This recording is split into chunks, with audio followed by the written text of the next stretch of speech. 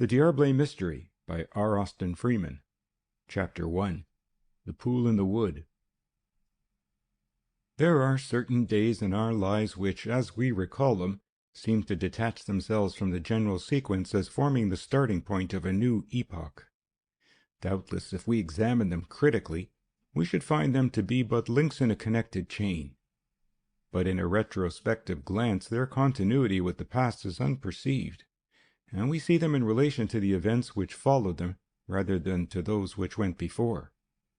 Such a day is that on which I look back through a vista of some 20 years, for on that day I was suddenly and without warning plunged into the very heart of a drama so strange and incredible that in the recital of its events I am conscious of a certain diffidence and hesitation. The picture that rises before me as I write is very clear and vivid. I see myself, a youngster of 25, the owner of a brand new medical diploma, wending my way gaily down Wood Lane, Highgate, at about 8 o'clock on a Sunday morning in early autumn. I was taking a day's holiday, the last I was likely to enjoy for some time, for on the morrow I was to enter on the duties of my first professional appointment. I had nothing in view today but sheer delightful idleness. It is true that a sketchbook in one pocket and a box of collecting tubes in another suggested a bare hint of purpose in the expedition, but primarily it was a holiday, a pleasure jaunt, to which art and science were no more than possible sources of contributory satisfaction. At the lower end of the lane was the entrance to Churchyard Bottom Wood, then open and unguarded save by a few hurdles. It has since been enclosed and renamed Queen's Wood. I entered and took my way along the broad, rough path, pleasantly conscious of the deep silence and seeming remoteness of this surviving remnant of the primeval forest of Britain, and letting my thoughts stray to the great plague pit in the haunted wood that gave the place its name. The foliage of oaks was still unchanged, despite the waning of the year. The low slanting sunlight spangled it with gold and made rosy patterns on the path, where lay a few prematurely fallen leaves, but in the hollows among the undergrowth traces of the night mist lingered, shrouding tree bole, bush, and fern in a mystery of gauzy blue. A turn of the path brought me suddenly within a few paces of a girl who was stooping at the entrance to a side track, and seemed to be peering into the undergrowth as if looking for something. As I appeared, she stood up and looked round at me with a startled, apprehensive manner that caused me to look away and pass as if I had not seen her. But the single glance that showed me that she was a strikingly handsome girl, indeed I should have used the word beautiful, that she seemed to be about my own age, and that she was evidently a lady. The apparition, pleasant as it was, set me speculating as I strode forward. It was early for a girl like this to be afoot in the woods, and alone too. Not so very safe either, as she had seemed to realize, judging by the start that my approach seemed to have given her. And what could it be that she was looking for? Had she lost something at some previous time and come to search for it before anyone was about? It might be so. Certainly she was not a poacher, for there was nothing to poach, and she hardly had the manner or appearance of a naturalist. A little farther on I struck into a side panel which led, as I knew, in the direction of a small pond. That pond I had had in my mind when I put the box of collecting tubes in my pocket, and I now made my way to it as directly as the winding track would let me. But still it was not the pond or its inmates that occupied my thoughts, but the mysterious maiden whom I had left peering into the undergrowth. Perhaps if she had been less attractive I might have given her less consideration. But I was 25. And if a man at 25 has not a keen and appreciative eye for a pretty girl, there must be something radically wrong with his mental make-up. In the midst of my reflections I came out into a largish opening in the wood, at the center of which, in a slight hollow, was the pond, a small oval piece of water fed by the trickle of a tiny stream, the continuation of which carried away the overflow towards the invisible valley. Approaching the margin, I brought out my box of tubes, and, uncorking one, stooped and took a trial dip. When I held the glass tube against the light and examined its contents through my pocket lens, I found that I was in luck. The catch included a green hydra, clinging to a rootlet of duckweed, several active water fleas, a scarlet water mite, and a beautiful sessile rotifer. Evidently this pond was a rich hunting ground. Delighted with my success, I corked the tube, put it away, and brought out another, with which I took a fresh dip. This was less successful, but the naturalist's ardor and the collector's cupidity being thoroughly aroused, I persevered, gradually enriching my collection and working my way slowly round the margin of the pond, forgetful of everything, even the mysterious maiden, but the objects of my search. Indeed, so engrossed was I with my pursuit of the minute denizens of this watery world that I failed to observe a much larger object which must have been in view most of the time. Actually, I did not see it until I was right over it. Then, as I was stooping to clear away the duckweed for a fresh dip, I found myself confronted by a human face, just below the surface and half concealed by the pondweed. It was a truly appalling experience. Utterly unprepared for this awful apparition, I was so overcome by astonishment and horror that I remained stooping, with motion arrested, as if petrified, staring at the thing in silence and hardly breathing. The face was that of a man of about 50 or a little more, a handsome, refined, rather intellectual face, with a mustache and Vandyke beard, and surmounted by a thickish growth of iron-grey hair. Of the rest of the body little was to be seen, for the duckweed and water crowfoot had drifted over it, and I had no inclination to disturb them. Recovering somewhat from the shock of this sudden and fearful encounter, I stood up and rapidly considered what I had better do. It was clearly not for me to make any examination or meddle with the corpse in any way. Indeed, when I considered the early hour and the remoteness of this solitary place, it seemed prudent to avoid the possibility of being seen there by any chance stranger.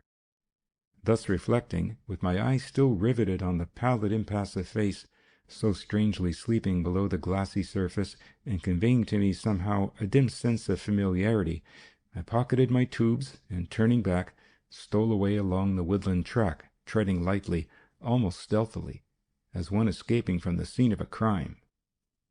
Very different was my mood as I retraced my steps from that in which I had come. Gone was all my gaiety and holiday spirit. The dread meeting had brought me into an atmosphere of tragedy, perchance even of something more than tragedy. With death I was familiar enough, death as it comes to men, prefaced by sickness or even by injury. But the dead man who lay in that still and silent pool in the heart of the wood had come there by none of the ordinary chances of normal life. It seemed barely possible that he could have fallen in by mere misadventure, for the pond was too shallow and its bottom shelved too gently for accidental drowning to be conceivable. Nor was the strange sequestered spot without significance. It was just such a spot as might well be chosen by one who sought to end his life, or another's. I had nearly reached the path when an abrupt turn of the narrow track brought me once more face to face with a girl whose existence I had till now forgotten. She was still peering into the dense undergrowth as if searching for something, and again, on my sudden appearance, she turned a startled face towards me. But this time I did not look away. Something in her face struck me with a nameless fear. It was not only that she was pale and haggard, but that her expression betokened anxiety and even terror. As I looked at her, I understood in a flash the dim sense of familiarity of which I had been conscious in the pallid face beneath the water. It was her face that it had recalled. With my heart in my mouth, I halted, and taking off my cap, addressed her. "Pray pardon me. You seem to be searching for something. Can I help you in any way or give you any information?" She looked at me a little shyly and, as I thought, with slight distrust, but she answered civilly enough, though rather stiffly. "Thank you, but I am afraid you can't help me. I am not in need of any assistance." This, under ordinary circumstances, would have brought the interview to an abrupt end. But the circumstances were not ordinary, and as she made as if to pass me, I ventured to persist. "Please," I urged, "don't think me impertinent, but would you mind telling me what you were looking for? I have a reason for asking, and it isn't curiosity." She reflected for a few moments before replying, and I feared that she was about to administer another snub. Then, without looking at me, she replied, "I am looking for my father." And at these words my heart sank. "He did not come home last night. He left Hornsey to come home, and he would ordinarily have come by the path through the wood. He always came that way from Hornsey, so I am looking through the wood in case he missed his way, or was taken ill, or—" Here the poor girl suddenly broke off, and letting her dignity go, burst into tears. I huskily murmured a few indistinct words of condolence, but in truth I was little less affected than she was. It was a terrible position, but there was no escape from it. The corpse that I had just seen was almost certainly her father's corpse.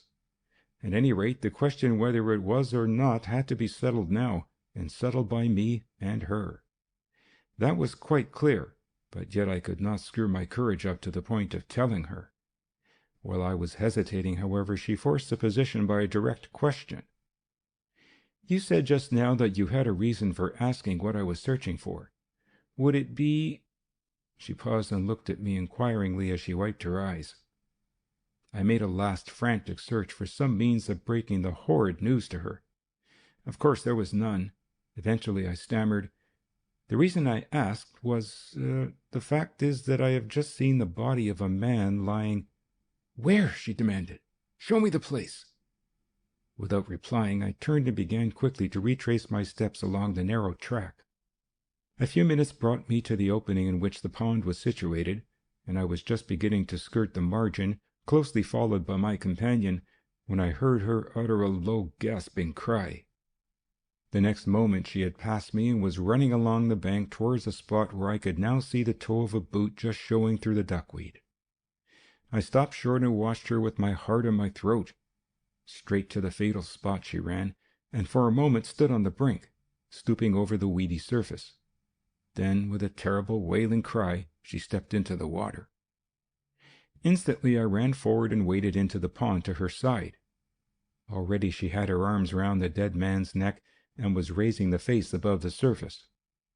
I saw that she meant to bring the body ashore, and useless as it was, it seemed a natural thing to do. Silently I passed my arms under the corpse and lifted it, and as she supported the head, we bore it through the shallows and up the bank, where I laid it down gently in the high grass. Not a word had been spoken, nor was there any question that need be asked. The pitiful tale told itself only too plainly. As I stood looking with swimming eyes at the tragic group, a whole history seemed to unfold itself, a history of love and companionship, of a happy, peaceful past made sunny by mutual affection, shattered in an instant by the hideous present, with its portent of a sad and lonely future. She had sat down on the grass and taken the dead head on her lap, tenderly wiping the face with her handkerchief, smoothing the grizzled hair and crooning or moaning words of endearment into the insensible ears. She had forgotten my presence. Indeed, she was oblivious of everything but the still form that bore the outward semblance of her father. Some minutes passed thus. I stood a little apart, cap in hand, more moved than I had ever been in my life, and naturally enough unwilling to break in upon a grief so overwhelming and, as it seemed to be, so sacred. But presently it began to be borne in on me that something had to be done. The body would have to be removed from this place, and the proper authorities ought to be notified. Still, it was some time before I could gather courage to intrude on her sorrow, to profane her grief with the sordid realities of everyday life. At last I braced myself up for the effort, and addressed her. "Your father," I said gently, I could not refer to him as the body, "will have to be taken away from here, and the proper persons will have to be informed of what has happened. Shall I go alone, or will you come with me? I don't like to leave you here." She looked up at me, and to my relief answered me with quiet composure. "I can't leave him here all alone. I must stay with him until he is taken away. Do you mind telling whoever ought to be told?" Like me, she instinctively avoided the word police, "and making what arrangements are necessary?" There was nothing more to be said, and loath as I was to leave her alone with the dead, my heart assented to her decision. In her place I should have had the same feeling. Accordingly, with a promise to return as quickly as I could, I stole away along the woodland track. When I turned to take a last glance at her before plunging into the wood, she was once more leaning over the head that lay in her lap, looking with fond grief into the impassive face and stroking the dank hair. My intention had been to go straight to the police station, when I had ascertained its whereabouts, and make my report to the officer in charge. But a fortunate chance rendered this proceeding unnecessary, for at the moment when I emerged from the top of Wood Lane, I saw a police officer, mounted on a bicycle, a road patrol as I assumed him to be, approaching along the Archway Road. I hailed him to stop, and as he dismounted and stepped on to the footway, I gave him a brief account of the finding of the body and my meeting with the daughter of the dead man. He listened with calm, business-like interest, and when I had finished, said, "We had better get the body removed as quickly as possible. I will run along to the station and get the wheeled stretcher. There is no need for you to come. If you will go back and wait for us at the entrance to the wood, that will save time. We shall be there within a quarter of an hour." I agreed gladly to this arrangement, and when I had seen him mount his machine and shoot away along the road, I turned back down the lane and re-entered the wood. Before taking up my post, I walked quickly down the path and along the track to the opening by the pond.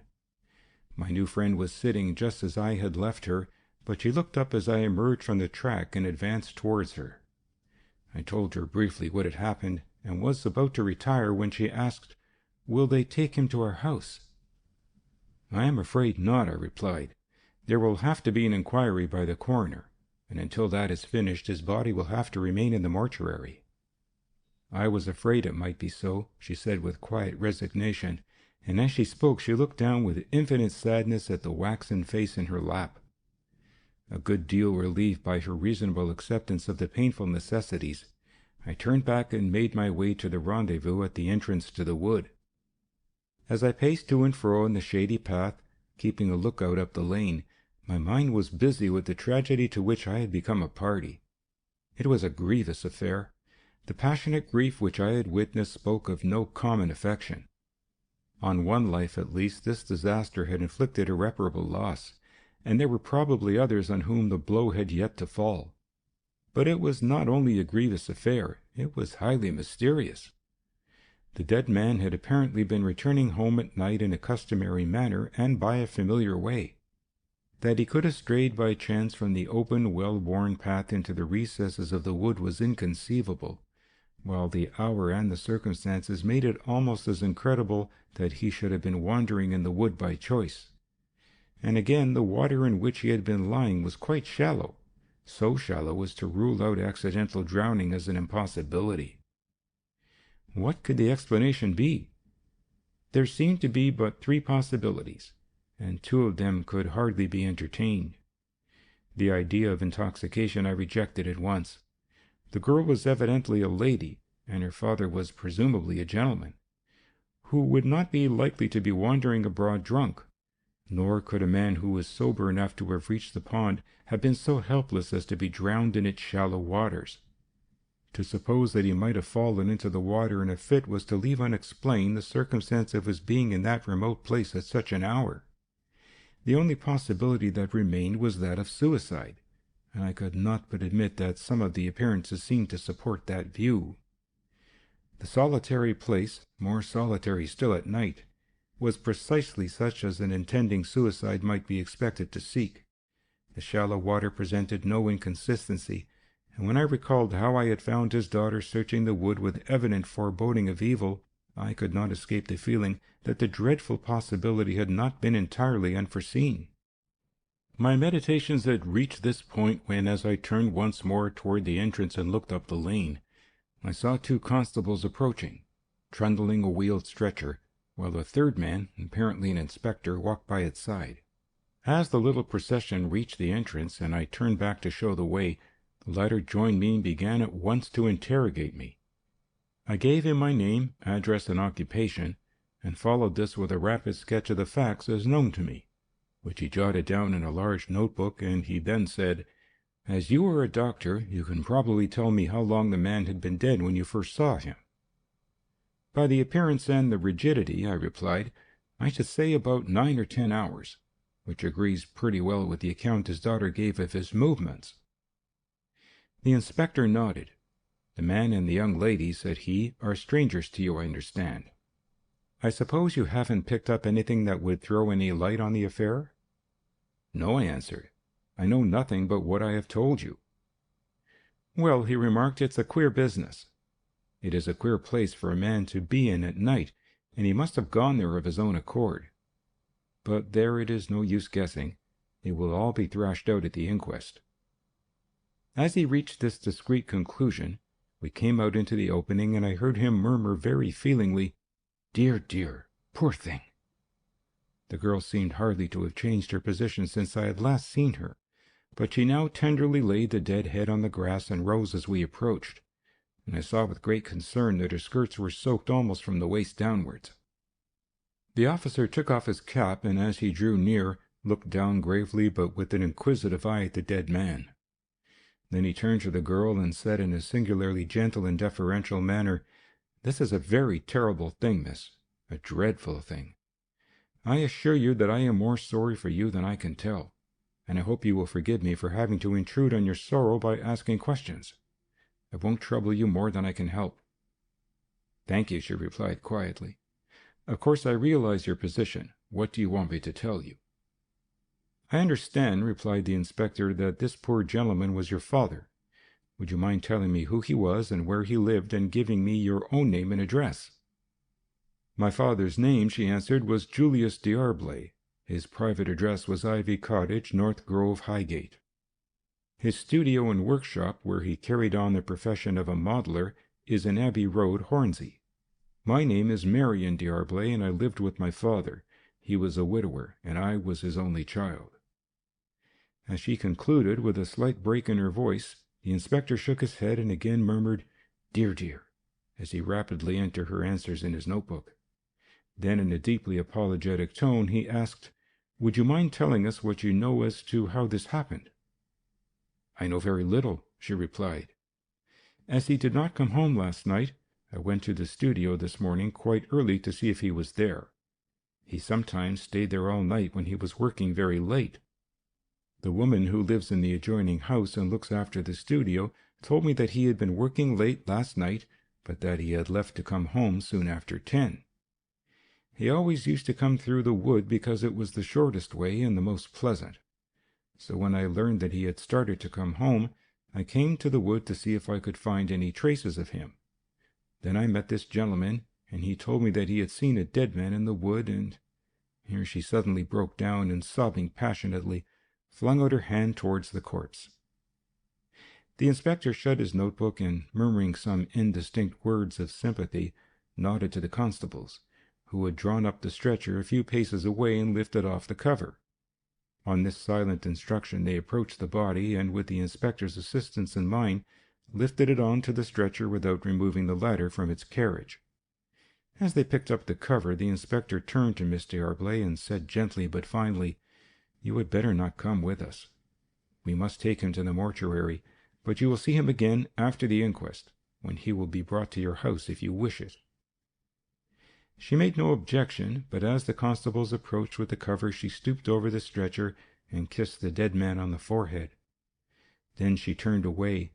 The cover was placed in position. The inspector and the constables saluted reverently, and the stretcher was wheeled away along the narrow track. For some time after it had gone, we stood in silence at the margin of the pond, with our eyes fixed on the place where it had disappeared. I considered in no little embarrassment what was to be done next. It was most desirable that Miss D'Arblay should be got home as soon as possible, and I did not at all like the idea of her going alone, for her appearance, with her drenched skirts and her dazed and rather wild expression, was such as to attract unpleasant attention. But I was a total stranger to her, and I felt a little shy of pressing my company on her. However, it seemed a plain duty, and as I saw her shiver slightly, I said, "You had better go home now and change your clothes. They are very wet, and you have some distance to go." She looked down at her soaked dress, and then she looked at me. "You are rather wet too," she said. "I am afraid I have given you a great deal of trouble." "It is little enough that I have been able to do," I replied, "but you must really go home now. And if you will let me walk with you and see you safely to your house, I shall be much more easy in my mind." "Thank you," she replied. It is kind of you to offer to see me home, and I am glad not to have to go alone." With this, we walked together to the edge of the opening, and proceeded in single file along the track to the main path, and so out into Wood Lane, at the top of which we crossed the archway road into Southwood Lane. We walked mostly in silence, for I was unwilling to disturb her meditations with attempts at conversation, which could only have seemed banal or impertinent. For her part, she appeared to be absorbed in reflections the nature of which I could easily guess, and her grief was too fresh for any thought of distraction. But I found myself speculating with profound discomfort on what might be awaiting her at home. It is true that her own desolate state as an orphan, without brothers or sisters, had its compensation, in that there was no wife to whom the dreadful tidings had to be imparted, nor any fellow orphans to have their bereavement broken to them. But there must be someone who cared, or if there were not, what a terrible loneliness would reign in that house. "I hope," I said as we approached our destination, "that there is someone at home to share your grief and comfort you a little." "There is," she replied. "I was thinking of her, and how grievous it will be to have to tell her, an old servant and a dear friend. She was my mother's nurse when the one was a child and the other but a young girl. She came to our house when my mother married, and has managed our home ever since. This will be a terrible shock to her, for she loved my father dearly. Everyone loved him who knew him. And she has been like a mother to me since my own mother died. I don't know how I shall break it to her." Her voice trembled as she concluded, and I was deeply troubled to think of the painful homecoming that loomed before her. But still it was a comfort to know that her sorrow would be softened by sympathy and loving companionship, not heightened by the empty desolation that I had feared. A few minutes more brought us to the little square, which, by the way, was triangular, and to a pleasant little old-fashioned house on the gate of which was painted the name Ivy Cottage. In the bay window on the ground floor I observed a formidable-looking elderly woman, who was watching our approach with evident curiosity, which, as we drew nearer and the state of our clothing became visible, gave place to anxiety and alarm. Then she disappeared suddenly, to reappear a few moments later at the open door, where she stood viewing us both with consternation and me in particular with profound disfavour. At the gate Miss D'Arblay halted and held out her hand. "Good-bye," she said. "I must thank you some other time for all your kindness." And with this she turned abruptly, and opening the gate, walked up the little paved path to the door where the old woman was waiting. End of Chapter 1.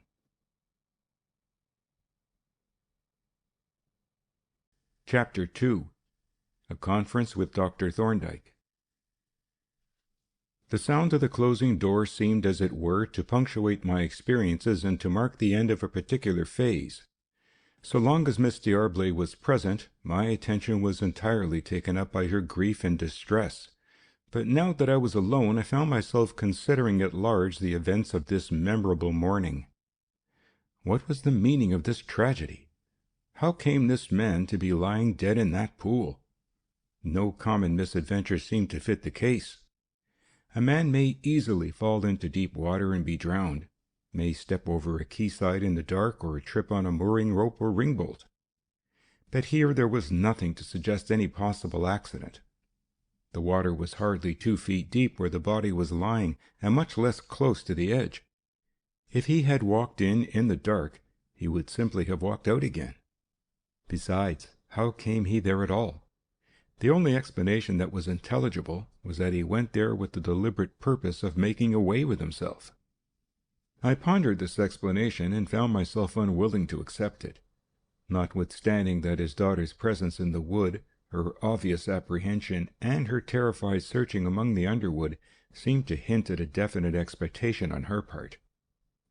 But yet that possibility was discounted by what his daughter had told me of him. Little as she had said, it was clear that he was a man universally beloved. Such men, in making the world a pleasant place for others, make it pleasant for themselves. They are usually happy men, and happy men do not commit suicide. Yet, if the idea of suicide were rejected, what was left? Nothing but an insoluble mystery. I turned the problem over again and again as I sat on the top of the tram, where I could keep my wet trousers out of sight, not as a matter of mere curiosity, but as one in which I was personally concerned. Friendships spring up into sudden maturity under great emotional stress. I had known Marion D'Arblay but an hour or two, but they were hours which neither of us would ever forget, and in that brief space she had become to me a friend who was entitled, as of right, to sympathy and service.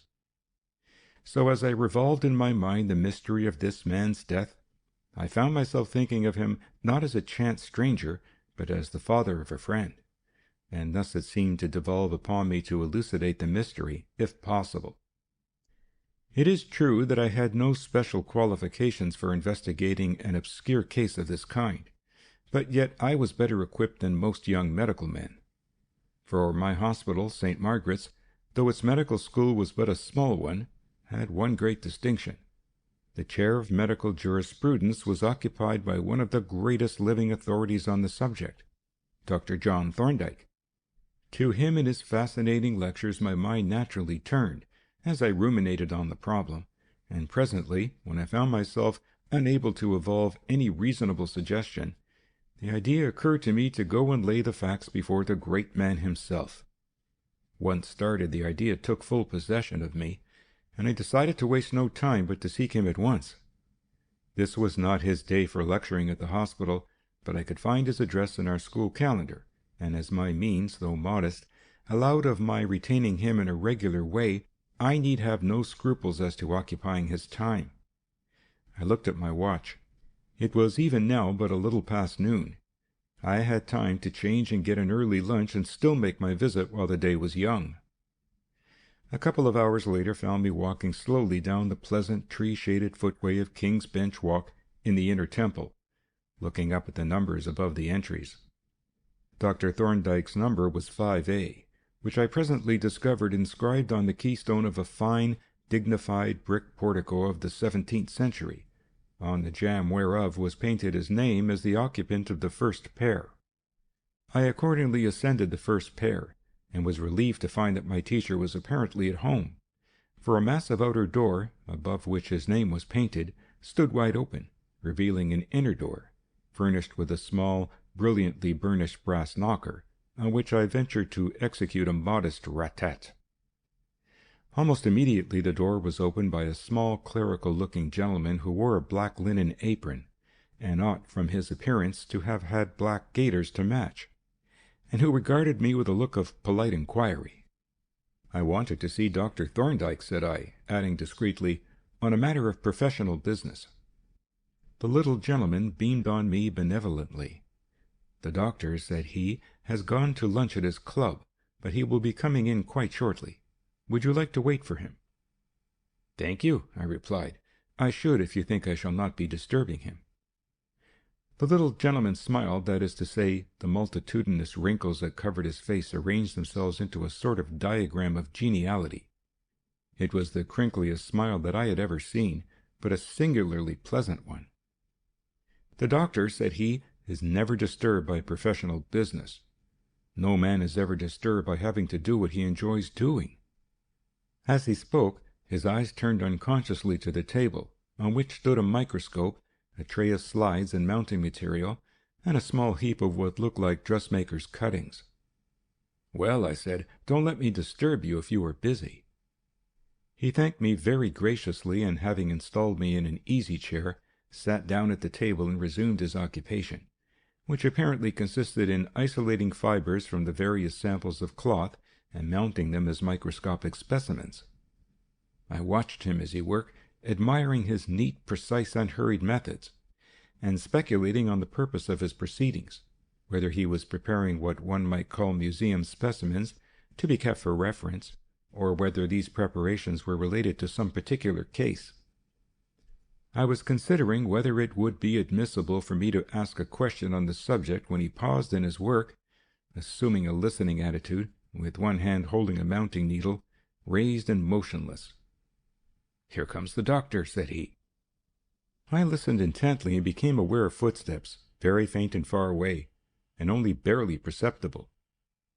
But my clerical friend, who must have had the auditory powers of a watchdog, had no doubts as to their identity, for he began quietly to pack all his material on the tray. Meanwhile the footsteps drew nearer. They turned in at the entry and ascended the first pair, by which time my crinkly-faced acquaintance had the door open. The next moment Dr. Thorndyke entered and was duly informed that a gentleman was waiting to see him. "You underestimate my powers of observation, Polton," he informed his subordinate with a smile. "I can see the gentleman distinctly with the naked eye. How do you do, Gray?" And he shook my hand cordially. "I hope I haven't come at the wrong time, sir," said I. "If I have, you must adjourn me, but I want to consult you about a rather queer case." "Good," said Thorndyke. "There is no wrong time for a queer case. Let me hang up my hat and fill my pipe, and then you can proceed to make my flesh creep." He disposed of his hat, and when Mr. Polton had departed with his tray of material, he filled his pipe, laid a note-block on the table, and invited me to begin, whereupon I gave him a detailed account of what had befallen me in the course of the morning, to which he listened with close attention, jotting down an occasional note, but not interrupting my narrative. When I had finished, he read through his notes and then said, "It is, of course, evident to you that all the appearances point to suicide. Have you any reasons, other than those you have mentioned, for rejecting that view?" "I am afraid not," I replied gloomily. "But you have always taught us to beware of too ready acceptance of the theory of suicide in doubtful cases." He nodded approvingly.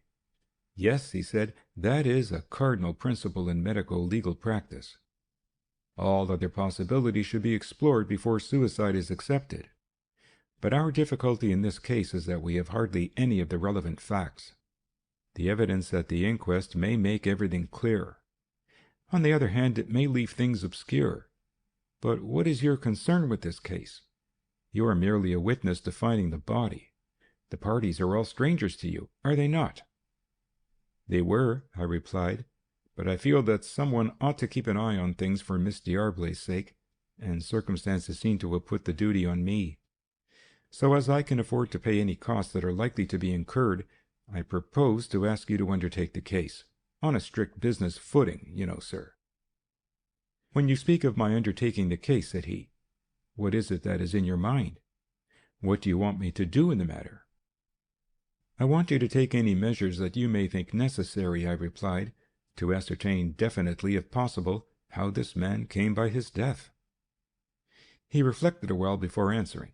At length he said, "The examination of the body will be conducted by the person whom the coroner appoints, probably the police surgeon. I will write to the coroner for permission to be present at the post-mortem examination. He will certainly make no difficulties. I will also write to the police surgeon, who is sure to be quite helpful. If the post-mortem throws no light on the case, in fact, in any event, I will instruct a first-class shorthand writer to attend at the inquest and make a verbatim report of the evidence, and you, of course, will be present as a witness. That, I think, is about all we can do at present. When we have heard all the evidence, including that furnished by the body itself, we shall be able to judge whether the case calls for further investigation. How will that do?" "It is all that I could wish," I answered, "and I am most grateful to you, sir, for giving your time to the case. I hope you don't think that I have been unduly meddlesome." "Not in the least," he replied warmly. "I think you have shown a very proper spirit in the way you have interpreted your neighborly duties to this poor, bereaved girl, who apparently has no one else to watch over her interests. And I take it as a compliment from an old pupil that you should seek my help." I thanked him again very sincerely, and had risen to take my leave when he held up his hand. "Sit down, Gray, if you are not in a hurry," said he. "I hear the pleasant clink of crockery. Let us follow the example of the eminent Mr. Pepys, though it isn't always a safe thing to do, and taste of the China drink called tea, while you tell me what you have been doing since you went forth from the fold." It struck me that the sense of hearing was uncommonly well developed in this establishment, for I had heard nothing. But a few moments later the door opened very quietly, and Mr. Polton entered with a tray on which was a very trim and even dainty tea service, which he set out noiselessly and with a curious neatness of hand on a small table placed conveniently between our chairs. "Thank you, Polton," said Thorndyke. "I see you diagnosed my visitor as a professional brother." Polton crinkled benevolently and admitted that he thought the gentleman looked like one of us, and with this he melted away, closing the door behind him without a sound. "Well," said Thorndyke, as he handed me my teacup, "what have you been doing with yourself since you left the hospital?" "Principally looking for a job," I replied, "and now I've found one, a temporary job, though I don't know how temporary. Tomorrow I take over the practice of a man named Cornish in Mecklenburgh Square.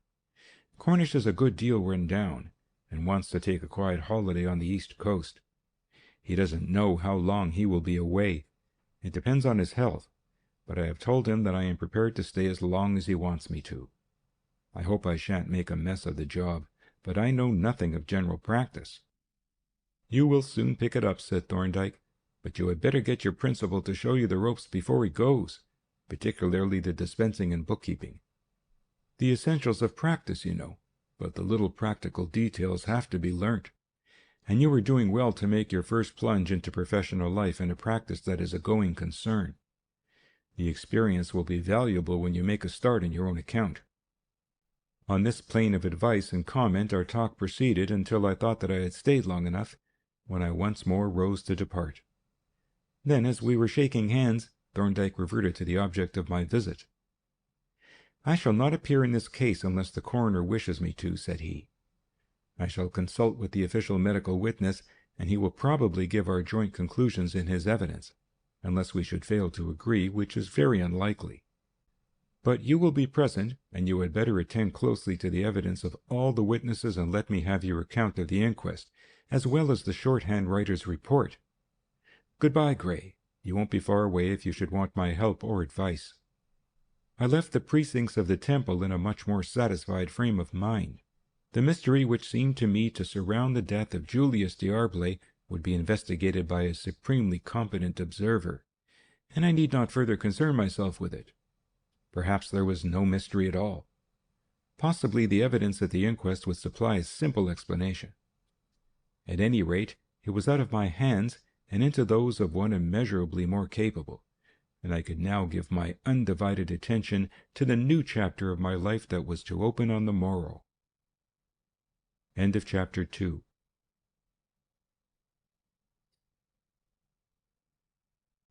Chapter 3. The Doctor's Revelations. It was in the evening of the very day on which I took up my duties at No. 61 Mecklenburgh Square that the little blue paper was delivered summoning me to attend at the inquest on the following day.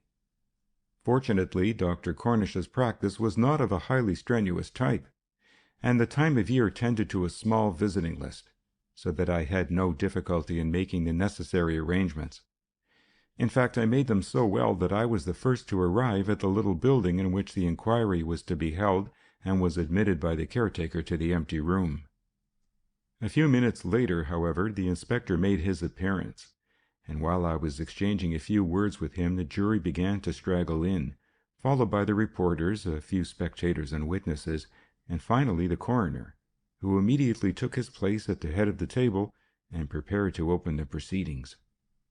At this moment I observed Miss D'Arblay standing hesitatingly in the doorway and looking into the room as if reluctant to enter. I at once rose and went to her, and as I approached, she greeted me with a friendly smile and held out her hand, and I then perceived, lurking just outside, a tall, black-apparelled woman, whose face I recognized as that which I had seen at the window. "This," said Miss D'Arblay, presenting me, "is my friend Miss Bowler, of whom I spoke to you.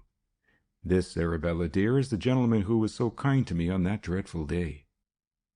I bowed deferentially, and Miss Bowler recognized my existence by a majestic inclination, remarking that she remembered me. As the coroner now began his preliminary address to the jury, I hastened to find 3 chairs near the table, and having inducted the ladies into 2 of them, took the third myself, next to Miss D'Arblay. The coroner and the jury now rose and went out to the adjacent mortuary to view the body, and during their absence I stole an occasional critical glance at my fair friend. Miss D'Arblay was, as I have said, a strikingly handsome girl. The fact seemed now to dawn on me afresh, as a new discovery, for the harrowing circumstances of our former meeting had so preoccupied me that I had given little attention to her personality. But now, as I looked her over anxiously to see how the grievous days had dealt with her, it was with a sort of surprised admiration that I noted the beautiful, thoughtful face, the fine features, and the wealth of dark, gracefully disposed hair. I was relieved, too, to see the change that a couple of days had wrought. The wild, dazed look was gone. Though she was pale and heavy-eyed, and looked tired and infinitely sad, her manner was calm, quiet, and perfectly self-possessed. "I am afraid," said I, "that this is going to be rather a painful ordeal for you." "Yes," she agreed, "it is all very dreadful. But it is a dreadful thing in any case to be bereft in a moment of the one whom one loves best in all the world. The circumstances of the loss cannot make very much difference. It is the loss itself that matters. The worst moment was when the blow fell, when we found him. This inquiry and the funeral are just the drab accompaniments that bring home the reality of what has happened." "Has the inspector called on you?" I asked. "Yes," she replied. "He had to get the particulars, and he was so kind and delicate that I am not in the least afraid of the examination by the coroner. Everyone has been kind to me, but none so kind as you were on that terrible morning." I could not see that I had done anything to call for so much gratitude, and I was about to enter a modest disclaimer when the coroner and the jury returned, and the inspector approached somewhat hurriedly. "It will be necessary," said he, "for Miss D'Arblay to see the body. Just to identify deceased, a glance will be enough. And as you are a witness, Doctor, you had better go with her to the mortuary. I will show you the way." Miss D'Arblay rose without any comment or apparent reluctance, and we followed the inspector to the adjoining mortuary, where, having admitted us, he stood outside awaiting us. The body lay on the slate-topped table, covered with a sheet excepting the face, which was exposed and was undisfigured by any traces of the examination. I watched my friend a little nervously as we entered the grim chamber, fearful that this additional trial might be too much for her self-control. But she kept command of herself, though she wept quietly as she stood beside the table, looking down on the still, waxen-faced figure. After standing thus for a few moments, she turned away with a smothered sob, wiped her eyes, and walked out of the mortuary. When we re-entered the courtroom, we found our chairs moved up to the table, and the coroner waiting to call the witnesses. As I had expected, my name was the first on the list, and on being called I took my place by the table near to the coroner and was duly sworn. "Will you give us your name, occupation, and address?" the coroner asked. "My name is Stephen Gray," I replied. "I am a medical practitioner, and my temporary address is 61 Mecklenburgh Square, London." "When you say your temporary address, you mean—" "I am taking charge of a medical practice at that address. I shall be there 6 weeks or more." "Then that will be your address for our purposes. Have you viewed the body that is now lying in the mortuary, and if so, do you recognize it?" "Yes, it is the body which I saw lying in a pond in Churchyard Bottom Wood on the morning of the 16th instant, last Tuesday." "Can you tell us how long deceased had been dead when you first saw the body?" "I should say he had been dead 9 or 10 hours." "Will you relate the circumstances under which you discovered the body?"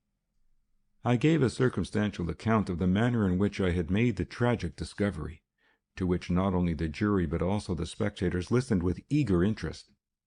When I had finished my narrative, the coroner asked, "Did you observe anything which led you, as a medical man, to form any opinion as to the cause of death?" "No," I replied. "I saw no injuries or marks of violence or anything which was not consistent with death by drowning." This concluded my evidence, and when I had resumed my seat, the name of Marion D'Arblay was called by the coroner, who directed that a chair should be placed for the witness. When she had taken her seat, he conveyed to her briefly but feelingly his own and the jury's sympathy. "It has been a terrible experience for you," he said, "and we are most sorry to have to trouble you in your great affliction, but you will understand that it is unavoidable." "I quite understand that," she replied, "and I wish to thank you and the jury for your kind sympathy." She was then sworn, and having given her name and address, proceeded to answer the questions addressed to her, which elicited a narrative of the events substantially identical with that which he had given to the inspector and which I had already recorded. "You have told us," said the coroner, "that when Dr. Gray spoke to you, you were searching among the bushes.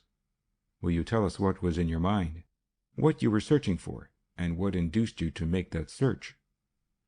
"I was very uneasy about my father," she replied. "He had not been home that night, and he had not told me that he intended to stay at the studio, as he sometimes did when he was working very late. So, in the morning I went to the studio in Abbey Road to see if he was there, but the caretaker told me that he had started for home about 10 o'clock.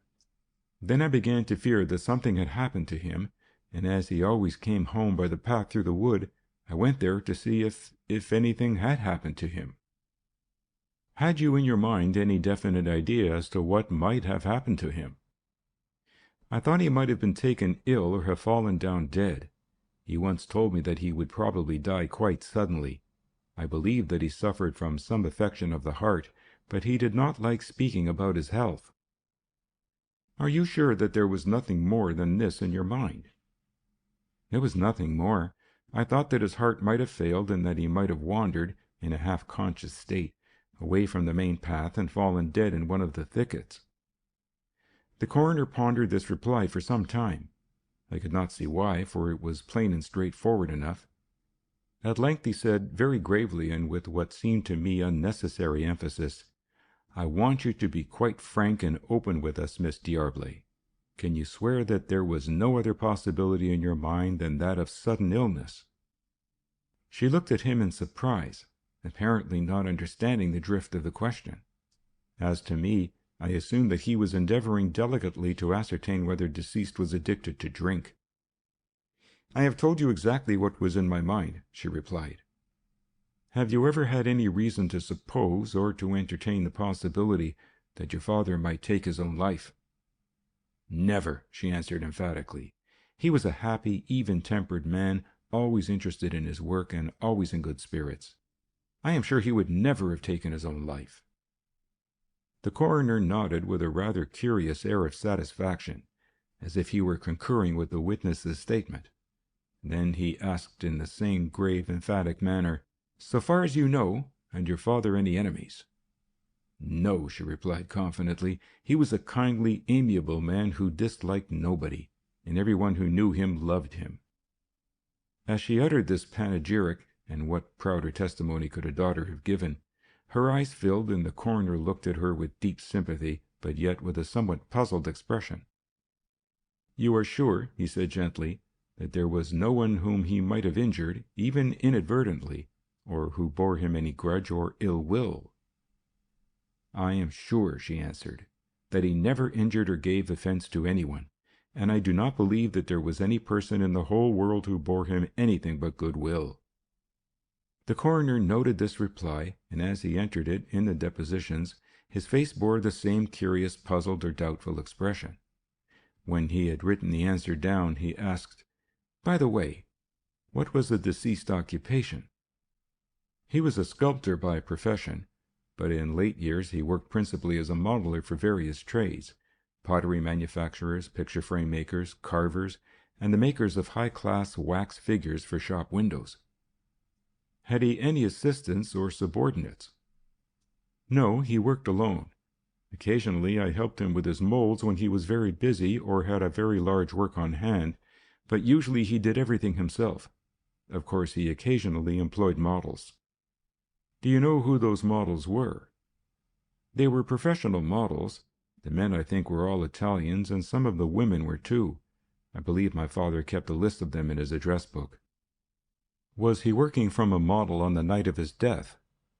"No, he was making the molds for a porcelain statuette." "Did you ever hear that he had any kind of trouble with his models?" "Never. He seemed always on the best of terms with them, and he used to speak of them most appreciatively." "What sort of persons are professional models? Should you say they are a decent, well-conducted class?" "Yes. They are usually most respectable, hard-working people, and of course they are sober and decent in their habits, or they would be of no use for their professional duties." The coroner meditated on these replies with a speculative eye on the witness. After a short pause, he began along another line. Did deceased ever carry about with him property of any considerable value? Never to my knowledge. No jewelry, plate, or valuable material? No, his work was practically all in plaster or wax. He did no goldsmith's work, and he used no precious material. Did he ever have any considerable sums of money about him? No, he received all his payments by check, and he made his payments in the same way. His habit was to carry very little money on his person, usually not more than 1 or 2 pounds. Once more the coroner reflected profoundly. It seemed to me that he was trying to elicit some fact. I could not imagine what, and was failing utterly.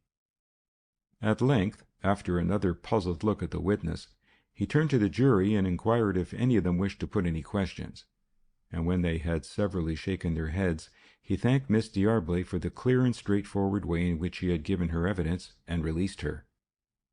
While the examination had been proceeding, I had allowed my eyes to wander round the room with some curiosity, for this was the first time that I had ever been present at an inquest. From the jury, the witnesses in waiting, and the reporters, among whom I tried to identify Dr. Thorndyke's stenographer, my attention was presently transferred to the spectators. There were only a few of them, but I found myself wondering why there should be any. What kind of person attends as a spectator at an ordinary inquest such as this appeared to be? The newspaper reports of the finding of the body were quite unsensational, and promised no startling developments. Finally, I decided that they were probably local residents who had some knowledge of the deceased and were just indulging their neighborly curiosity.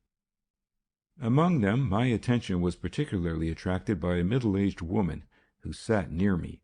At least I judged her to be middle-aged, though the rather dense black veil that she wore obscured her face to a great extent.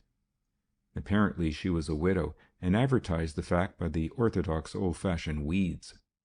But I could see that she had white hair and wore spectacles. She held the folded newspaper on her knee, apparently dividing her attention between the printed matter and the proceedings of the court. She gave me the impression of having come in to spend an idle hour, combining a somewhat perfunctory reading of the paper with a still more perfunctory attention to the rather gruesome entertainment that the inquest afforded. The next witness called was the doctor who had made the official examination of the body, on whom my bereaved friend bestowed a listless and curious glance, and then returned to her newspaper. He was a youngish man, though his hair was turning grey, with a quiet but firm and confident manner and a very clear, pleasant voice. The preliminaries having been disposed of, the coroner led off with the question, "You have made an examination of the body of the deceased?" "Yes. It is that of a well-proportioned, fairly muscular man of about 60, quite healthy, with the exception of the heart, one of the valves of which, the mitral valve, was incompetent and allowed some leakage of blood to take place." "Was the heart affection sufficient to account for the death of deceased?" "No, it was quite a serviceable heart. There was good compensation, that is to say, there was extra growth of muscle to make up for the leaky valve. So far as his heart was concerned, deceased might have lived for another 20 years. "Were you able to ascertain what actually was the cause of death?" "Yes. The cause of death was aconitine poisoning." At this reply a murmur of astonishment arose from the jury, and I heard Miss D'Arblay suddenly draw in her breath. The spectators sat up on their benches, and even the veiled lady was so far interested as to look up from her paper. "How had the poison been administered?" the coroner asked. "It had been injected under the skin by means of a hypodermic syringe." "Can you give an opinion as to whether the poison was administered to deceased by himself or by some other person?" "It could not have been injected by deceased himself," the witness replied. "The needle puncture was in the back, just below the left shoulder blade. It is, in my opinion, physically impossible for anyone to inject into his own body with a hypodermic syringe in that spot. And, of course, a person who was administering an injection to himself would select the most convenient spot, such as the front of the thigh. But apart from the question of convenience, the place in which the needle puncture was found was actually out of reach." Here the witness produced a hypodermic syringe. the action of which he demonstrated with the aid of a glass of water, and having shown the impossibility of applying it to the spot that he had described, passed the syringe round for the jury's inspection. Have you formed any opinion as to the purpose for which this drug was administered in this manner? I have no doubt that it was administered for the purpose of causing the death of deceased. Might it not have been administered for medicinal purposes? That is quite inconceivable. Leaving out of consideration the circumstances, the time and place where the administration occurred, the dose excludes the possibility of medicinal purposes. It was a lethal dose. From the tissues round the needle puncture we recovered the 1/12 of a grain of aconitine. That alone was more than enough to cause death. But a quantity of the poison had been absorbed, as was shown by the fact that we recovered a recognizable trace from the liver. What is the medicinal dose of aconitine? The maximum medicinal dose is about the 400th of a grain, and even that is not very safe. As a matter of fact, aconitine is very seldom used in medical practice. It is a dangerous drug, and of no particular value. How much aconitine do you suppose was injected? Not less than the 1/10 of a grain. That is about 40 times the maximum medicinal dose, probably more. There can, I suppose, be no doubt as to the accuracy of the facts that you have stated, as to the nature and quantity of the poison? There can be no doubt whatever. The analysis was made in my presence by Professor Woodford of St. Margaret's Hospital, after I had removed the tissues from the body in his presence. He has not been called because, in accordance with the procedure under coroner's law, I am responsible for the analysis and the conclusions drawn from it. Taking the medical facts as known to you, are you able to form an opinion as to what took place when the poison was administered? That, the witness replied, is a matter of inference or conjecture. I infer that the person who administered the poison thrust the needle violently into the back of the deceased, intending to inject the poison into the chest. Actually, the needle struck a rib and bent up sharply, so that the contents of the syringe were delivered just under the skin. Then I take it that the assailant ran away, probably towards the pond, and deceased pursued him. Very soon the poison would take effect, and then deceased would have fallen. He may have fallen into the pond, or more probably was thrown in. He was alive when he fell into the pond, as is proved by the presence of water in the lungs, but he must then have been insensible, and in a dying condition, for there was no water in the stomach, which proves that the swallowing reflex had already ceased. Your considered opinion, then, based on the medical facts ascertained by you, is, I understand, that deceased died from the effects of a poison injected into his body by some other person with homicidal intent. Yes, that is my considered opinion, and I affirm that the facts do not admit of any other interpretation. The coroner looked towards the jury. Do any of you gentlemen wish to ask the witness any questions? He inquired, and when the foreman had replied that the jury were entirely satisfied with the doctor's explanations, he thanked the witness, who thereupon retired. The medical witness was succeeded by the inspector, who made a short statement respecting the effects found on the person of deceased. They comprised a small sum of money, under £2, a watch, keys, and other articles, none of them of any appreciable value, but such as they were, furnishing evidence that at least petty robbery had not been the object of the attack. When the last witness had been heard, the coroner glanced at his notes and then proceeded to address the jury. There is little, gentlemen, he began, that I need say to you. The facts are before you, and they seem to admit of only one interpretation. I remind you that by the terms of your oath, your finding must be according to the evidence. Now the medical evidence is quite clear and definite. It is to the effect that deceased met his death by poison, administered violently by some other person, that is, by homicide. Homicide is the killing of a human being, and it may or may not be criminal.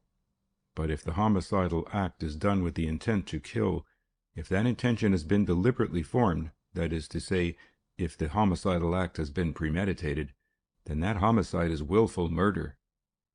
Now the person who killed the deceased came to the place where the act was done provided with a solution of a very powerful and uncommon vegetable poison. He was also provided with a very special appliance, to wit, a hypodermic syringe, for injecting it into the body. The fact that he was furnished with the poison and the appliance creates a strong enough presumption that he came to this place with the deliberate intention of killing the deceased. That is to say, this fact constitutes strong evidence of premeditation. As to the motive for this act, we are completely in the dark, nor have we any evidence pointing to the identity of the person who committed that act. But a coroner's inquest is not necessarily concerned with motives, nor is it our business to fix the act on any particular person. We have to find out how and by what means the deceased met his death, and for that purpose we have clear and sufficient evidence. I need say no more, but will leave you to agree upon your finding." There was a brief interval of silence when the coroner had finished speaking. The jury whispered together for a few seconds, then the foreman announced that they had agreed upon their verdict.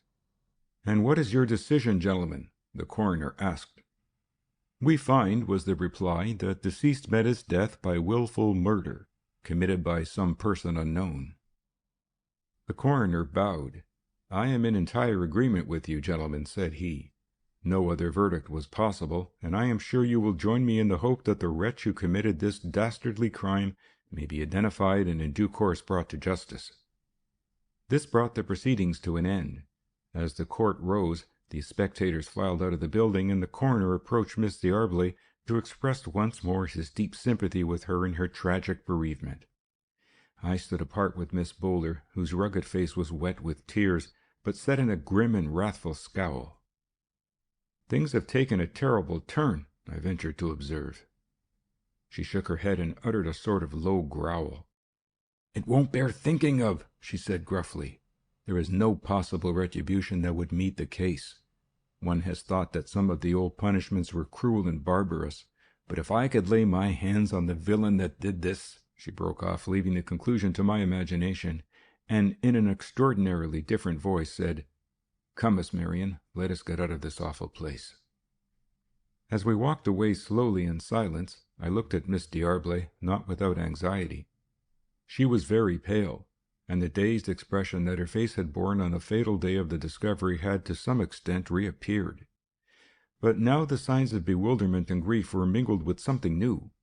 The rigid face, the compressed lips, and lowered brows spoke of a deep and abiding wrath. Suddenly she turned to me and said abruptly, almost harshly, "I was wrong in what I said to you before the inquiry. You remember that I said that the circumstances of the loss could make no difference, but they make a whole world of difference.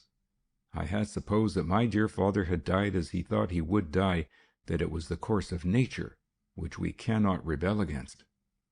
Now I know from what the doctor said that he might have lived on happily for the full span of human life, but for the malice of this unknown wretch. His life was not lost, it was stolen, from him and from me." "Yes," I said somewhat lamely, "it is a horrible affair." "It is beyond bearing," she exclaimed. "If his death had been natural, I would have tried to resign myself to it. I would have tried to put my grief away. But to think that his happy, useful life has been snatched from him, that he has been torn from us who loved him by the deliberate act of this murderer, it is unendurable. It will be with me every hour of my life until I die, and every hour I shall call on God for justice against this wretch." I looked at her with a sort of admiring surprise. A quiet, gentle girl as I believed her to be at ordinary times, now with her flushed cheeks, her flashing eyes and ominous brows, she reminded me of one of the heroines of the French Revolution. Her grief seemed to be merged in a longing for vengeance. While she had been speaking, Miss Bowler had kept up a running accompaniment in a deep humming bass. I could not catch the words, if there were any, but was aware only of a low, continuous burden. She now said with grim decision, "God will not let him escape. He shall pay the debt to the utmost farthing." Then, with sudden fierceness, she added, "If I should ever meet with him, I could kill him with my own hand." After this, both women relapsed into silence, which I was loath to interrupt. The circumstances were too tragic for conversation. When we reached their gate, Miss D'Arblay held out her hand and once again thanked me for my help and sympathy. "I have done nothing," said I, "that any stranger would not have done, and I deserve no thanks. But I should like to think that you will look on me as a friend, and if you should need any help, will let me have the privilege of being of use to you." "I look on you as a friend already," she replied, "and I hope you will come and see us sometimes, when we have settled down to our new conditions of life." As Miss Bowler seemed to confirm this invitation, I thanked them both and took my leave, glad to think that I now had a recognized status as a friend and might pursue a project which had formed in my mind even before we had left the courthouse.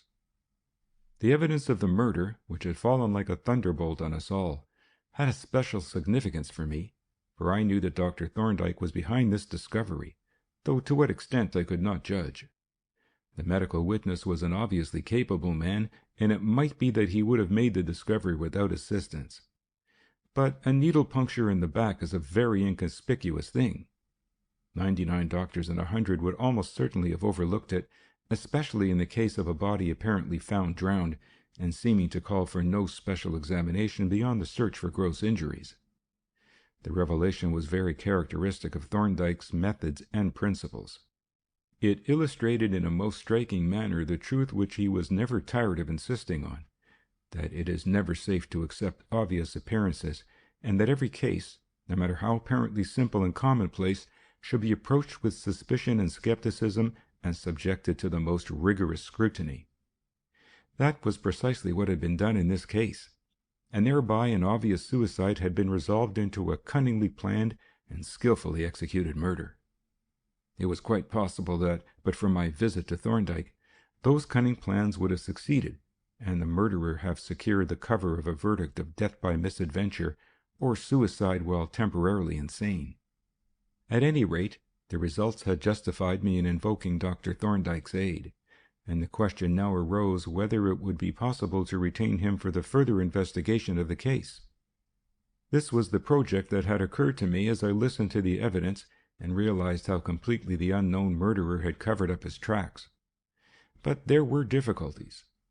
Thorndyke might consider such an investigation outside his province. Again, the costs involved might be a scale entirely beyond my means.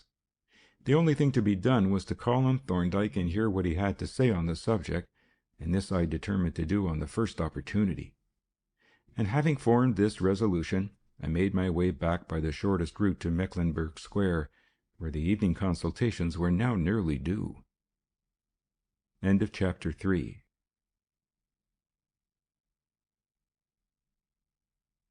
Chapter 4. Mr. Bendelow. There are certain districts in London the appearance of which conveys to the observer the impression that the houses, and indeed the entire streets, have been picked up second-hand. There is in this aspect a grey, colourless, mouldy quality, reminiscent not of the antique shop, but rather of the marine store dealers, a quality which even communicates itself to the inhabitants, so that one gathers the impression that the whole neighbourhood was taken as a going concern. It was on such a district that I found myself looking down from the top of an omnibus, a few days after the inquest, Dr. Cornish's brougham being at the moment under repairs and his horse out to grass during the slack season, being bound for a street in the neighbourhood of Hoxton, Market Street by name, which abutted, as I noticed when making out my route, on the Regent's Canal. The said route I had written out, and now, in the intervals of my surveys of the unlovely prospect, I divided my attention between it and the note which had summoned me to these remote regions. Concerning the latter I was somewhat curious, for the envelope was addressed not to Dr. Cornish, but to Dr. Stephen Gray. This was really quite an odd circumstance. Either the writer knew me personally, or was aware that I was acting as locum tenens for Cornish. But the name, James Morris, was unknown to me, and a careful inspection of the index of the ledger had failed to bring to light anyone answering to the description. So Mr. Morris was presumably a stranger to my principal also. The note, which had been left by hand in the morning, requested me to call as early in the forenoon as possible, which seemed to hint at some degree of urgency. Naturally, as a young practitioner, I speculated with interest, not entirely unmingled with anxiety, on the possible nature of the case, and also on the patient's reasons for selecting a medical attendant whose residence was so inconveniently far away.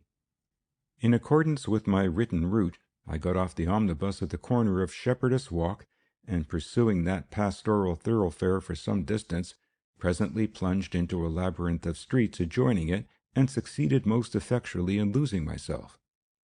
However, inquiries addressed to an intelligent fish vendor elicited a most lucid direction, and I soon found myself in a little drab street which justified its name by giving accommodation to a row of stationary barrows loaded with what looked like the throwouts from a colossal spring clean.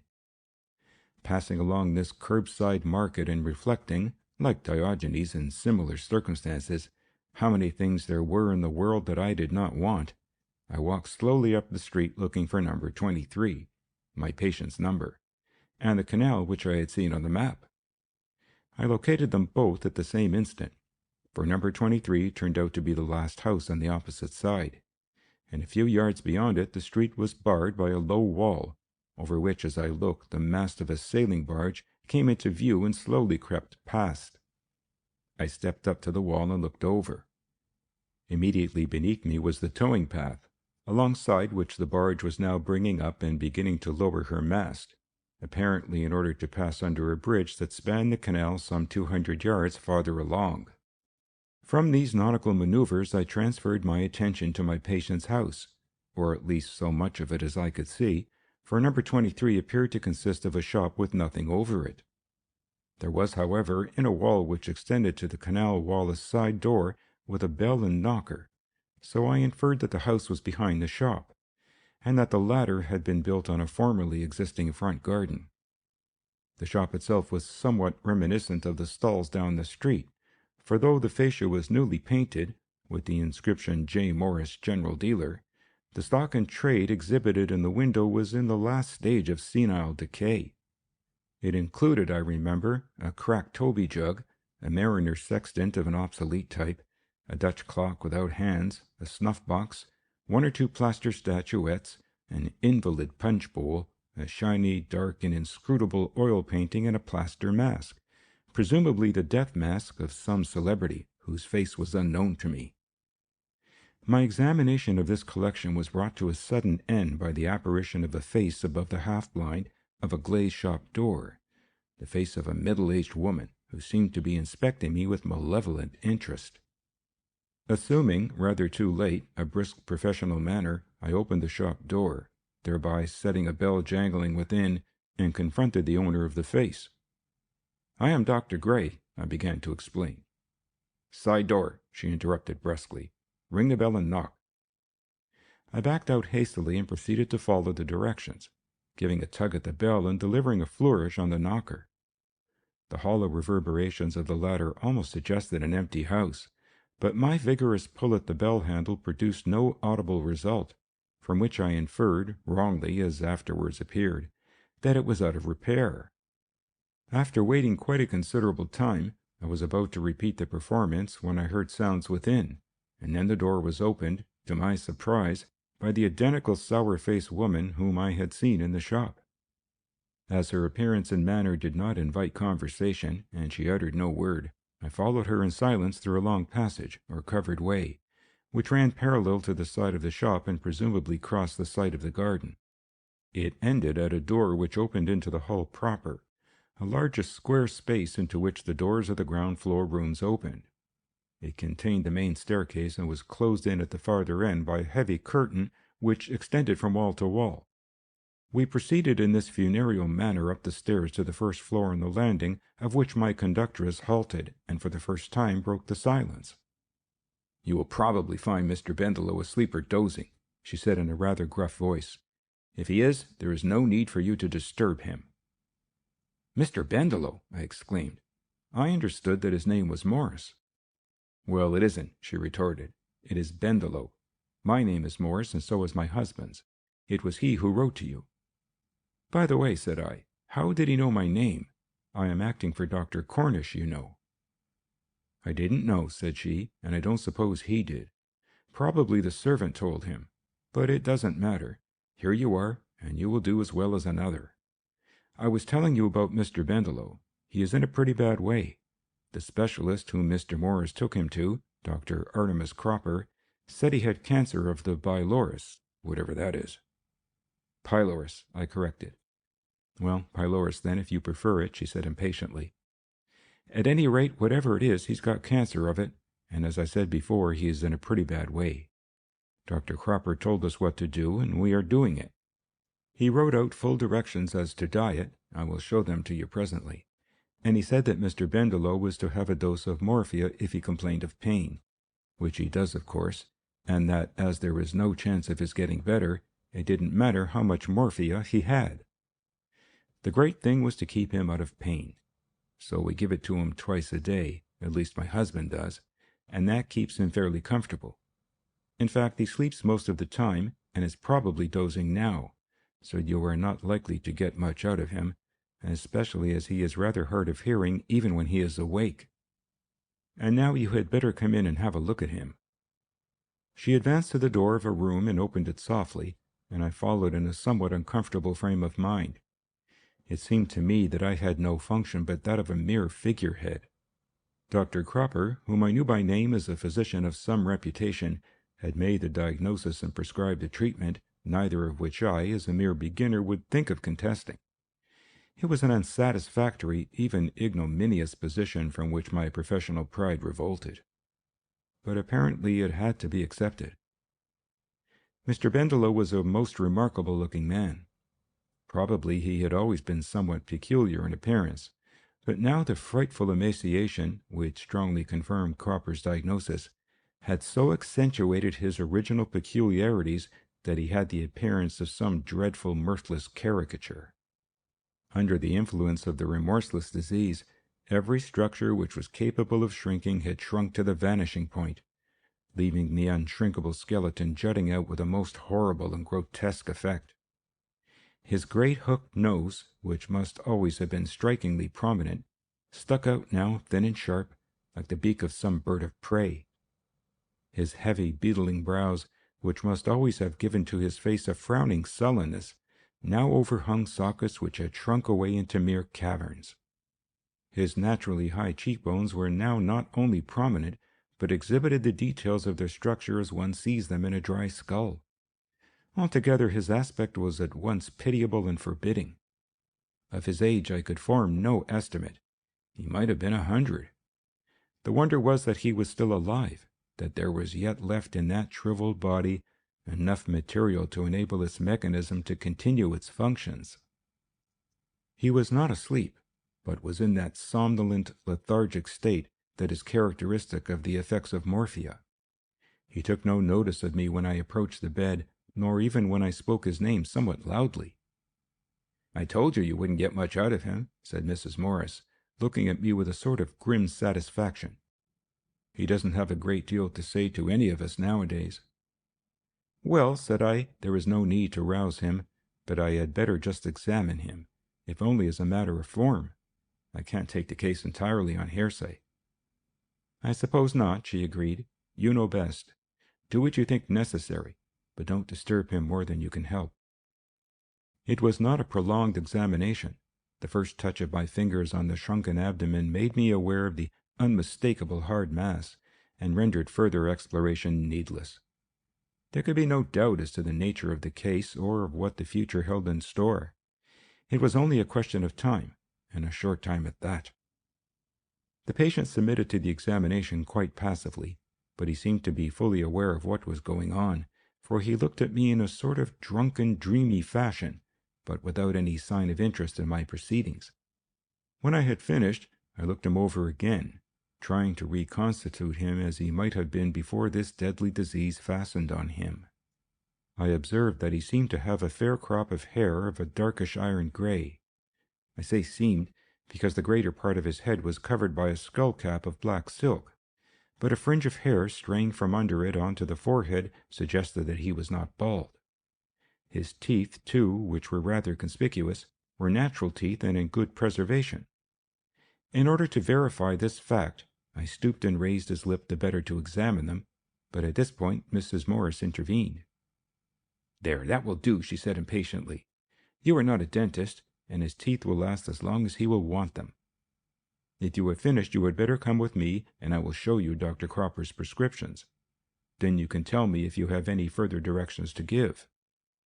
She led the way out of the room, and when I had made a farewell gesture to the patient, of which he took no notice, I followed her down the stairs to the ground floor, where she ushered me into a small, rather elegantly furnished room. Here she opened the flap of a bureau, and from one of the little drawers took an open envelope which she handed to me. It contained 1 or 2 prescriptions for occasional medicines, and a sheet of directions relative to the diet and general management of the patient, including the administration of morphia. The latter read, under the general heading, Simon Bendelow, Esquire. As the case progresses, it will probably be necessary to administer morphine regularly, but the amount given should, if possible, be restricted to 1/4 grain morph sulph, not more than twice a day. But of course the hopeless prognosis and probable early termination of the case make some latitude admissible.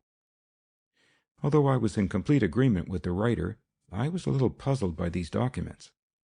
They were signed Artemis Cropper, M.D., but they were not addressed to any person by name. They appeared to have been given to Mr. Morris, in whose possession they now were, but the use of the word morphine instead of the more familiar morphia, and the generally technical phraseology seemed inappropriate to directions addressed to laypersons.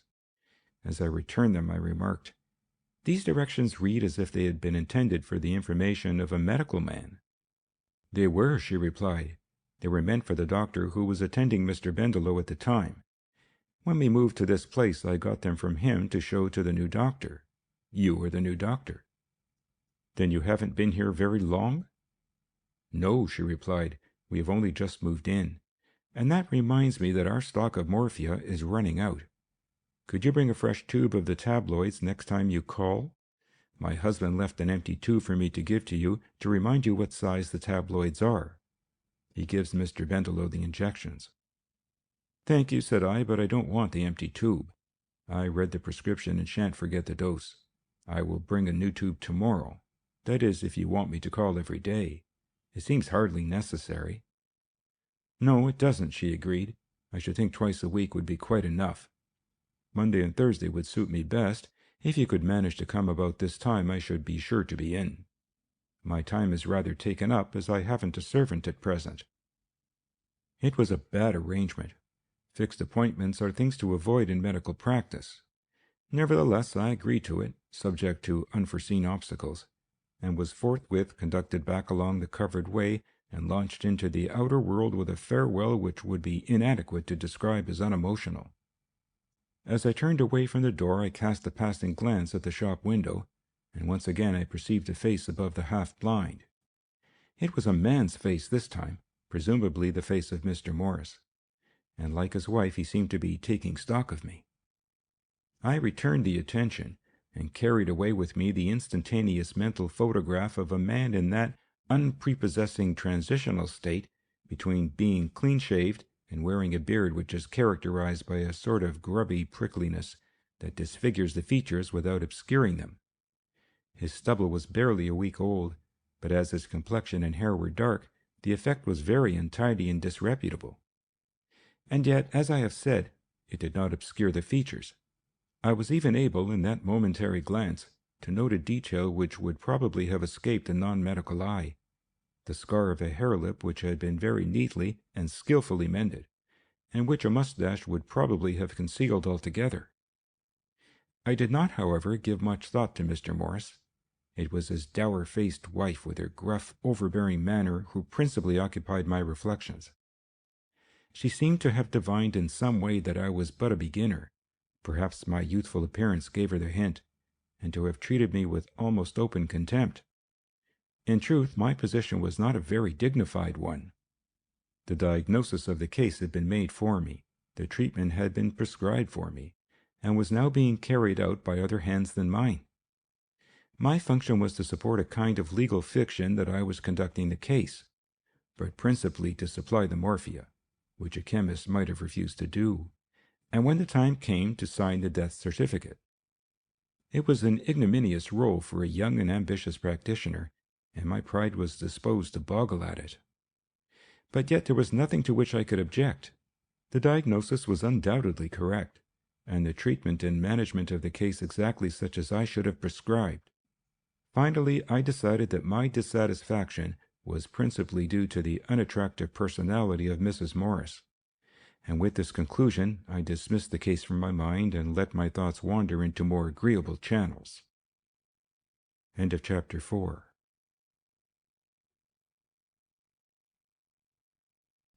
Chapter 5. Inspector Follett's Discovery. To a man whose mind is working actively, walking is a more acceptable mode of progression than riding in a vehicle. There is a sort of reciprocity between the muscles and the brain, possibly due to the close association of the motor and physical centers, whereby the activity of the one appears to act as a stimulus to the other. A sharp walk sets the mind working, and conversely a state of lively reflection begets an impulse to bodily movement. Hence, when I had emerged from Market Street and set my face homewards, I let the omnibuses rumble past unheeded. I knew my way now. I had but to retrace the route by which I had come, and, preserving my isolation amidst the changing crowd, let my thoughts keep pace with my feet. And I had, in fact, a good deal to think about, a general subject for reflection which arranged itself around two personalities, Miss D'Arblay and Dr. Thorndyke. To the former I had written suggesting a call on her, subject to the exigencies of the service, on Sunday afternoon, and had received a short but cordial note definitely inviting me to tea. So that matter was settled, and really required no further consideration, though it did actually occupy my thoughts for an appreciable part of my walk. But that was mere self-indulgence, the preliminary savoring of an anticipated pleasure. My cogitations respecting Dr. Thorndyke were, on the other hand, somewhat troubled. I was eager to invoke his aid in solving the hideous mystery which his acuteness had, I felt convinced, brought into view. But it would probably be a costly business, and my pecuniary resources were not great. To apply to him for services of which I could not meet the cost was not to be thought of. The too common meanness of sponging on a professional man was totally abhorrent to me. But what was the alternative? The murder of Julius D'Arblay was one of those crimes which offer the police no opportunity, at least so it seemed to me. Out of the darkness this fiend had stolen to commit this unspeakable atrocity, and into the darkness he had straightway vanished, leaving no trace of his identity nor any hint of his diabolical motive. It might well be that he had vanished forever, that the mystery of the crime was beyond solution. But if any solution was possible, the one man who seemed capable of discovering it was John Thorndyke. This conclusion, to which my reflections led again and again, committed me to the dilemma that either this villain must be allowed to go his way unmolested, if the police could find no clue to his identity, a position that I utterly refused to accept, or that the one supremely skillful investigator should be induced, if possible, to take up the inquiry. In the end, I decided to call on Thorndyke and frankly lay the facts before him, but to postpone the interview until I had seen Miss D'Arblay and ascertained what view the police took of the case and whether any new facts had transpired. The train of reflection which brought me to this conclusion had brought me also, by way of Pentonville, to the more familiar neighborhood of Clerkenwell, and I had just turned into a somewhat squalid by-street, which seemed to bear in the right direction, when my attention was arrested by a brass plate affixed to the door of one of those hybrid establishments, intermediate between a shop and a private house, known by the generic name of open surgery. The name upon the plate, Dr. Solomon Usher, awakened certain reminiscences. In my freshman days there had been a student of that name at our hospital, a middle-aged man, elderly we considered him, seeing that he was near upon 40, who, after years of servitude as an unqualified assistant, had scraped together the means of completing his curriculum. I remembered him very well, a facetious, seedy, slightly bibulous but entirely good-natured man, invincibly amiable, as he had need to be, and always in the best of spirits. I recalled the quaint figure that furnished such rich material for our schoolboy wit, the solemn spectacles, the ridiculous side whiskers, the chimney-pot hat, the formal frock-coat, too often decorated with a label secretly pinned to the coat-tail, and bearing some such inscription as "This style 10/6, or other scintillations of freshman humor, and looking over the establishment, decided that it seemed to present a complete congruity with that well-remembered personality. But the identification was not left to mere surmise, for even as my eye roamed along a range of stoppered bottles that peeped over the wire blind, the door opened and there he was, spectacles, side whiskers, top hat and frock coat all complete, plus an odematous-looking umbrella. He did not recognize me at first, naturally, for I had changed a good deal more than he had in the 5 or 6 years that had slipped away, but inquired gravely if I wished to see him. I replied that it had been the dearest wish of my heart, now at length gratified. Then, as I grinned in his face, my identity suddenly dawned on him. "Why, it's Gray!" he exclaimed, seizing my hand. "God bless me, what a surprise! I didn't know you. Getting quite a man. Well, I am delighted to see you. Come in and have a drink." He held the door open invitingly, but I shook my head. "No thanks," I replied. "Not at this time in the day." "Nonsense," he urged. "Do you good. I've just had one myself. Can't say more than that, excepting that I am ready to have another. Won't you really? Pity. Should never waste an opportunity. Which way are you going?" It seemed that we were going the same way for some distance, and we accordingly set off together. "So you flopped out of the nest," he remarked, looking me over. "At least so I judge by the adult clothes that you were wearing. Are you in practice in these parts?" "No," I replied. "I am doing a locum. Only just qualified, you know." "Good," said he. "A locum's the way to begin. Try your prentice hand on somebody else's patients and pick up the art of general practice, which they don't teach you at the hospital." "You mean bookkeeping and dispensing and the general routine of the day's work?" I suggested. "No, I don't," he replied. "I mean practice, the art of pleasing your patients and keeping your end up. You've got a lot to learn, my boy. Experientia does it. Scientific stuff is all very well at the hospital, but in practice it is experience, gumption, tact, knowledge of human nature that counts." "I suppose a little knowledge of diagnosis and treatment is useful," I suggested. "For your own satisfaction, yes," he admitted, "but for practical purposes a little knowledge of men and women is a good deal better. It isn't your scientific learning that brings you kudos, nor is it out-of-the-way cases. It is just common sense brought to bear on common ailments. Take the case of an aurist. You think that he lives by dealing with obscure and difficult middle and internal ear cases. Nothing of the kind. He lives on wax. Wax is the foundation of his practice. Patient comes to him as deaf as a post. He does all the proper jugglery, tuning fork, otoscope, speculum, and so on, for the moral effect. Then he hikes out a good old plug of cerumen, and the patient hears perfectly. Of course he is delighted. Thinks a miracle has been performed. Goes away convinced that the aurist is a genius. And so he is if he has managed the case properly. I made my reputation here on fishbone." "Well, fishbone isn't always so very easy to extract," said I. "It isn't," he agreed, "especially if it isn't there." "What do you mean?" I asked. "I'll tell you about it," he replied. "A chappie here got a fishbone stuck in his throat. Of course it didn't stay there. They never do. But the prick in his soft palate did, and he was convinced that the bone was still there. So he sent for a doctor.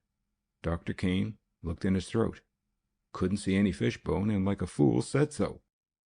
Tried to persuade the patient that there was no bone there. But the chappie said it was his throat and he knew better. He could feel it there. So he sent for another doctor and the same thing happened. No go. He had 4 different doctors and they hadn't the sense of an infant among them. Then he sent for me. Now, as soon as I heard how the land lay, I nipped into the surgery and got a fishbone that I keep there in a pill box for emergencies, stuck it into the jaws of a pair of throat forceps, and off I went. "Show me whereabouts it is," says I, handing him a probe to point with. He showed me the spot and nearly swallowed the probe. "All right," said I can see it. Just shut your eyes and open your mouth wide, and I will have it out in a jiffy." I popped the forceps into his mouth, gave a gentle prod with the point on the soft palate. Patient hollered out, "Whoo!" I whisked out the forceps and held them up before his eyes with the fishbone grasped in their jaws. "Ha!" says he. "Thank God! What a relief! I can swallow quite well now." And so he could. It was a case of suggestion and counter-suggestion.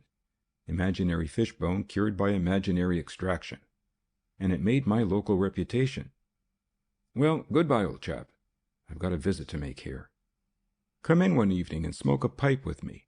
You know where to find me. And take my advice to heart. Never go to extract a fishbone without one in your pocket. And it isn't a bad thing to keep a dried earwig by you. I do. People will persist in thinking they've got one in their ears. So long, look me up soon.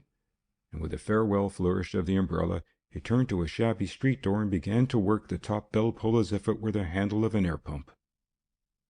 I went on my way, not a little amused by my friend's genial cynicism, nor entirely uninstructed.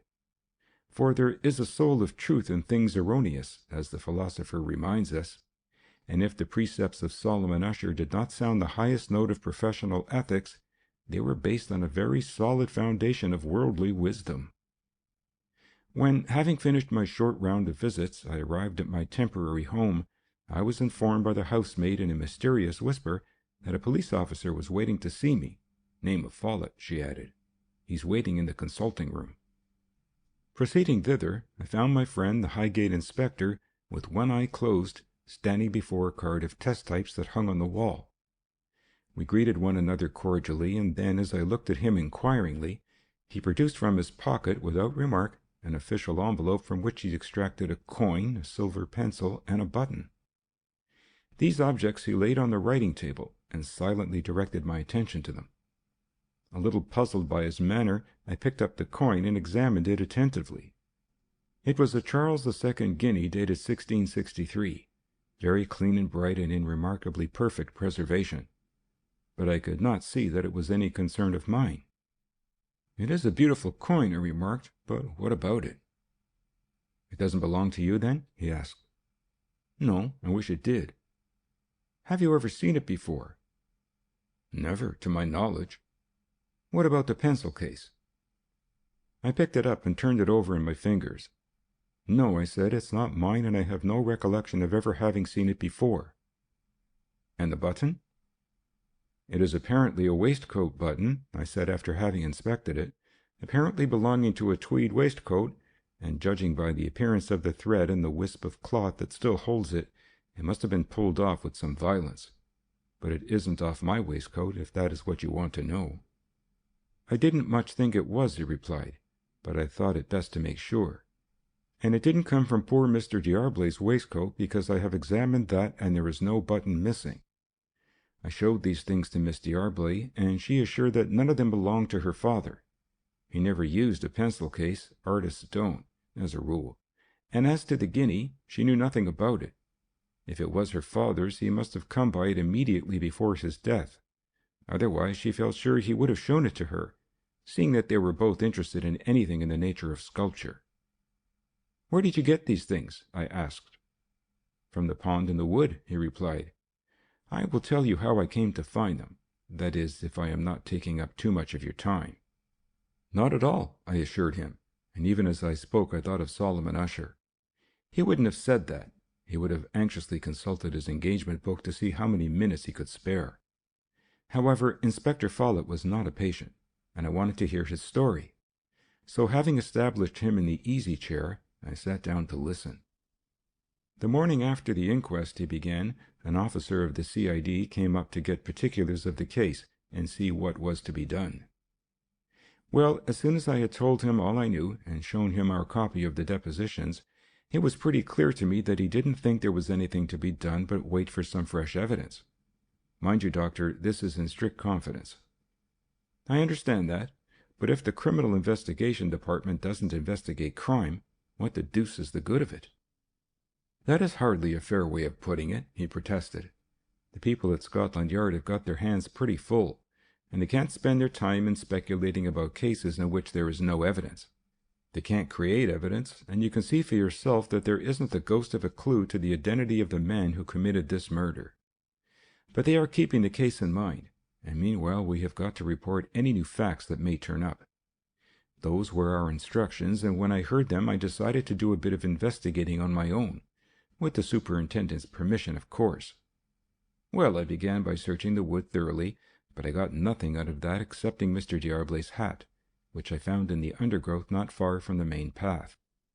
Then I thought of dragging the pond, but I decided that, as it was only a small pond and shallow, it would be best to empty it and expose the bottom completely. So I dammed up the little stream that feeds it and deepened the outflow, and very soon I had it quite empty excepting a few small puddles. And I think it was well worth the trouble. These things don't tell us much, but they may be useful one day for identification. And they do tell us something. They suggest that this man was a collector of coins, and they made it fairly clear that there was a struggle in the pond before Mr. D'Arblay fell down.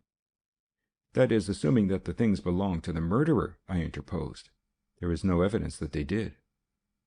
No, there isn't, he admitted, but if you consider the three things together, they suggest a very strong probability. Here is a waistcoat button violently pulled off, and here are two things such as would be carried in a waistcoat pocket and might fall out if the waistcoat were dragged at violently when the wearer was stooping over a fallen man and struggling to avoid being pulled down with him. And then there is this coin. Its face value is a guinea, but it must be worth a good deal more than that. Do you suppose anybody would leave a thing of that kind in a shallow pond, from which it could be easily recovered with a common landing net? Why, it would have paid to have the pond dragged or even emptied. But as I say, that wouldn't have been necessary. I am inclined to think you are right, Inspector, said I, rather impressed by the way in which he had reasoned the matter out. But even so, it doesn't seem to me that we are much more forward. The things don't point to any particular person. Not at present, he rejoined, but a fact is a fact, and you can never tell in advance what you may get out of it. If we should get a hint of any other kind pointing to some particular person, these things might furnish invaluable evidence connecting that person with the crime. They may even give a clue now to the people at the CID, though that isn't very likely. Then you are going to hand them over to the Scotland Yard people? Certainly. The CID are the lions, you know. I'm only a jackal. I was rather sorry to hear this, for the idea had floated into my mind that I should have liked Thorndyke to see these waifs, which, could they have spoken, would have had so much to tell. To me they conveyed nothing that threw any light on the ghastly events of that night of horror. But to my teacher, with his vast experience and his wonderful power of analyzing evidence, they might convey some quite important significance. I reflected rapidly on the matter. It would not be wise to say anything to the inspector about Thorndyke, and it was quite certain that a loan of the articles would not be entertained. Probably a description of them would be enough for the purpose, but still I had a feeling that an inspection of them would be better. Suddenly I had a bright idea, and proceeded cautiously to broach it.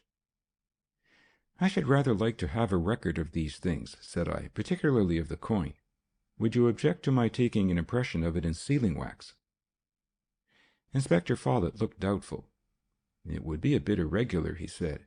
It is a bit irregular for me to have shown it to you, but you are interested in the case, and you are a responsible person. What did you want the impression for? Well, I said, we don't know much about that coin. I thought I might be able to pick up some further information. Of course, I understand that what you have told me is strictly confidential. I shouldn't go showing the thing about or talking, but I should like to have the impression to refer to if necessary. Very well, said he. On that understanding I have no objection. But see that you don't leave any wax on the coin, or the CID people will be asking questions. With this permission I set about the business gleefully, determined to get as good an impression as possible. From the surgery I fetched an ointment slab, a spirit lamp, a stick of sealing wax, a teaspoon, some powder papers, a bowl of water, and a jar of Vaseline. Laying a paper on the slab, I put the coin on it and traced its outline with a pencil. Then I broke off a piece of sealing wax, melted it in the teaspoon, and poured it out carefully into the marked circle so that it formed a round, convex button of the right size. While the wax was cooling to the proper consistency, I smeared the coin with Vaseline and wiped the excess off with my handkerchief. Then I carefully laid it on the stiffening wax and made steady pressure. After a few moments I cautiously lifted the paper and dropped it into the water, leaving it to cool completely. When finally I turned it over under water, the coin dropped away by its own weight. "It is a beautiful impression," the inspector remarked, as he examined it with the aid of my pocket lens while I prepared to operate on the reverse side of the coin. "As good as the original. You seem rather a dab at this sort of thing, Doctor. I wonder if you would mind doing another pair for me." Of course I complied gladly, and when the inspector departed a few minutes later, he took with him a couple of excellent wax impressions to console him for the necessity of parting with the original. As soon as he was gone, I proceeded to execute a plan that had already formed in my mind. First, I packed the 2 wax impressions very carefully in lint and bestowed them in a tin tobacco box, which I made up into a neat parcel and addressed it to Dr. Thorndyke. Then I wrote him a short letter giving him the substance of my talk with Inspector Follett and asking for an appointment early in the following week to discuss the situation with him. I did not suppose that the wax impressions would convey, even to him, anything that would throw fresh light on this extraordinarily obscure crime. But one never knew, and the mere finding of the coin might suggest to him some significance that I had overlooked. In any case, the new incident gave me an excuse for reopening the matter with him. I did not trust the precious missives to the maid, but as soon as the letter was written, I took it and the parcel in my own hands to the post, dropping the letter into the box, but giving the parcel the added security of registration. This business being thus dispatched, my mind was free to occupy itself with pleasurable anticipations of the projected visit to Highgate on the morrow, and to deal with whatever exigencies might arise in the course of the Saturday evening consultations. End of Chapter 5.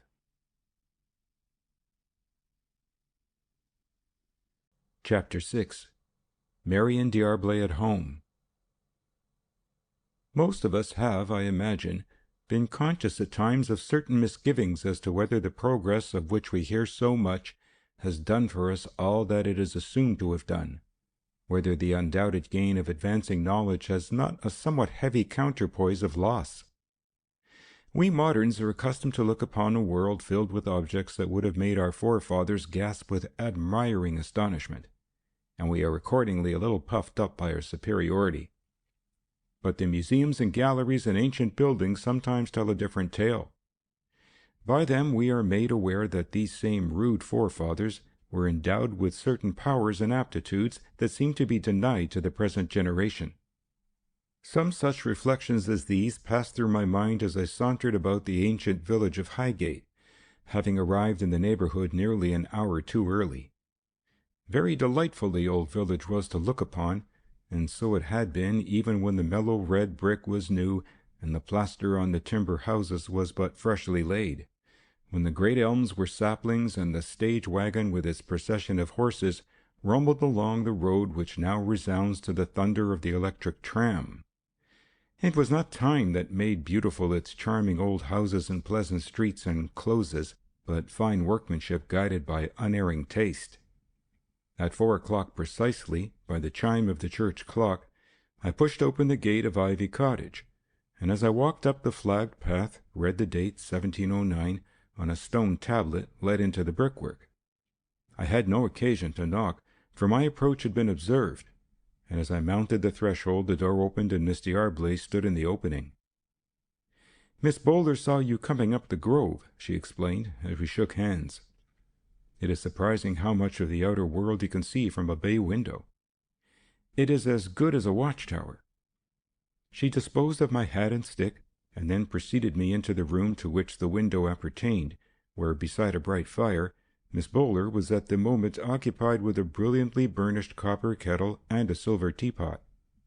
She greeted me with an affable smile, and as much of a bow as was possible under the circumstances, and then proceeded to make the tea with an expression of deep concentration. "I do like punctual people," she remarked, placing the teapot on a carved wooden stand. "You know where you are with them. At the very moment when you turned the corner, sir, Miss Marion finished buttering the last muffin and the kettle boiled over, so you won't have to wait a moment." Miss D'Arblay laughed softly. "You speak as if Dr. Gray had staggered into the house in a famished condition, roaring for food," said she. "Well," retorted Miss Bowler, "you said tea at 4 o'clock, and at 4 o'clock the tea was ready and Dr. Gray was here. If he hadn't been, he would have had to eat leathery muffins, that's all." "Horrible!" exclaimed Miss D'Arblay. "One doesn't like to think of it, and there is no need to, as it hasn't happened. Remember that this is a gate-legged table, Dr. Gray, when you sit down. They are delightfully picturesque, but exceedingly bad for the knees of the unwary." I thanked her for the warning, and took my seat with due caution. Then Miss Bowler poured out the tea and uncovered the muffins with the grave and attentive air of one performing some ceremonial rite. As the homely, simple meal proceeded, to an accompaniment of desultory conversation on everyday topics, I found myself looking at the two women with a certain ill-defined surprise. Both were garbed in unobtrusive black, and both, in moments of repose, looked somewhat tired and worn. But in their manner and the subjects of their conversation, they were astonishingly ordinary and normal. No stranger, looking at them and listening to their talk, would have dreamed of the tragedy that overshadowed their lives. But so it constantly happens. We go into a house of mourning, and are almost scandalized by its cheerfulness, forgetting that whereas to us the bereavement is the one salient fact, to the bereaved there is the necessity of taking up afresh the threads of their lives. Food must be prepared even while the corpse lies under the roof, and the common daily round of duty stands still for no human affliction. But, as I have said, in the pauses of the conversation, when their faces were in repose, both women looked strained and tired. Especially was this so in the case of Miss D'Arblay. She was not only pale, but she had a nervous, shaken manner which I did not like. And as I looked anxiously at the delicate, pallid face, I noticed, not for the first time, several linear scratches on the cheek and a small cut on the temple. "What have you been doing to yourself?" I asked. "You look as if you had had a fall." "She has," said Miss Bowler in an indignant tone. "It is a marvel that she is here to tell the tale. The wretches!" I looked at Miss D'Arblay in consternation. "What wretches?" I asked. "Ah, indeed," growled Miss Bowler. "I wish I knew. Tell him about it, Miss Marion." "It was really rather a terrifying experience," said Miss D'Arblay, "and most mysterious. You know Southwood Lane and the long, steep hill at the bottom of it?" I nodded, and she continued. "I have been going down to the studio every day on my bicycle just to tidy up, and of course I went by Southwood Lane. It is really the only way, but I always put on the brake at the top of the hill and go down quite slowly because of the crossroads at the bottom. Well, 3 days ago I started as usual and ran down the lane pretty fast until I got on the hill. Then I put on the brake, and I could feel at once that it wasn't working." "Has your bicycle only one brake?" I asked. "It had. I am having a second one fixed now. Well, when I found that the brake wasn't acting, I was terrified. I was already going too fast to jump off, and the speed increased every moment. I simply flew down the hill, faster and faster, with the wind whistling about my ears and the trees and the houses whirling past like express trains. Of course I could do nothing but steer straight down the hill, but at the bottom there was the archway road with the trams and buses and wagons. I knew that if a tram crossed the bottom of the lane as I reached the road, it was practically certain death. I was horribly frightened. However, mercifully the archway road was clear when I flew across it, and I steered to run on down Muswell Hill Road, which is nearly in a line with the lane. But suddenly I saw a steamroller and a heavy cart, side by side and taking up the whole of the road. There was no room to pass. The only possible thing was to swerve round, if I could, into Wood Lane, and I just managed it. But Wood Lane is pretty steep, and I flew down it faster than ever. That nearly broke down my nerve, for at the bottom of the lane is the wood, the horrible wood that I can never even think of without a shudder. And there I seemed to be rushing towards it to my death." She paused and took a deep breath, and her hand shook so that the cup which it held rattled in the saucer. "Well," she continued, "down the lane I flew with my heart in my mouth and the entrance to the wood rushing to meet me. I could see that the opening in the hurdles was just wide enough for me to pass through, and I steered for it. I whizzed through into the wood, and the bicycle went bounding down the steep, rough path at a fearful pace until it came to a sharp turn, and then I don't quite know what happened. There was a crash of snapping branches and a violent shock, but I must have been partly stunned, for the next thing I remember is opening my eyes and looking stupidly at a lady who was stooping over me. She had seen me fly down the lane, and had followed me into the wood to see what happened to me. She lived in the lane, and she very kindly took me to her house and cared for me until I was quite recovered, and then she saw me home and wheeled the bicycle. "It is a wonder you were not killed outright," I exclaimed. "Yes," she agreed, "it was a narrow escape. But the odd thing is that, with the exception of these scratches and a few slight bruises, I was not hurt at all, only very much shaken. And the bicycle was not damaged a bit." "By the way," said I, "what had happened to the brake?" "Ah," exclaimed Miss Bowler, "there you are. The villains!" Miss D'Arblay laughed softly. "Ferocious Arabella," said she. "But it is really a most mysterious affair. Naturally, I thought that the wire of the brake had snapped, but it hadn't. It had been cut." "Are you quite sure of that?" I asked. "Oh, there is no doubt at all," she replied. "The man at the repair shop showed it to me. It wasn't merely cut in one place. A length of it had been cut right out. And I can tell within a few minutes when it was done, for I had been riding the machine in the morning, and I know the brake was all right then. But I left it for a few minutes outside the gate while I went into the house to change my shoes, and when I came out, I started on my adventurous journey. In those few minutes, someone must have come along and just snipped the wire through in 2 places and taken away the piece." "Scoundrel!" muttered Miss Bowler, and I agreed with her most cordially. "It was an infamous thing to do," I exclaimed, "and the act of an abject fool. I suppose you have no idea or suspicion as to who the idiot might be?" "Not the slightest," Miss D'Arblay replied. "I can't even guess at the kind of person who would do such a thing. Boys are sometimes very mischievous, but this is hardly like a boy's mischief." "No," I agreed, "it is more like the mischief of a mentally defective adult, the sort of half-baked larrikin who sets fire to a rick if he gets the chance." Miss Bowler sniffed. "Looks to me more like deliberate malice," said she. "Mischievous acts usually do," I rejoined, "but yet they are mostly the outcome of stupidity that is indifferent to consequences." "And it is of no use arguing about it," said Miss D'Arblay, "because we don't know who did it or why he did it, and we have no means of finding out. But I shall have 2 brakes in future, and I shall test them both every time I take the machine out." "I hope you will," said Miss Bowler, and this closed the topic so far as conversation went, though I suspect that, in the interval of silence that followed, we all continued to pursue it in our thoughts. And to all of us, doubtless, the mention of Churchyard Bottom Wood had awakened memories of that fatal morning when the pool gave up its dead. No reference to the tragedy had yet been made, but it was inevitable that the thoughts which were at the back of all our minds should sooner or later come to the surface.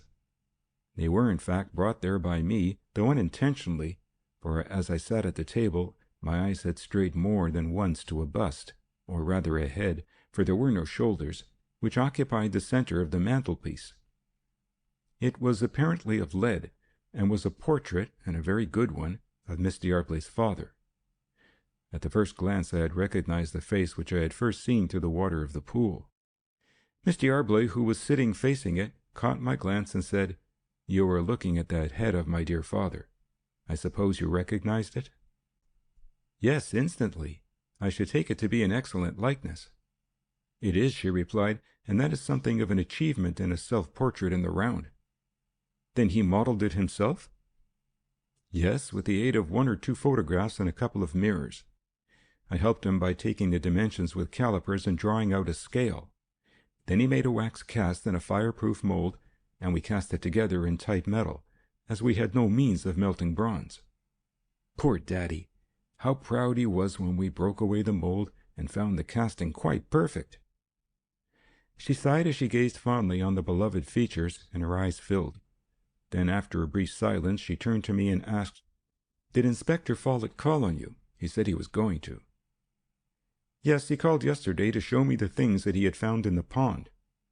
Of course they were not mine, and he seemed to have no doubt, and I think he is right, that they belonged to the murderer," said Miss Bowler.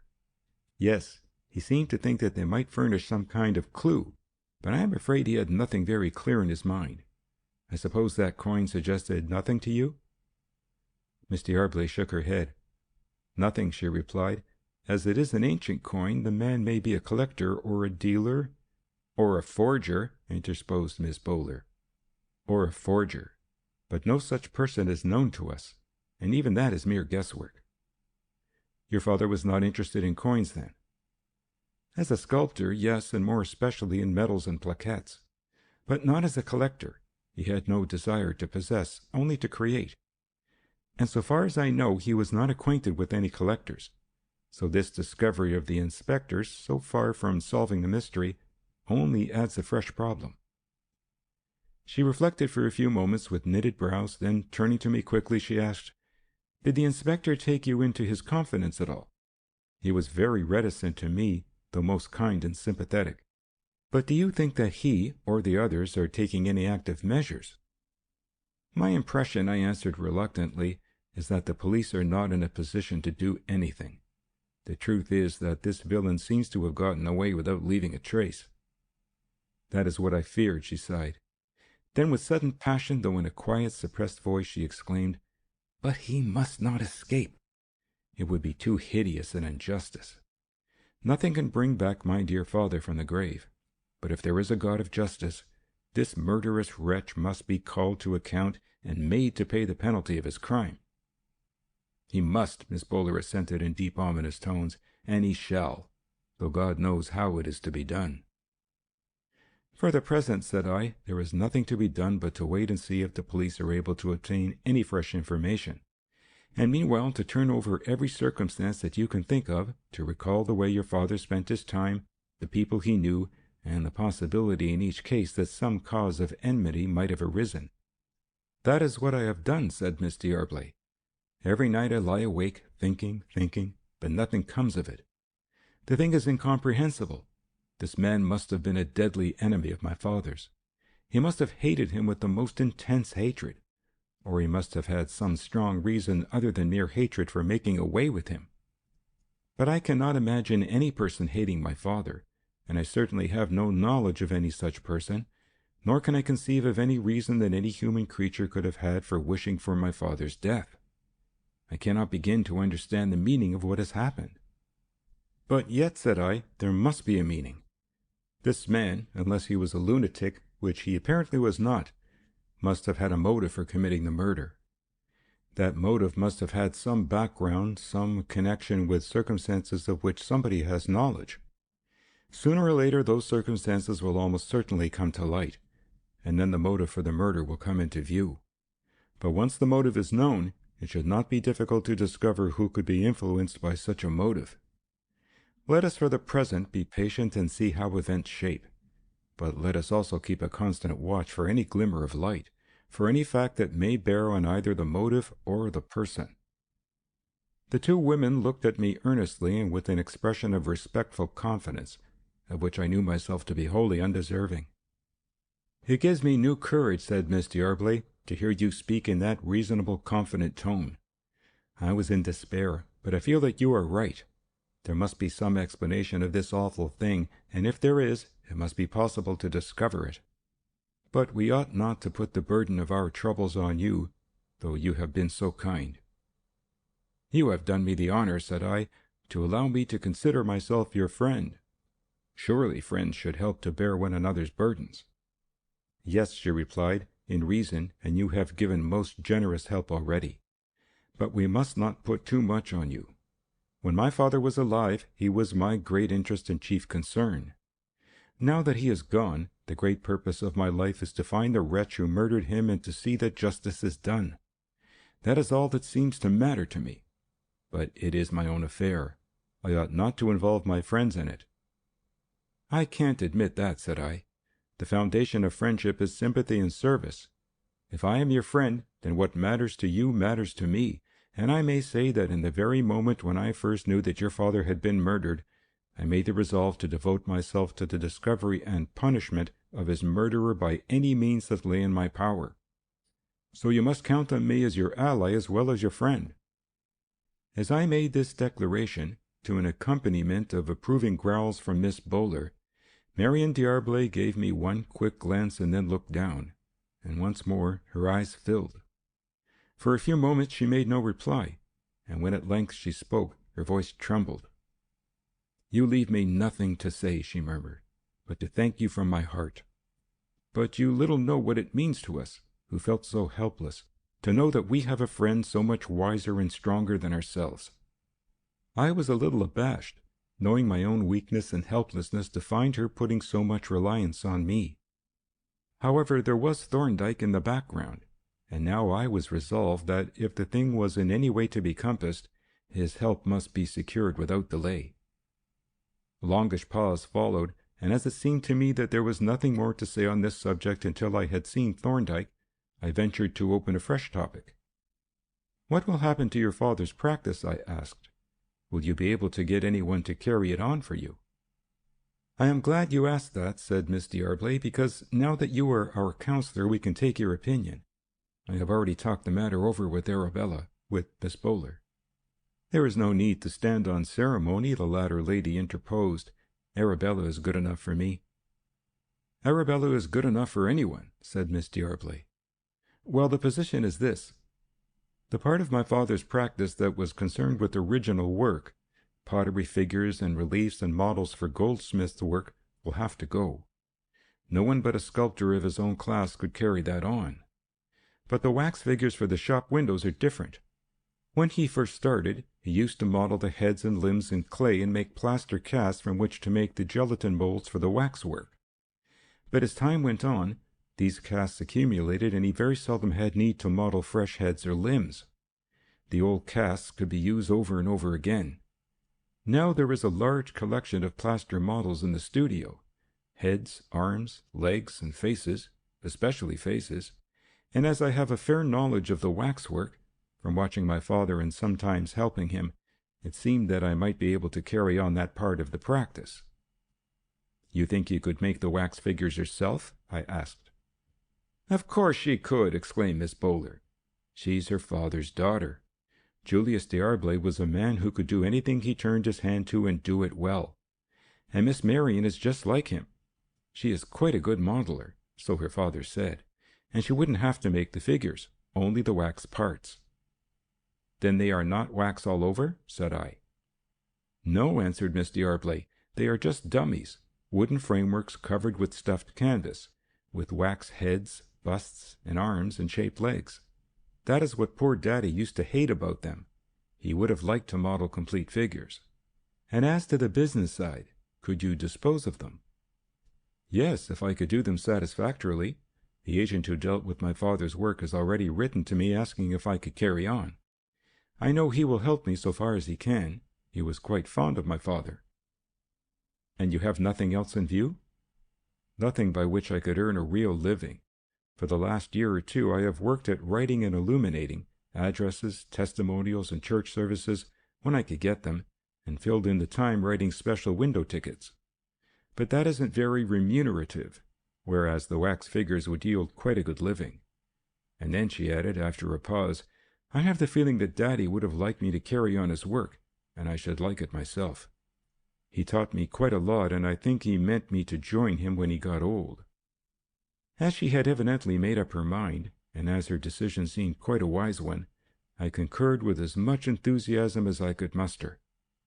"I am glad you agree," said she, "and I know Arabella does. So that is settled, subject to my being able to carry out the plan. And now, if we have finished, I should like to show you some of my father's works. The house is full of them, and so even is the garden. Perhaps we had better go there first before the light fails." As the treasures of this singularly interesting home were presented, one after another, for my inspection, I began to realize the truth of Miss Bowler's statement. Julius D'Arblay had been a remarkably versatile man. He had worked in all sorts of mediums and in all equally well. From the carved stone sundial and the leaden garden figures to the clock case decorated with gilded gesso and enriched with delicate bronze plaquettes, all his works were eloquent of mastery, skill, and a fresh, graceful fancy. It seems to me little short of a tragedy that an artist of his ability should have spent the greater part of his time in fabricating those absurd, posturing effigies that simper and smirk so grotesquely in the enormous windows of Vanity Fair.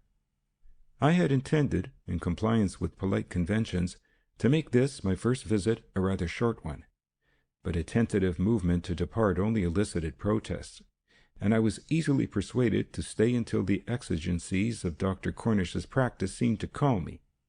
When at last I shut the gate of Ivy Cottage behind me and glanced back at the two figures standing in the lighted doorway, I had the feeling of turning away from a house with which and its inmates I had been familiar for years. On my arrival at Mecklenburgh Square, I found a note which had been left by hand earlier in the evening. It was from Dr. Thorndyke, asking me if possible to lunch with him at his chambers on the morrow. I looked over my visiting list, and finding that Monday would be a light day, most of my days here were light days, I wrote a short letter accepting the invitation and posting it forthwith. End of Chapter 6.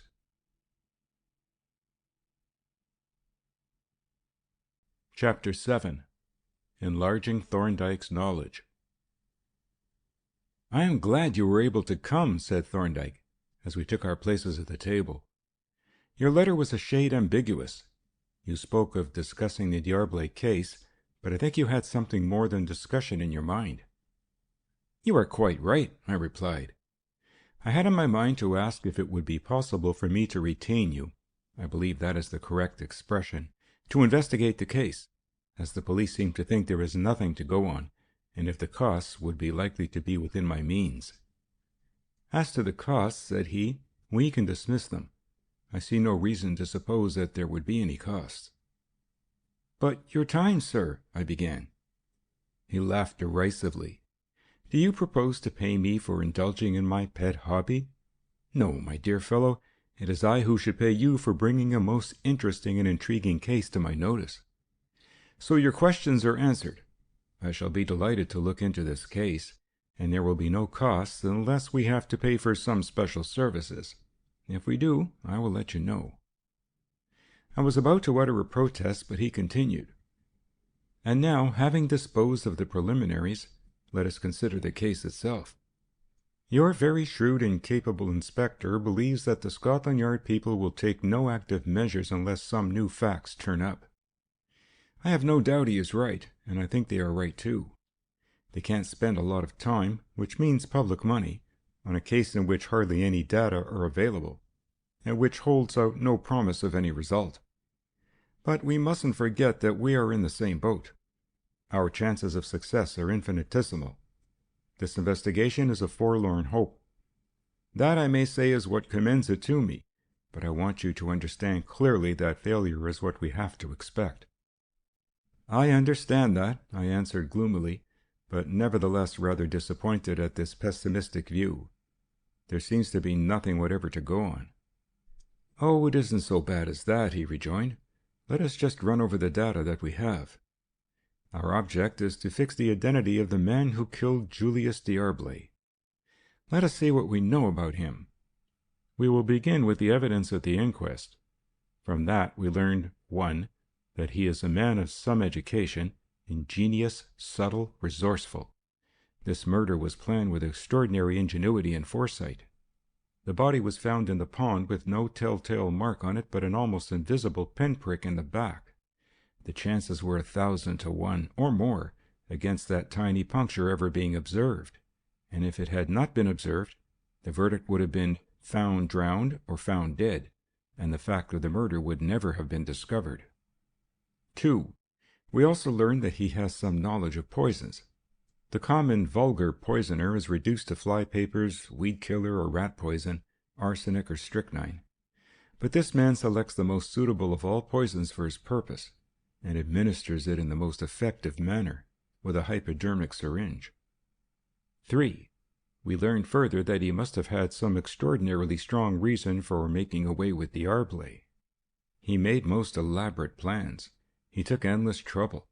For instance, it must have been no easy matter to get possession of that quantity of aconitine, unless he were a doctor, which God forbid. That strong reason, the motive in fact, is the key of the problem. It is the murderer's one vulnerable point, for it can hardly be beyond discovery, and its discovery must be our principal objective. I nodded, not without some self-congratulation, as I recalled how I had made this very point in my talk with Miss D'Arblay. Those, Thorndyke continued, are the data that the inquest furnished. Now we come to those added by Inspector Follett. I don't see that they help us at all, said I. The ancient coin was a curious find, but it doesn't appear to tell us anything new, excepting that this man may have been a collector or a dealer. On the other hand, he may not. It doesn't seem to me that the coin has any significance. Doesn't it really? Said Thorndyke, as he refilled my glass. You are surely overlooking the very curious coincidence that it presents.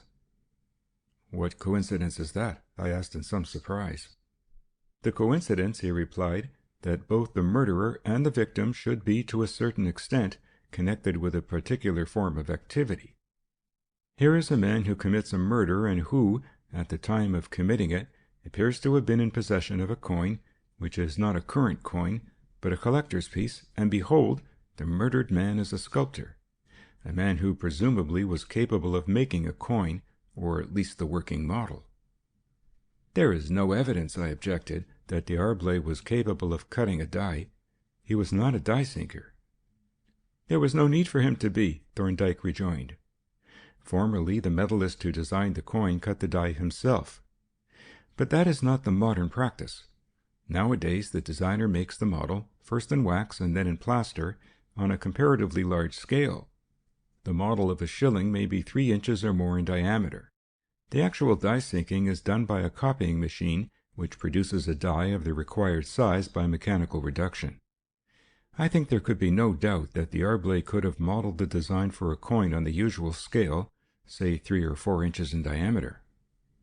Yes, I agreed, he certainly could, for I have seen some of his small relief work, some little plaquettes, not more than 2 inches long and most delicately and beautifully modeled. But still I don't see the connection, otherwise than as a rather odd coincidence. There may be nothing more, said he. There may be nothing in it at all. But odd coincidences should always be noted with very special attention. Yes, I realize that, but I can't imagine what significance there could be in the coincidence. Well, said Thorndyke, let us take an imaginary case, just as an illustration. Suppose this man to have been a fraudulent dealer in antiquities, and suppose him to have obtained enlarged photographs of a metal or coin of extreme rarity and of great value, which was in some museum or private collection.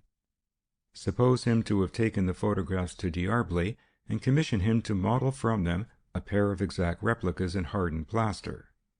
From those plaster models he could, with a copying machine, produce a pair of dies with which he could strike replicas in the proper metal and of the exact size, and these could be sold for large sums to judiciously chosen collectors.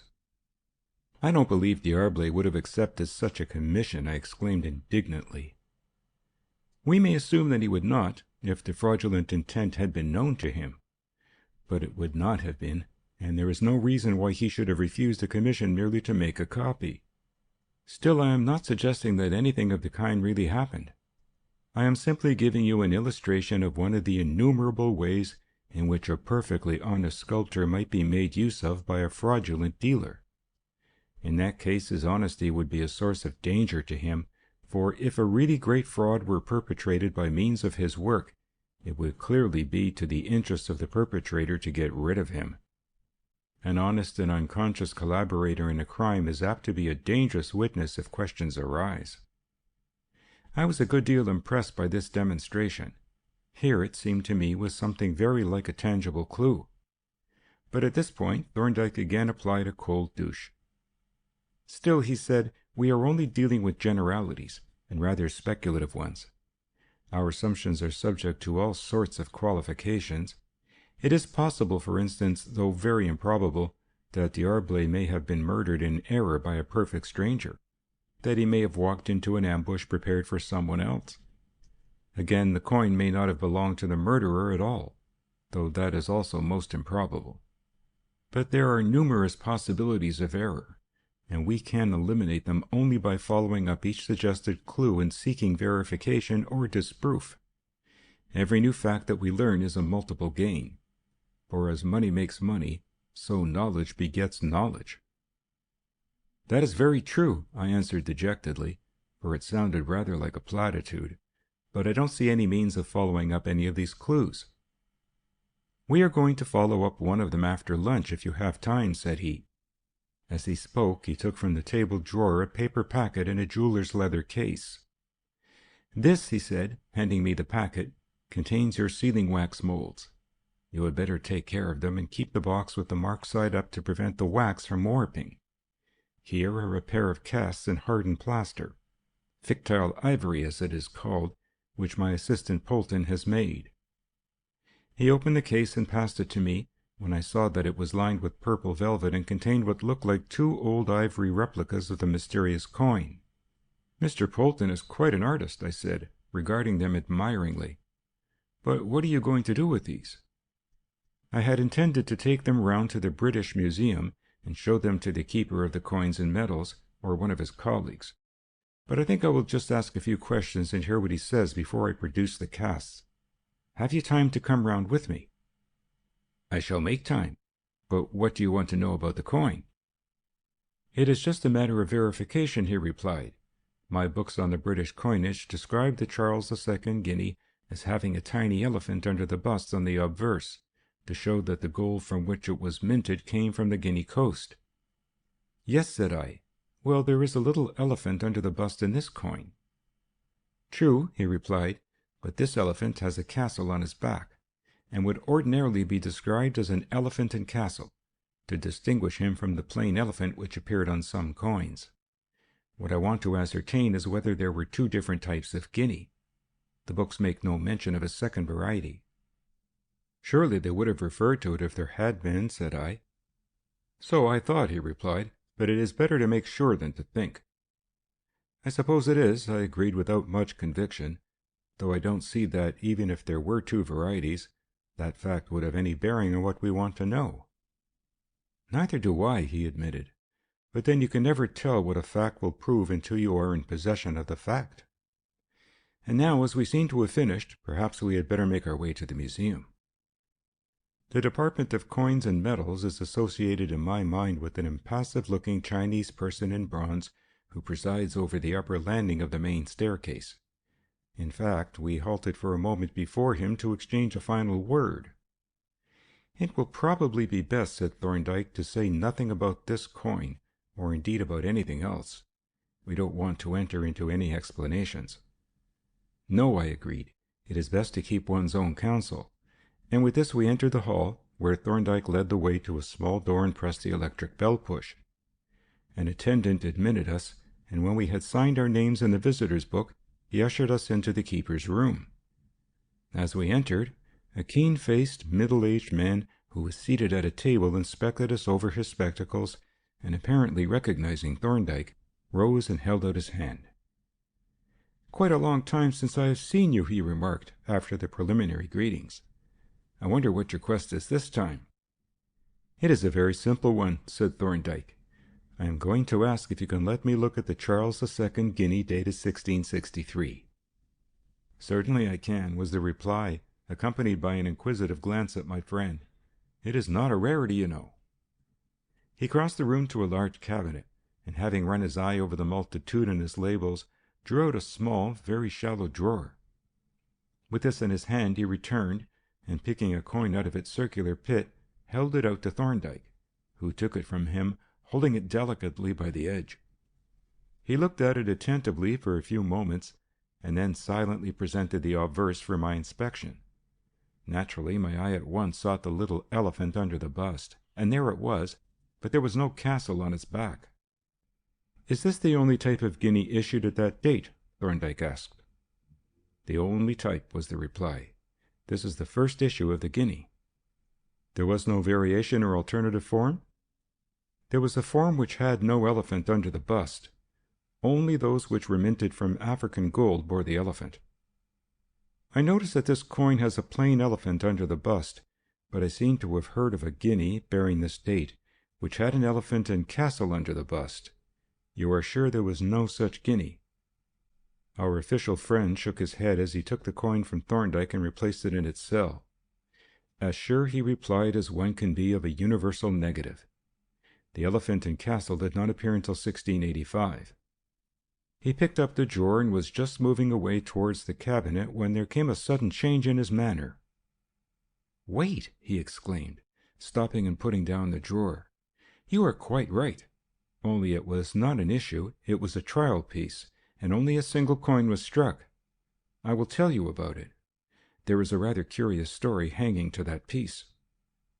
This guinea, as you probably know, was struck from dies cut by John Rodier, and was one of the first coined by the mill and screw process in place of the old hammer and pile method.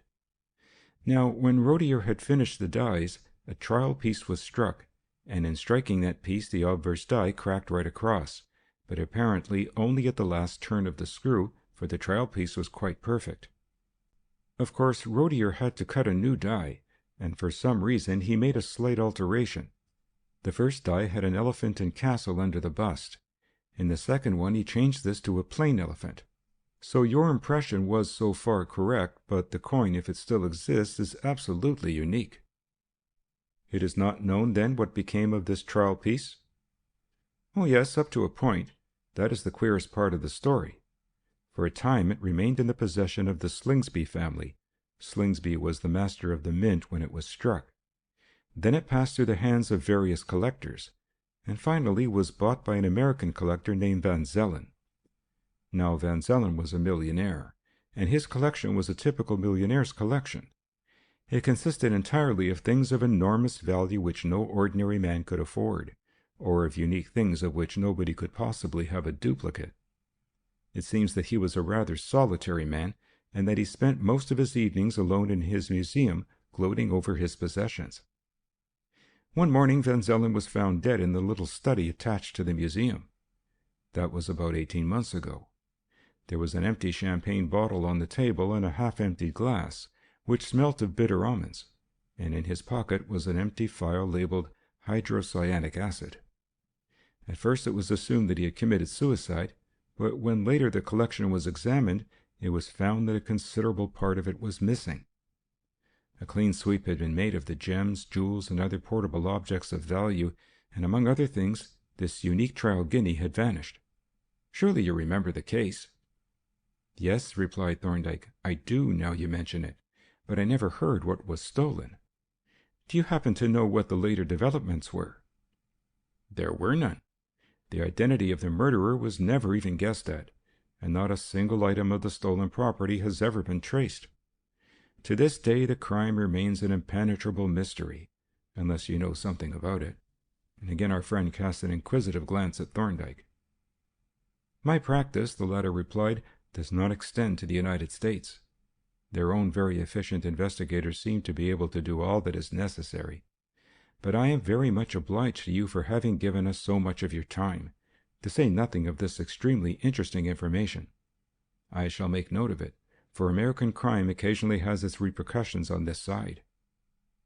I secretly admired the adroit way in which Thorndyke had evaded the rather pointed question without making any actual misstatement. But the motive for the evasion was not very obvious to me. I was about to put a question on the subject, but he anticipated it, for as soon as we were outside he remarked with a chuckle, "It is just as well that we didn't begin by exhibiting the casts. We could hardly have sworn our friend to secrecy, seeing that the original is undoubtedly stolen property." "But aren't you going to draw the attention of the police to the fact?" "I think not," he replied. "They have got the original, and no doubt they have a list of the stolen property. We must assume that they will make use of their knowledge, but if they don't, it may be all the better for us. The police are very discreet, but they do sometimes give the press more information than I should, and what is told to the press is told to the criminal." "And why not?" I asked. "What is the harm of his knowing?" "My dear Gray," exclaimed Thorndyke, "you surprise me. Just consider the position. This man aimed at being entirely unsuspected. That failed. But still his identity is unknown, and he is probably confident that it will never be ascertained. Then he is so far off his guard. There is no need for him to disappear or go into hiding. But let him know that he is being tracked, and he will almost certainly take fresh precautions against discovery. Probably he will slip away beyond our reach. Our aim must be to encourage him in a feeling of perfect security, and that aim commits us to the strictest secrecy. No one must know what cards we hold, or that we hold any, or even that we are taking a hand. What about Miss D'Arblay? I asked anxiously. May I not tell her that you are working on her behalf? He looked at me somewhat dubiously. It would obviously be better not to, he said, but that might seem a little unfriendly and unsympathetic. It would be an immense relief to her to know that you were trying to help her, and I think you could trust her to keep your secrets. Very well, he conceded, but warn her very thoroughly. Remember that our antagonist is hidden from us. Let us remain hidden from him, so far as our activities are concerned. I will make her promise absolute secrecy, I agreed, and then with a slight sense of anticlimax I added, but we don't seem to have so very much to conceal. This curious story of the stolen coin is interesting, but it doesn't appear to get us any more forward. Doesn't it? He asked.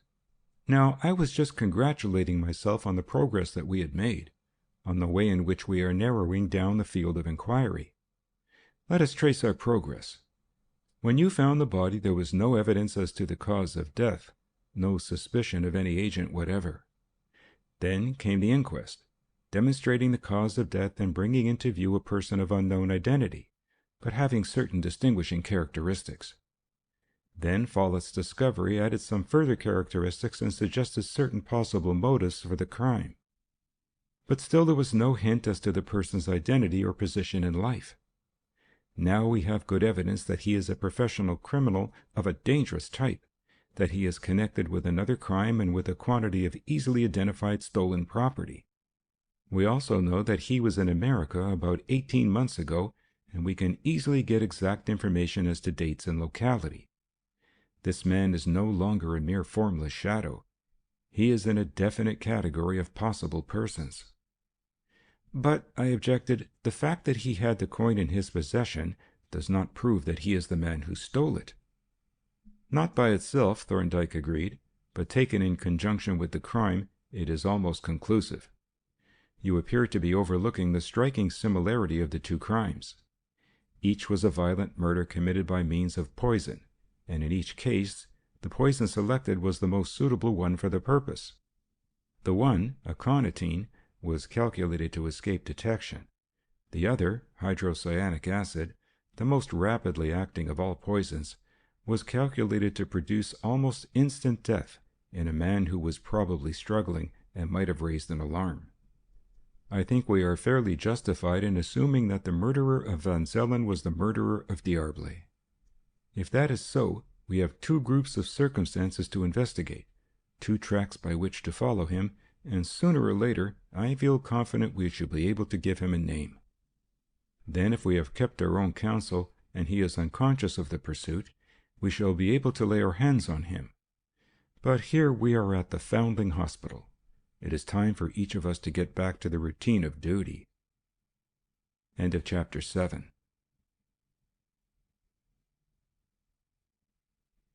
Chapter 8. Simon Bendelow, deceased.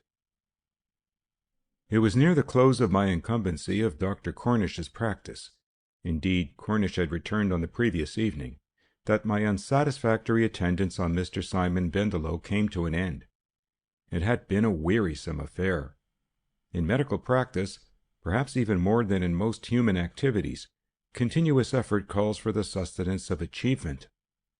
A patient who cannot be cured or even substantially relieved is of all patients the most depressing. Week after week I had made my fruitless visits, had watched the silent, torpid sufferer grow yet more shriveled and wasted, speculating even a little impatiently on the possible duration of his long-drawn-out passage to the grave. But at last the end came. "Good morning, Mrs. Morris," I said as that grim female opened the door and surveyed me impassively. "And how is our patient today?" "He isn't our patient any longer," she replied. "He's dead." "Huh," I exclaimed. "Well, it had to be, sooner or later. Poor Mr. Bendelow. When did he die?" "Yesterday afternoon, about 5, she answered. If you had sent me a note, I could have brought the certificate. However, I can post it to you. Shall I go up and have a look at him?" "You can if you like," she replied, "but the ordinary certificate won't be enough in this case. He is going to be cremated." "Oh, indeed," said I, once more unpleasantly conscious of my inexperience. "What sort of certificate is required for cremation?" "Oh, all sorts of formalities have to be gone through," she answered. "Just come into the drawing room and I will tell you what has to be done." She preceded me along the passage, and I followed meekly, anathematizing myself for my ignorance, and my instructors for having sent me forth crammed with academic knowledge, but with the practical business of my profession all to learn. "Why are you having him cremated?" I asked, as we entered the room and shut the door. "Because it is one of the provisions of his will," she answered. "I may as well let you see it." She opened a bureau and took from it a foolscap envelope, from which she drew out a folded document. This she first unfolded and then refolded, so that its concluding clauses were visible, and laid it on the flap of the bureau. Placing her finger on it, she said, "That is the cremation clause. You had better read it."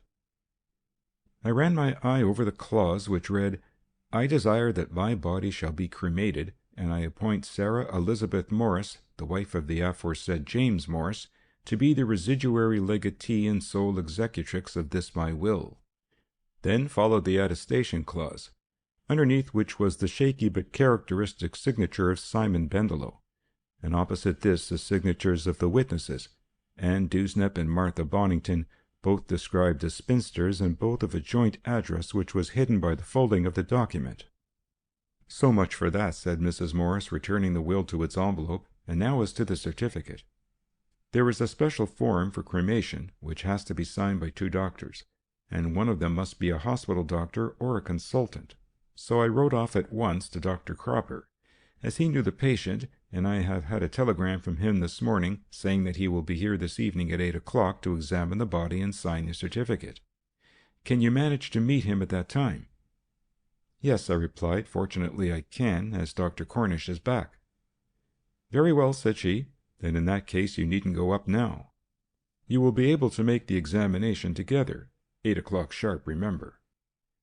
With this she reconducted me along the passage, and I had almost said ejected me, but she sped the parting guest with a business-like directness that was perhaps accounted for by their presence opposite the door of one of those grim parcels delivery vans in which undertakers distribute their wares, and from which a rough-looking coffin was at the moment being hoisted out by 2 men. The extraordinary promptitude of this proceeding so impressed me that I remarked, "They haven't been long making the coffin." "They didn't have to make it," she replied. "I ordered it a month ago. It's no use leaving things to the last moment." I turned away with somewhat mixed feelings. There was certainly a horrible efficiency about this woman. Executrix, indeed. Her promptness in carrying out the provisions of the will was positively appalling. She must have written to Cropper before the breath was fairly out of poor Mr. Bendelow's body, but her forethought in the matter of the coffin fairly made my flesh creep. Dr. Cornish made no difficulty about taking over the evening consultations. In fact, he had intended to do so in any case. Accordingly, after a rather early dinner, I made my way in leisurely fashion back to Hoxton, where after all I arrived fully 10 minutes too soon. I realized my prematureness when I halted at the corner of Market Street to look at my watch, and as 10 additional minutes of Mrs. Morris's society offered no allurement, I was about to turn back and fill up the time with a short walk, when my attention was arrested by a mast which had just appeared above the wall at the end of the street. With its black-painted truck and halyard blocks and its long tricolour pennant, it looked like the mast of a Dutch schoit or galliot, but I could hardly believe it possible that such a craft could make its appearance in the heart of London. All agog with curiosity, I hurried up the street and looked over the wall at the canal below. And there sure enough she was, a big Dutch sloop, broad-bosomed, massive, and medieval, just such a craft as one may see in the pictures of old Vandervelde, painted when Charles II was king. I leaned on the low wall and watched her with delighted interest as she crawled forward slowly to her berth, bringing with her, as it seemed, a breath of the distant sea and the echo of the surf murmuring on sandy beaches. I noted appreciatively her old-world air, her antique build, her gay and spotless paint, and the muslin curtains in the little windows of her deck-house, and was in fact so absorbed in watching her that the late Simon Bendelow had passed completely out of my mind. Suddenly, however, the chiming of a clock recalled me to my present business. With a hasty glance at my watch, I tore myself away reluctantly, darted across the street, and gave a vigorous pull at the bell.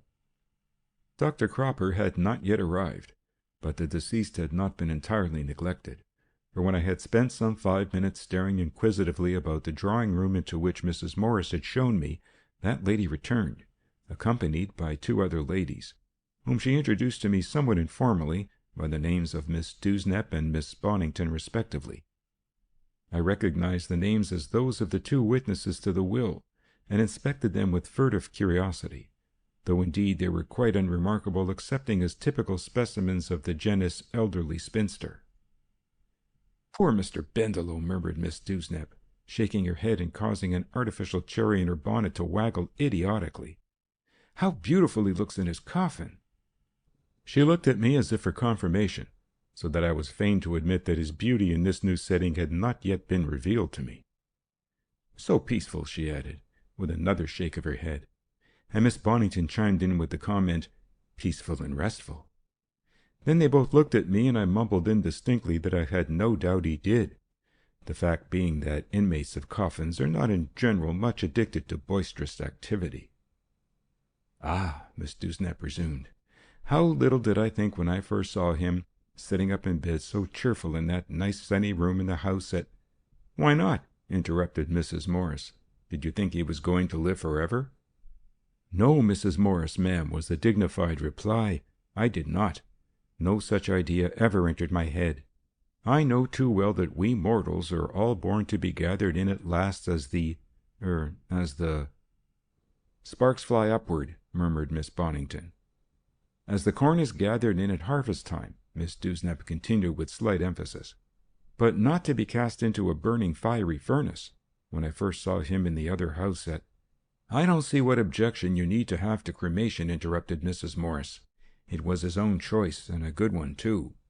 Look at those great cemeteries. What sense is there in letting the dead occupy the space that is wanted for the living?" "Well," said Miss Dewsnap, "I may be old-fashioned, but it does seem to me that a nice quiet funeral with plenty of flowers and a proper decent grave in a churchyard is the natural end to a human life.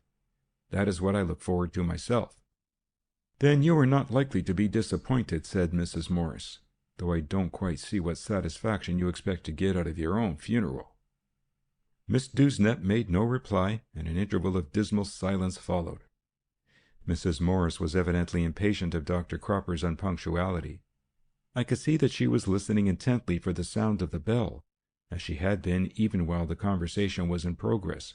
Indeed, I had been dimly conscious all the while of a sense of tension and anxiety on her part.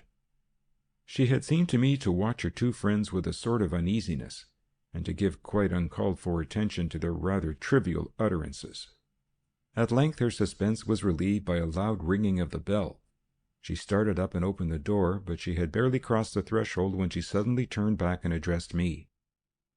"That will be Dr. Cropper. Perhaps you had better come out with me and meet him." It struck me as an odd suggestion, but I rose without comment and followed her along the passage to the street door, which we reached just as another loud peal of the bell sounded in the house behind us. She flung the door wide open, and a small spectacled man charged in and seized my hand, which he shook with violent cordiality. "How do you do, Mr. Morris?" he exclaimed. "So sorry to keep you waiting, but I was unfortunately detained at a consultation." Here Mrs. Morris sourly intervened to explain who I was, upon which he shook my hand again and expressed his joy at making my acquaintance. He also made polite inquiries as to the hostess's health, which she acknowledged gruffly over her shoulder as she preceded us along the passage, which was now pitch dark, and where Cropper dropped his hat and trod on it, finally bumping his head against the unseen wall in a frantic effort to recover it. When we emerged into the dimly lighted hall, I observed the 2 ladies peering inquisitively out of the drawing-room door, but Mrs. Morris took no notice of them, leading the way directly up the stairs to the room with which I was already familiar. It was poorly illuminated by a single gas bracket over the fireplace, but the light was enough to show us a coffin resting on 3 chairs, and beyond it the shadowy figure of a man whom I recognized as Mr. Morris. We crossed the room to the coffin, which was plainly finished with zinc fastenings, in accordance with the regulations of the cremation authorities, and had let into the top what I first took to be a pane of glass, but which turned out to be a plate of clear celluloid. When we had made our salutations to Mr. Morris, Cropper and I looked in through the celluloid window. The yellow, shrunken face of the dead man, surmounted by the skull-cap which he had always worn, looked so little changed that he might still have been in the drowsy, torpid state in which I had been accustomed to see him. He had always looked so like a dead man that the final transition was hardly noticeable. "I suppose," said Morris, "you would like to have the coffin lid taken off?" "God bless my soul, yes!" exclaimed Cropper. "What are we here for? We shall want him out of the coffin, too." "Are you proposing to make a post-mortem?" I asked, observing that Dr. Cropper had brought a good-sized handbag. "It seems hardly necessary, as we both know what he died of." Cropper shook his head. "That won't do," said he. "You mustn't treat a cremation certificate as a mere formality. We have got to certify that we have verified the cause of death. Looking at a body through a window is not verifying the cause of death. We should cut a pretty figure in a court of law if any questions arose, and we had to admit that we had certified without any examination at all. But we needn't do much, you know.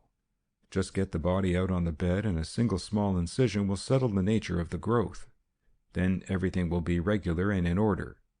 I hope you don't mind, Mrs. Morris," he added suavely, turning to that lady. "You must do what you think necessary," she replied indifferently.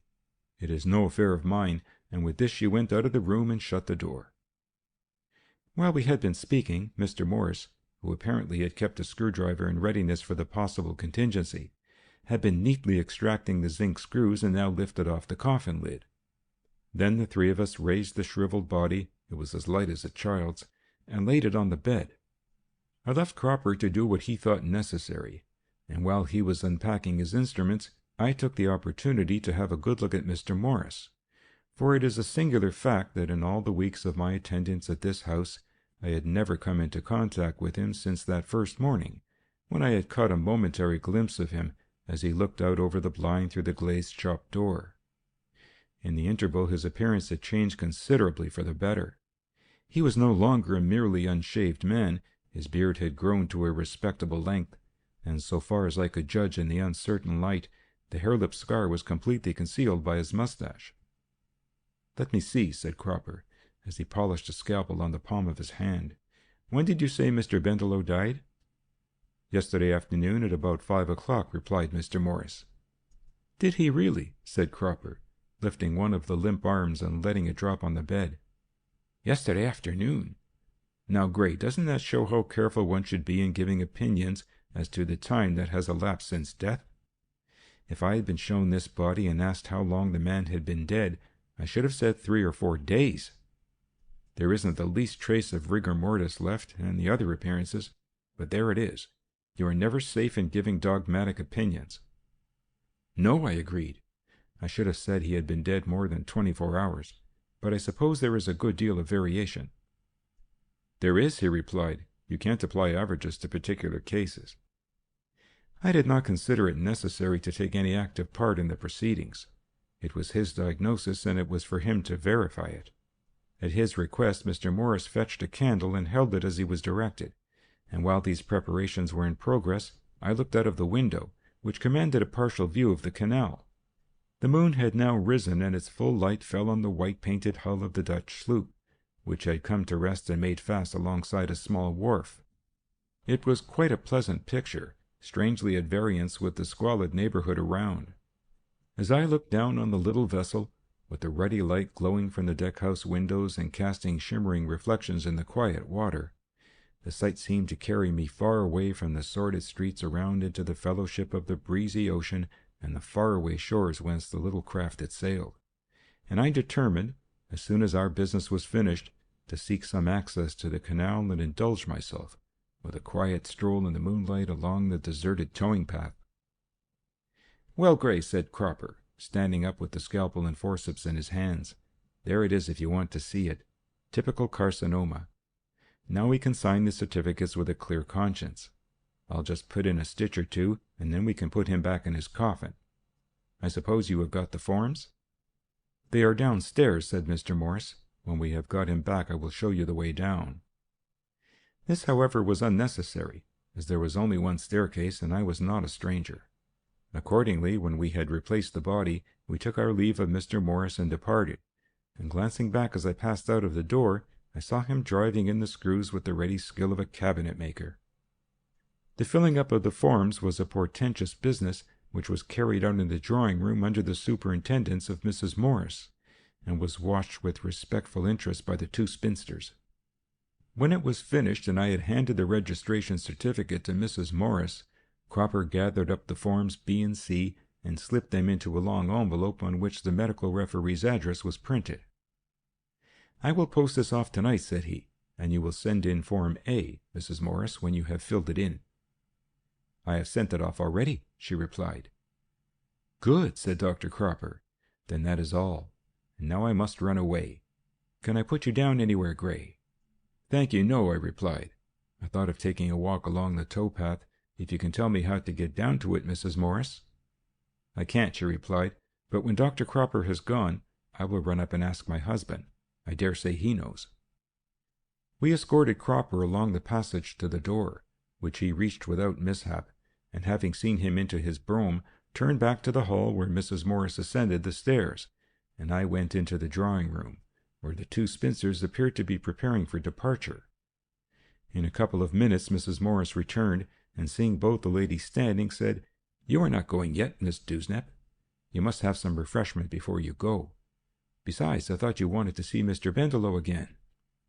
"So we should," said Miss Dewsnap. "Just a little peep, to see how he looks after—" "I will take you up in a minute," interrupted Mrs. Morris, "when Dr. Gray has gone." Then addressing me, she said, "My husband says that you can get down to the towpath through that alley nearly opposite. There is a flight of steps at the end which comes right out on the path." I thanked her for the direction, and having bidden farewell to the spinsters, was once more escorted along the passage and finally launched into the outer world. End of Chapter 8.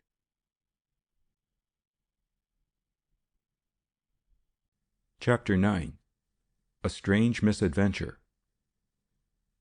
Although I had been in harness but a few weeks, it was with a pleasant sense of freedom that I turned from the door and crossed the road towards the alley.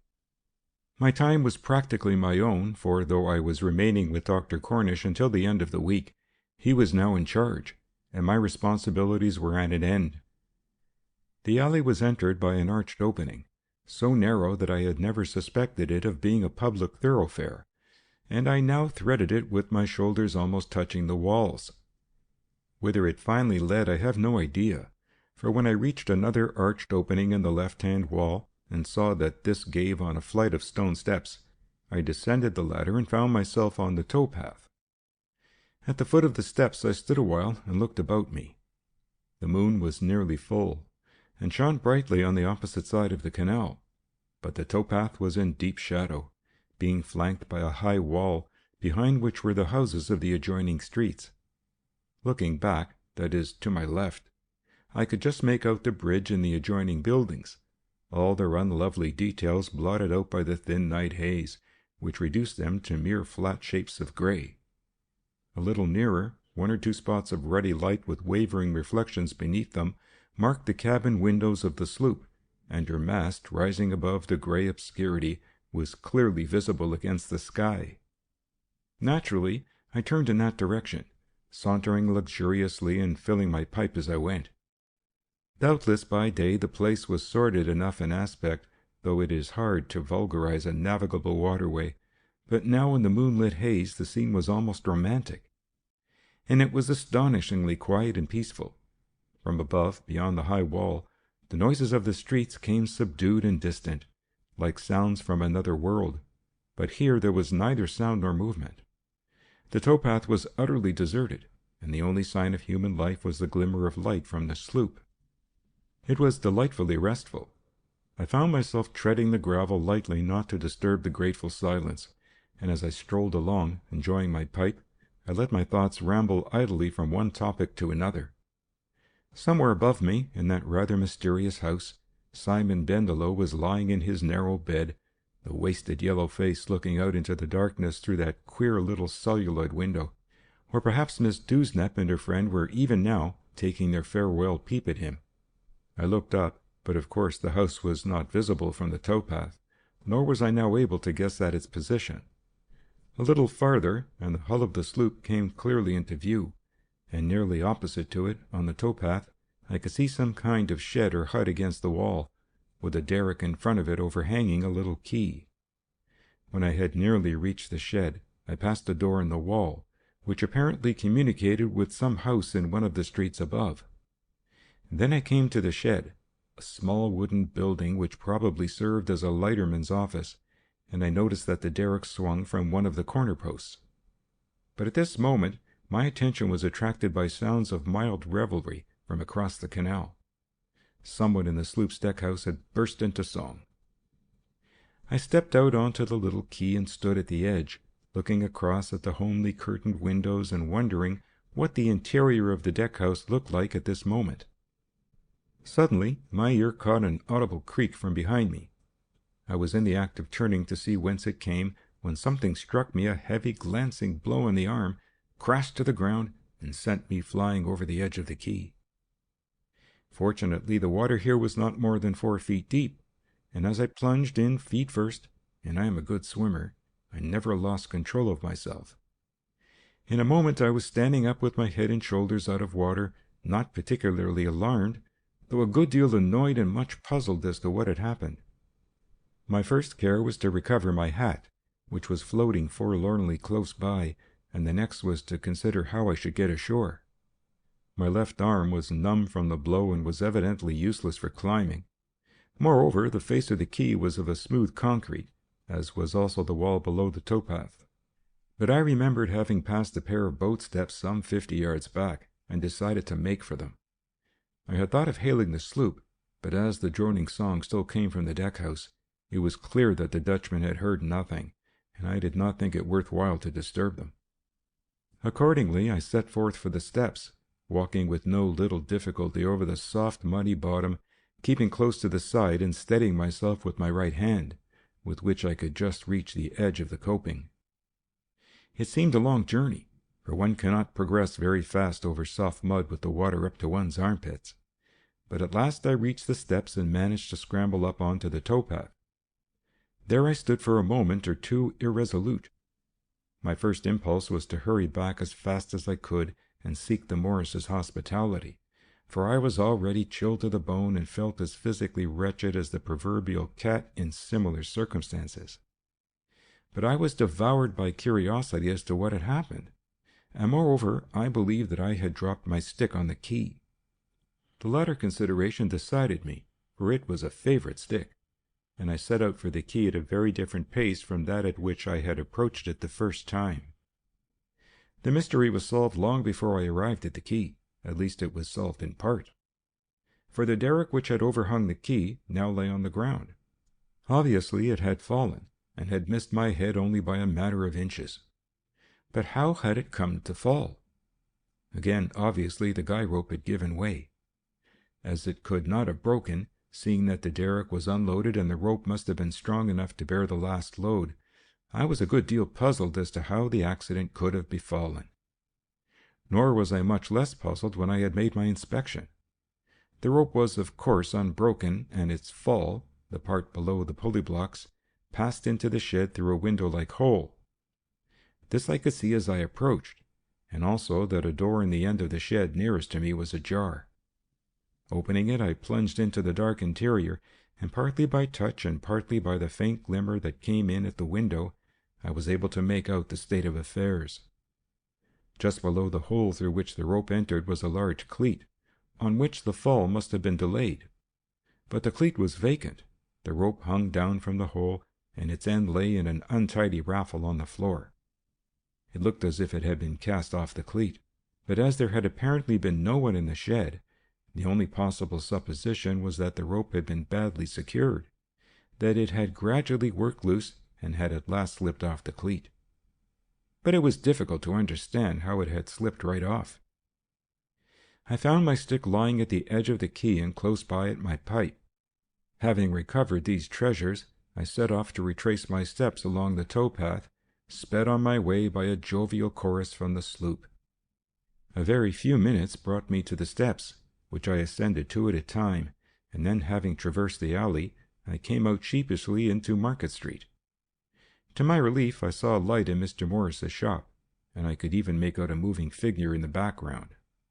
I hurried across, and opening the glazed door, entered the shop, at the back of which Mr. Morris was seated at a bench, filing some small object which was fixed in a vise. He looked round at me with no great cordiality, but suddenly observing my condition, he dropped this file on the bench and exclaimed, "Good Lord, Doctor! What on earth have you been doing?" "Nothing on earth," I replied with a feeble grin, "but something in the water. I've been into the canal." "But what for?" he demanded. "Oh, I didn't go in intentionally," I replied, and then I gave him a sketch of the incident, as short as I could make it, for my teeth were chattering and explanations were chilly work. However, he rose nobly to the occasion. "You'll catch your death of cold," he exclaimed, starting up. "Come in here and slip off your things at once, while I go for some blankets."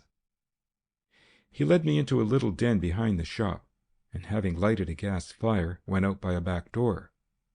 I lost no time in peeling off my dripping clothes, and by the time that he had returned, I was in a state in which I ought to have been when I took my plunge. "Here you are," said he. "Put on this dressing gown and wrap yourself in the blankets. We'll draw this chair up to the fire, and then you will be all right for the present." I followed his directions, pouring out my thanks as well as my chattering teeth would let me. "Oh, that's all right," said he. "If you will empty your pockets, the missus can put some of the things through the wringer, and then they'll soon dry. There happens to be a good fire in the kitchen, some advanced cooking on account of the funeral. You can dry your hat and boots here. If anyone comes to the shop, you might just press that electric bell push." When he had gone, I drew the Windsor armchair close to the fire and made myself as comfortable as I could, dividing my attention between my hat and my boots, which called for careful roasting, and the contents of the room. The latter appeared to be a sort of store for the reserve stock in trade, and certainly this was a most amazing collection. I could not see a single article for which I would have given sixpence. The array on the shelves suggested that the shop had been stocked with the sweepings of all the stalls in Market Street, with those of Shoreditch High Street thrown in. As I ran my eye along the ranks of dialless clocks, cracked fiddles, stopperless decanters, and tattered theological volumes, I found myself speculating profoundly on how Mr. Morris made a livelihood. He professed to be a dealer in antiques, and there was assuredly no question as to the antiquity of the goods in this room. But there is little pecuniary value in the kind of antiquity that is unearthed from a dust-bin. It was really rather mysterious. Mr. Morris was a somewhat superior man, and he did not appear to be poor. Yet this shop did not seem capable of yielding an income that would have been acceptable to a rag-picker. And during the whole of the time in which I sat warming myself, there was not a single visitor to the shop. However, it was no concern of mine, and I had just reached this sage conclusion when Mr. Morris returned with my clothes. "There," he said, "they are very creased and disreputable, but they are quite dry. They would have had to be cleaned and pressed in any case." With this he went out into the shop and resumed his filing, while I put on the stiff and crumpled garments. When I was dressed, I followed him and thanked him effusively for his kind offices, leaving also a grateful message for his wife. He took my thanks rather stolidly, and having wished me good night, picked up his file and fell to work again. I decided to walk home, principally I think to avoid exhibiting myself in a public vehicle. But my self-consciousness soon wore off, and when in the neighbourhood of Clerkenwell I perceived Dr. Usher, on the opposite side of the street, I crossed the road and touched his arm. He looked round quickly, and recognizing me, shook hands cordially. "What are you doing in my beat at this time of night?" he asked. "You are not still at Cornish's, are you?" "Yes," I answered, "but not for long. I have just made my last visit and signed the death certificate." "Good man," said he, "very methodical. Nothing like finishing a case up neatly. They didn't invite you to the funeral, I suppose?" "No," I replied, "and I shouldn't have gone if they had."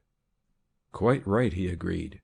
Funerals are rather outside medical practice, but you have to go sometimes. Policy, you know. I had to go to one the day before yesterday. Beastly nuisance it was. Chappie would insist on putting me down at my door in the morning coach. Meant well, of course, but it was very awkward. All the neighbors came to their shop doors and grinned as I got out. Felt an awful fool.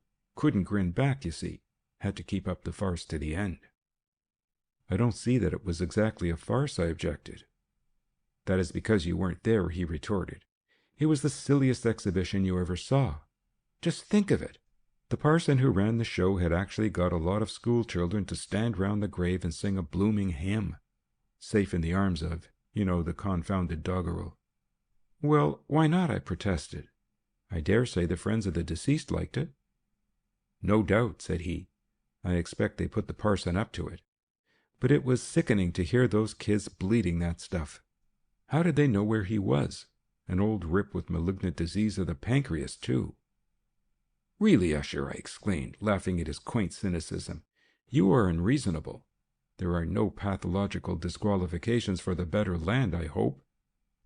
I suppose not, he agreed with a grin. Don't have to show a clean bill of health before they let you in. But it was a trying business, you must admit. I hate cant of that sort, and yet one had to pull a long face and join in the beastly chorus. The picture that his last words suggested was too much for my gravity. I laughed long and joyously. However, Usher was not offended. Indeed, I suspect that he appreciated the humor of the situation as much as I did. But he had trained himself to an outward solemnity of manner that was doubtless a valuable asset in his particular class of practice, and he walked at my side in unmoved gravity, taking an occasional quick critical look at me. When we came to the parting of our ways, he once more shook my hand warmly and delivered a little farewell speech. You'd never been to see me, Gray. Haven't had time, I suppose. But when you are free, you might look me up one evening to have a smoke and a glass and talk over old times. There's always a bit of grub going, you know. I promised to drop in before long, and then he added, I gave you 1 or 2 tips when I saw you last. Now I'm going to give you another. Never neglect your appearance. It's a great mistake. Treat yourself with respect, and the world will respect you. No need to be a dandy, but just keep an eye on your tailor and your laundress, especially your laundress. Clean collars don't cost much, and they pay, and so does a trousers press. People expect a doctor to be well turned out.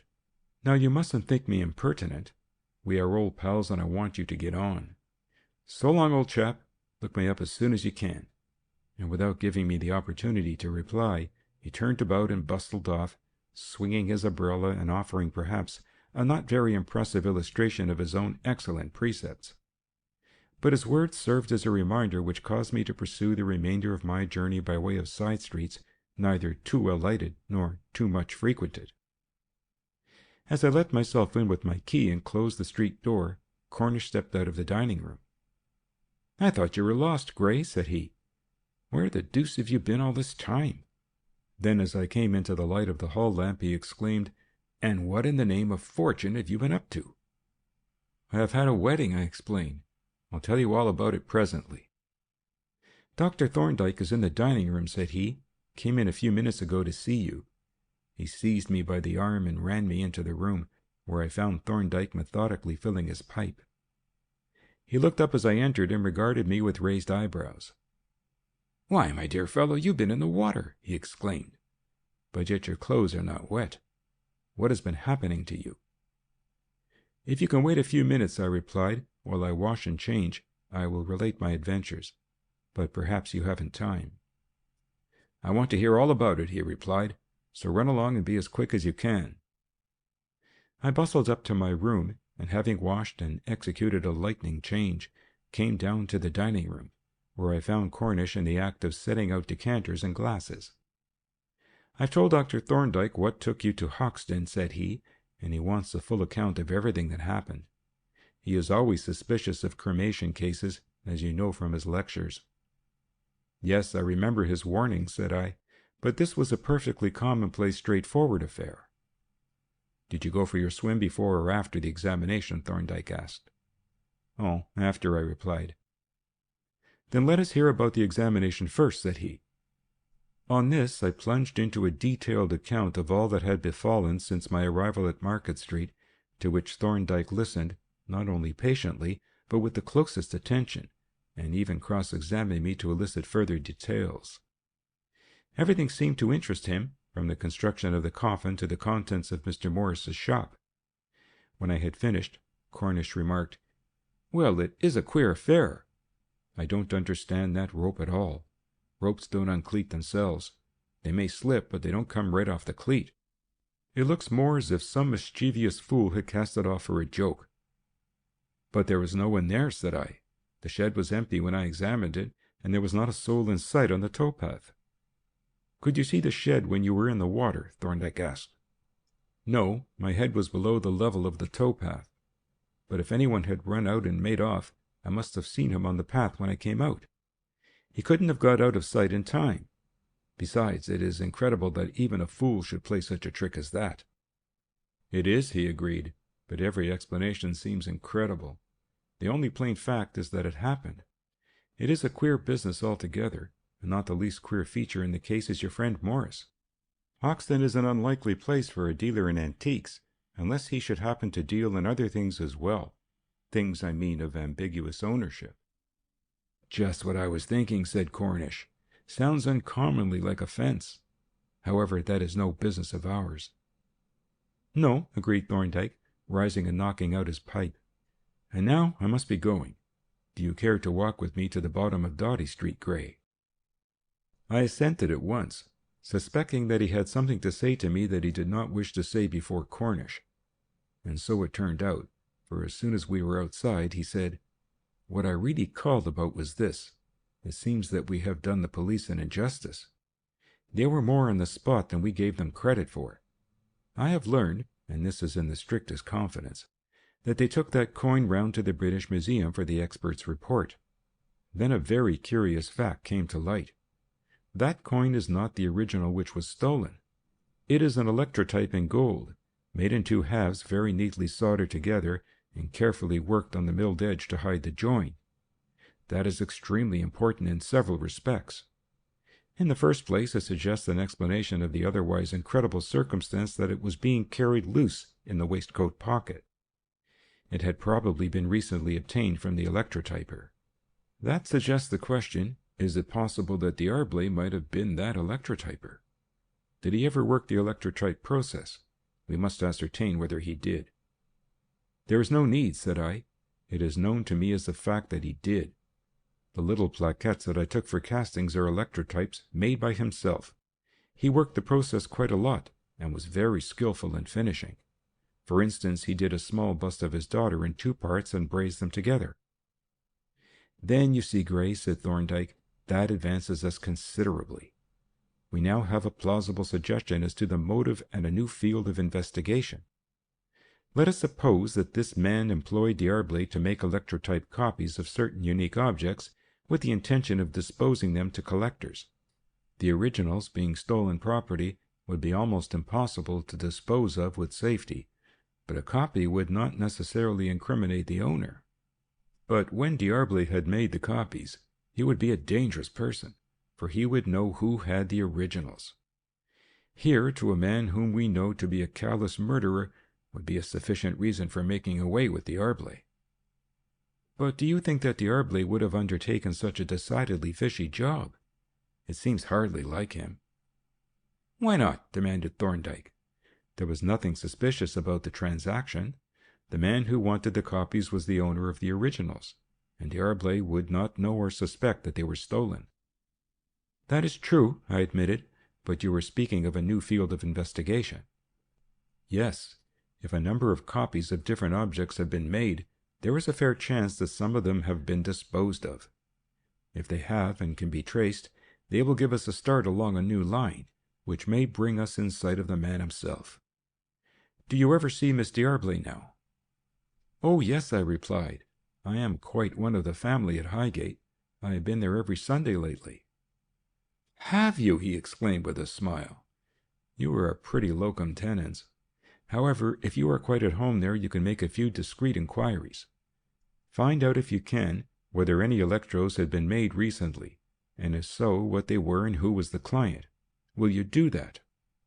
I agreed readily, only too glad to take an active part in the investigation, and having by this time reached the end of Doughty Street, I took leave of Thorndyke and made my way back to Cornish's house. End of chapter 9.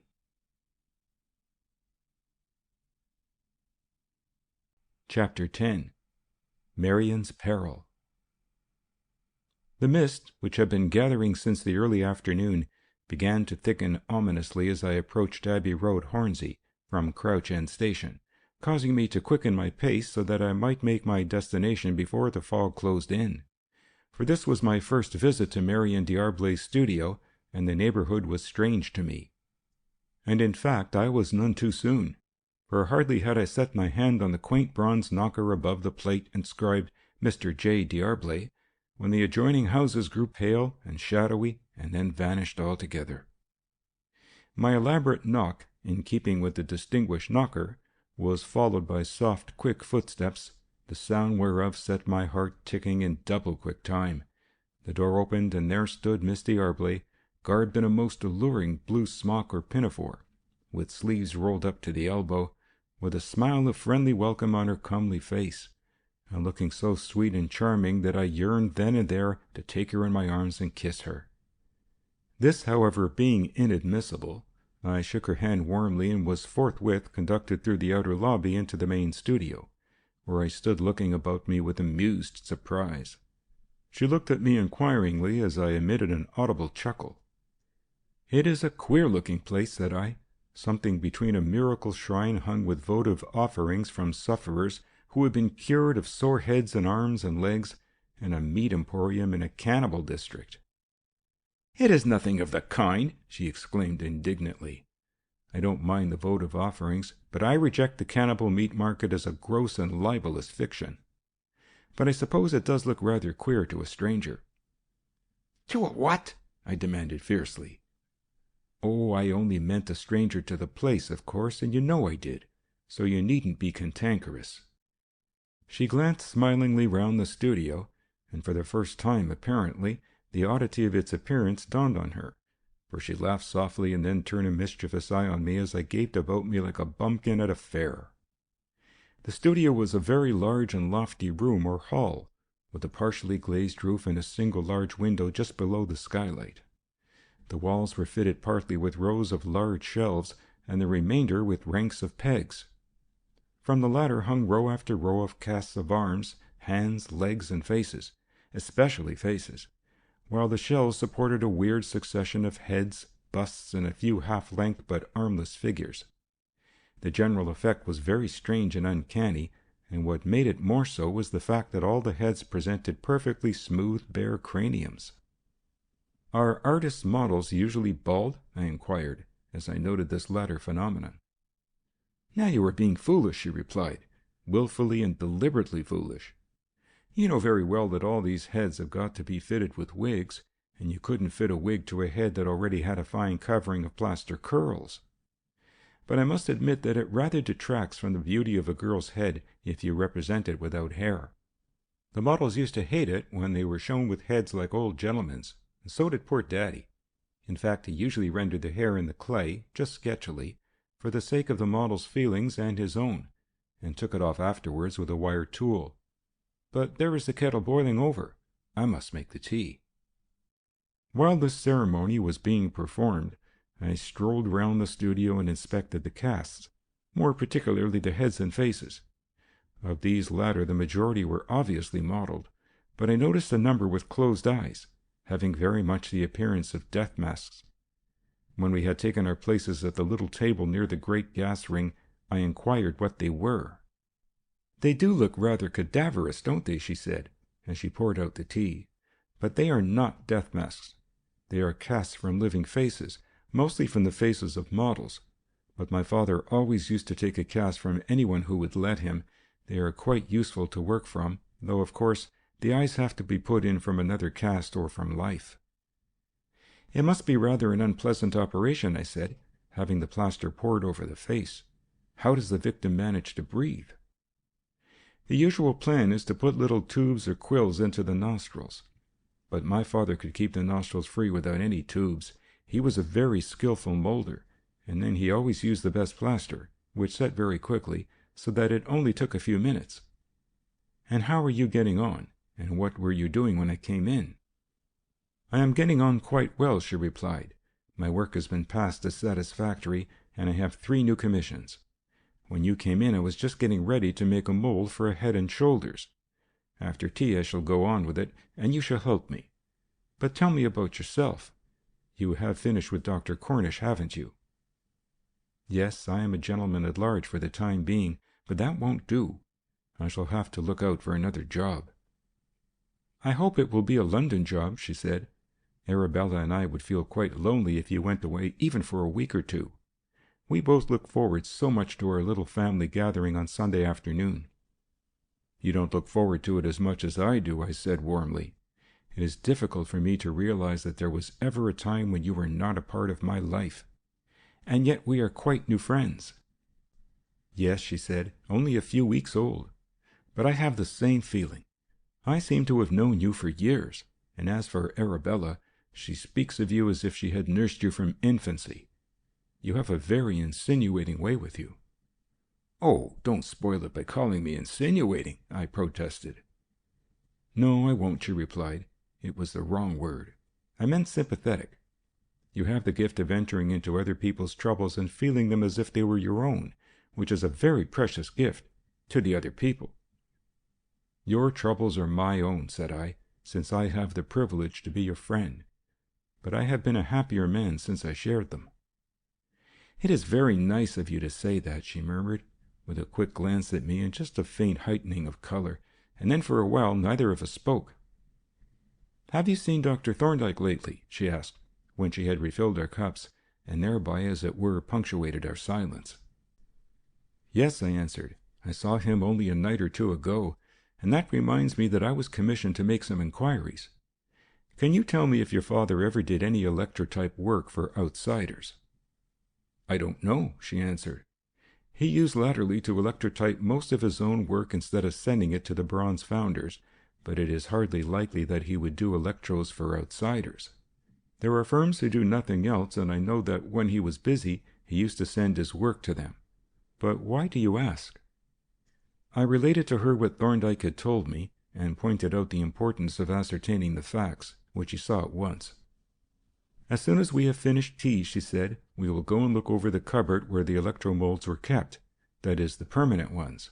The gelatin molds for works in the round couldn't be kept. They were melted down again. But the waterproof plaster molds were stored away in this cupboard, and the gutta-percha ones too, until they were wanted to soften down to make new molds. And even if the molds were destroyed, Father usually kept a cast. Would you be able to tell by looking through the cupboard? I asked. Yes, I should know a strange mold, of course, as I saw all the original work that he did. Have we finished? Then let us go and settle the question now.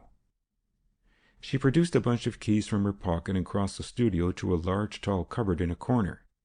Selecting a key, she inserted it and was trying vainly to turn it when the door came open.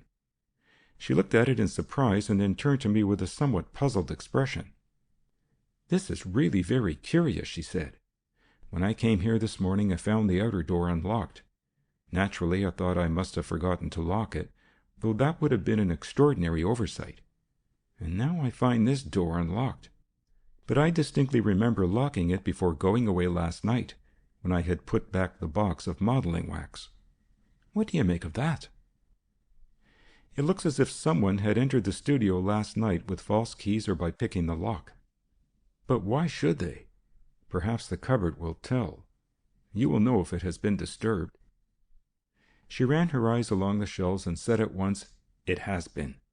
The things are all in disorder and one of the molds is broken. We had better take them all out and see if anything is missing, so far as I can judge, that is, for the molds were just as my father left them. We dragged the small work table to the cupboard and emptied the shelves one by one. She examined each mold as we took it out, and I jotted down a rough list at her dictation. When we had been through the whole collection and rearranged the molds on the shelves, they were mostly plaques and medallions, she slowly read through the list and reflected for a few moments. At length she said, I don't miss anything that I can remember, but the question is, were there any moles or casts that I did not know about? I am thinking of Dr. Thorndyke's question. If there were any, they have gone, so that question cannot be answered. We looked at one another gravely, and in both our minds was the same unspoken question. Who was it that had entered the studio last night? We had just closed the cupboard and were moving away when my eye caught a small object half hidden in the darkness under the cupboard itself, the bottom of which was raised by low feet about 1.5 inches from the floor. I knelt down and passed my hand into the shallow space and was just able to hook it out. It proved to be a fragment of a small plaster mold, saturated with wax and black-leaded on the inside. Miss D'Arblay stooped over it eagerly and exclaimed, "I don't know that one. What a pity it is such a small piece, but it is certainly part of a coin." "It is part of the coin," said I. "There can be no doubt of that. I examined the cast that Dr. Thorndyke made, and I recognize this as the same. There is the lower part of the bust, the letter C.A., the first 2 letters of Carolus, and the tiny elephant and castle. That is conclusive. This is the mold from which the electrotype was made. But I had better hand it to Dr. Thorndyke to compare with the cast that he has." I carefully bestowed the fragment in my tobacco pouch, as the safest place for the time being, and meanwhile Miss D'Arblay looked fixedly at me with a very singular expression. "You realize," she said in a hushed voice, "what this means? He was in here last night." I nodded. The same conclusion had instantly occurred to me, and a very uncomfortable one it was. There was something very sinister and horrid in the thought of that murderous villain quietly letting himself into this studio and ransacking his hiding places in the dead of the night. So unpleasantly suggestive was it that for a time neither of us spoke a word, but stood looking blankly at one another in silent dismay. And in the midst of the tense silence there came a knock at the door. We both started as if we had been struck. Then Miss D'Arblay, recovering herself quickly, said, "I had better go," and hurried down the studio to the lobby. I listened nervously, for I was a little unstrung. I heard her go into the lobby and open the outer door. I heard a low voice, apparently asking a question. The outer door closed, and then came a sudden scuffling sound and a piercing shriek. With a shout of alarm, I raced down the studio, knocking over a chair as I ran, and darted into the lobby just as the outer door slammed. For a moment I hesitated. Miss D'Arblay had shrunk into a corner, and stood in the semi-darkness with both her hands pressed tightly to her breast. But she called out excitedly, "Follow him! I am not hurt!" And on this I wrenched open the door and stepped out. But the first glance showed me that the pursuit was hopeless. The fog had now become so dense that I could hardly see my own feet. I dared not leave the threshold for fear of not being able to find my way back. Then she would be alone, and he was probably lurking close by even now. I stood irresolute, stock still, listening intently. The silence was profound. All the natural noises of a populous neighborhood seemed to be smothered by the dense blanket of dark yellow vapor. Not a sound came to my ear, no stealthy footfall, no rustle of movement. Nothing but stark silence. Uneasily I crept back until the open doorway showed as a dim rectangle of shadow, crept back and peered fearfully into the darkness of the lobby. She was still standing in the corner, an upright smudge of deeper darkness in the obscurity, but even as I looked, the shadowy figure collapsed and slid noiselessly to the floor. In an instant the pursuit was forgotten, and I darted into the lobby, shutting the outer door behind me, and dropped on my knees at her side. Where she had fallen, a streak of light came in from the studio, and the sight that it revealed turned me sick with terror. The whole front of her smock, from the breast downwards, was saturated with blood. Both her hands were crimson and gory, and her face was dead white to the lips. For an instant I was paralyzed with horror. I could see no movement of breathing, and the white face with its parted lips and half-closed eyes was as the face of the dead. But when I dared to search for the wound, I was a little reassured, for closely as I scrutinized it, the gory smock showed no sign of a cut excepting on the blood-stained right sleeve. And now I noticed a deep gash on the left hand, which was still bleeding freely, and was probably the source of the blood which had soaked the smock. There seemed to be no vital wound. With a deep breath of relief, I hastily tore my handkerchief into strips and applied the improvised bandage tightly enough to control the bleeding. Then with the scissors from my pocket case, which I now carried from habit, I laid open the blood-stained sleeve. The wound on the arm, just above the elbow, was quite shallow, a glancing wound, which tailed off upwards into a scratch. A turn of the remaining strip of bandage secured it for the time being, and this done, I once more explored the front of the smock, pulling its folds tightly apart in search of the dreaded cut. But there was none, and now the bleeding being controlled, it was safe to take measures of restoration. Tenderly, and not without effort, I lifted her and carried her into the studio, where was a shabby but roomy couch, on which poor D'Arblay had been accustomed to rest when he stayed for the night. On this I laid her, and fetching some water and a towel, dabbed her face and neck. Presently she opened her eyes and heaved a deep sigh, looking at me with a troubled, bewildered expression, and evidently only half conscious. Suddenly her eye caught the great blood stain on her smock, and her expression grew wild and terrified. For a few moments she gazed at me with eyes full of horror. Then, as the memory of her dreadful experience rushed back on her, she uttered a little cry and burst into tears, moaning and sobbing almost hysterically. I rested her head on my shoulder and tried to comfort her, and she, poor girl, weak and shaken by the awful shock, clung to me trembling and wept passionately with her face buried in my breast. As for me, I was almost ready to weep too, if only from sheer relief and revulsion from my late terrors. "Marion, darling," I murmured into her ear as I stroked her damp hair. "Poor dear little woman. It was horrible, but you mustn't cry any more now. Try to forget it, dearest." She shook her head passionately. "I can never do that," she sobbed. "It will haunt me as long as I live. Oh, and I am so frightened, even now. What a coward I am!" "Indeed you are not," I exclaimed. "You were just weak from loss of blood. Why did you let me leave you, Marion?" "I didn't think I was hurt, and I wasn't particularly frightened then, and I hoped that if you followed him you might be caught. Did you see him?" "No, there is a thick fog outside. I didn't dare to leave the threshold. Were you able to see what he was like?" She shuddered and choked down a sob. "He is a dreadful-looking man," she said. "I loathed him at the first glance. A beetle-browed, hook-nosed wretch, with a face like that of some horrible bird of prey. But I couldn't see him very distinctly, for it is rather dark in the lobby, and he wore a wide-brimmed hat, pulled down over his brows." "Would you know him again, and can you give a description of him that would be of use to the police?" "I am sure I should know him again," she said with a shudder. "It was a face that one could never forget, a hideous face, the face of a demon. I can see it now, and it will haunt me, sleeping and waking, until I die." Her words ended with a catch of the breath, and she looked piteously into my face with wide, terrified eyes. I took her trembling hand and once more drew her head to my shoulder. "You mustn't think that, dear," said I. "You are all unstrung now, but these terrors will pass. Try to tell me quietly just what this man was like. What was his height, for instance?" "He was not very tall, not much taller than I, and he was rather slightly built." "Could you see whether he was dark or fair?" "He was rather dark. I could see a shock of hair sticking out from under his hat, and he had a mustache with turned-up ends and a beard, a rather short beard." "And now as to his face. You say he had a hooked nose?"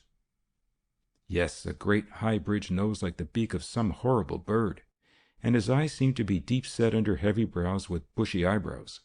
The face was rather thin, with high cheekbones, a fierce, scowling, repulsive face." "And the voice, should you know that again?" "I don't know," she answered. "He spoke in quite a low tone, rather indistinctly, and he said only a few words, something about having come to make some inquiries about the cost of a wax model. Then he stepped into the lobby and shut the outer door, and immediately, without another word, he seized my right arm and struck at me. But I saw the knife in his hand, and as I called out I snatched at it with my left hand, so that it missed my body and I felt it cut my right arm. Then I got hold of his wrist. But he had heard you coming and wrenched himself free. The next moment he had opened the door and rushed out, shutting it behind him." She paused and then added in a shaking voice, "If you had not been here, if I had been alone." "We won't think of that, Marion. You are not alone, and you will never be again in this place. I shall see to that." At this she gave a little sigh of satisfaction and looked into my face with the pallid ghost of a smile. "Then I shan't be frightened any more," she murmured, and closing her eyes she lay for a while, breathing quietly as if asleep. She looked very delicate and frail, with her waxen cheeks and the dark shadows under her eyes, but still I noted a faint tinge of color stealing back into her lips. I gazed down at her with fond anxiety, as a mother might look at a sleeping child that had just passed the crisis of a dangerous illness. Of the bare chance that had snatched her from imminent death I would not allow myself to think. The horror of that moment was too fresh for the thought to be endurable. Instead, I began to occupy myself with the practical question as to how she was to be got home. It was a long way to North Grove, some 2 miles, I reckoned, too far for her to walk in her present weak state, and there was the fog. Unless it lifted, it would be impossible for her to find her way, and I could give her no help, as I was a stranger to this locality. Nor was it by any means safe, for our enemy might still be lurking near, waiting for the opportunity that the fog would offer. I was still turning over these difficulties when she opened her eyes and looked up at me a little shyly. "I'm afraid I've been rather a baby," she said, "but I am much better now. Hadn't I better get up?" "No," I answered. "Lie quiet and rest. I am trying to think how you were to be got home. Didn't you say something about a caretaker?" "Yes, a woman in the little house next door, which really belongs to the studio. Daddy used to leave the key with her at night so that she could clean up. But I just fetch her in when I want her help. Why do you ask?" "Do you think she could get a cab for us?" "I am afraid not. There is no cab stand anywhere near here. But I think I could walk, unless the fog is too thick. Shall we go and see what it is like?" "I will go," said I, rising, but she clung to my arm. "You are not to go alone," she said in sudden alarm. "He may be there still." I thought it best to humor her, and accordingly helped her to rise. For a few moments she seemed rather unsteady on her feet, but soon she was able to walk, supported by my arm, to the studio door, which I opened, and through which wreaths of vapor drifted in. But the fog was perceptibly thinner, and even as I was looking across the road at the now faintly visible houses, 2 spots of dull yellow light appeared up the road, and my ear caught the muffled sound of wheels. Gradually the lights grew brighter, and at length there stole out of the fog the shadowy form of a cab with a man leading the horse at a slow walk. Here seemed a chance of escape from our dilemma. "Go in and shut the door while I speak to the cabman," said I. "He may be able to take us. I shall give 4 knocks when I come back." She was unwilling to let me go, but I gently pushed her in and shut the door, and then advanced to meet the cab.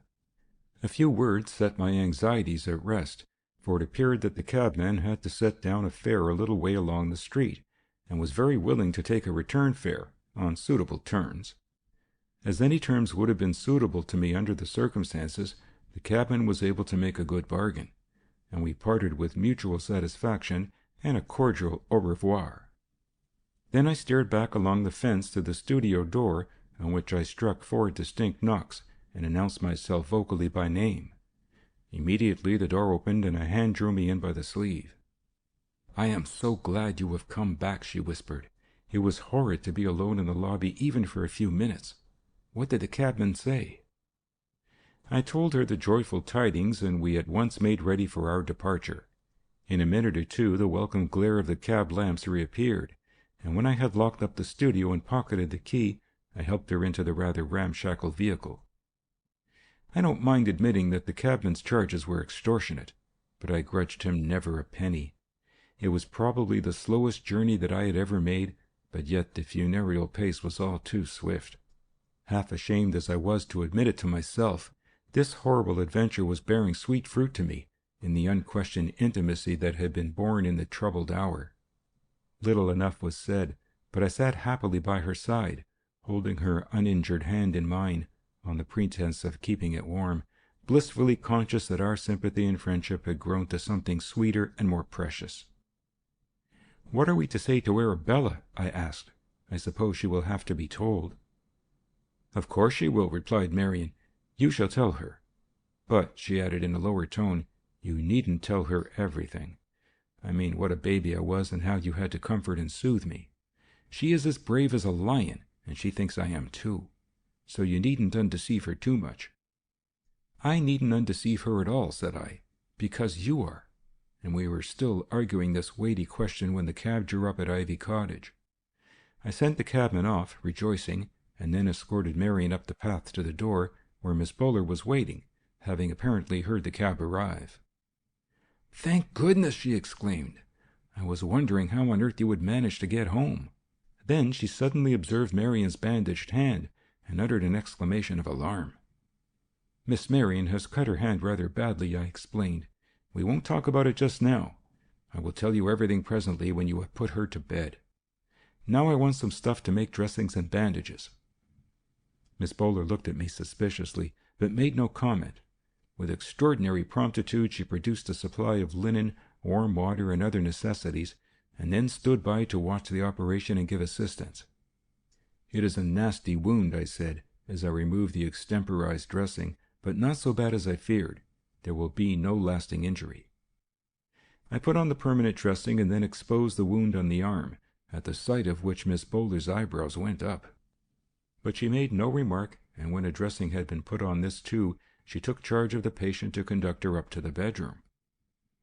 "I shall come up and see that she is all right before I go," said I, "and meanwhile, no questions, Arabella." She cast a significant look at me over her shoulder and departed with her arm about the patient's waist. The rites and ceremonies above stairs were briefer than I had expected. Perhaps the promised explanations had accelerated matters. At any rate, in a few minutes Miss Bowler bustled into the room and said, "You can go up now, but don't stop to gossip.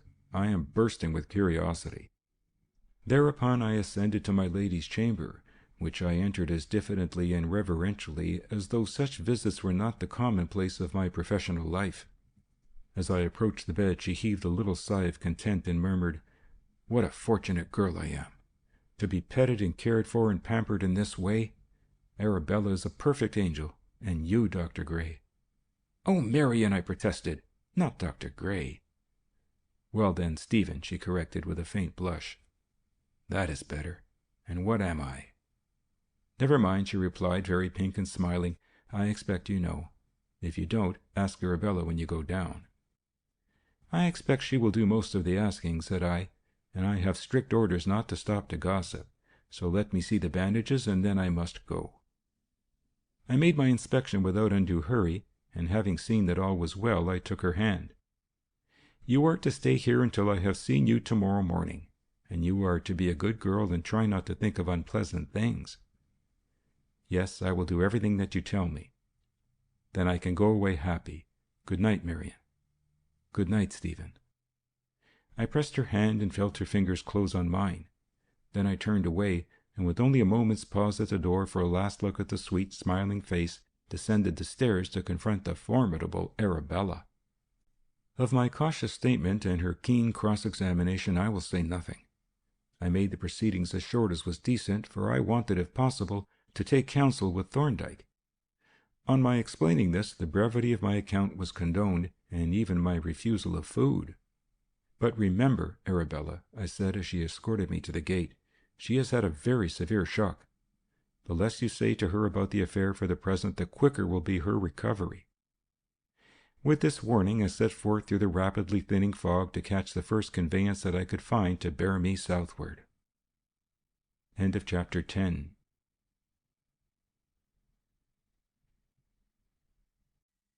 Chapter 11. Arms on the Man. The fog had thinned to a mere haze when the porter admitted me at the inner temple gate, so that as I passed the cloisters and looked through into Pump Court, I could see the lighted windows of the residents' chambers at the far end. The sight of them encouraged me to hope that the chambers in King's Bench Walk might throw out a similar hopeful gleam. Nor was I disappointed, and the warm glow from the windows of number 5A sent me tripping up the stairs profoundly relieved, though a trifle abashed at the untimely hour of my visit. The door was opened by Thorndyke himself, who instantly cut short my apologies. "Nonsense, Gray!" he exclaimed, shaking my hand. It is no interruption at all. On the contrary, how beautiful upon the staircase are the feet of him that bringeth, well, what sort of tidings? Not good, I am afraid, sir. Well, let us have them. Come and sit by the fire. He drew up an easy-chair, and having installed me in it, and taken a critical look at me, invited me to proceed. I accordingly proceeded bluntly to inform him that an attempt had been made to murder Miss D'Arblay. "Humph!" he exclaimed. "These are bad tidings indeed. I hope she is not injured in any way." I reassured him on this point, and gave him the details as to the patient's condition, and he then asked, "When did the attempt occur, and how did you hear of it?" "It happened this evening, and I was present." "You were present," he repeated, gazing at me in the utmost astonishment. "And what became of the assailant?" "He vanished into the fog," I replied. "Ah, yes, the fog. I had forgotten that. But now let us drop this question and answer method. Give me a narrative from the beginning, with the events in their proper sequence, and omit nothing, no matter how trivial." I took him at his word, up to a certain point. I described my arrival at the studio, the search in the cupboard, the sinister interruption, the attack, and the unavailing attempt at pursuit. As to what befell thereafter, I gave him a substantially complete account, with certain reservations, up to my departure from Ivy Cottage.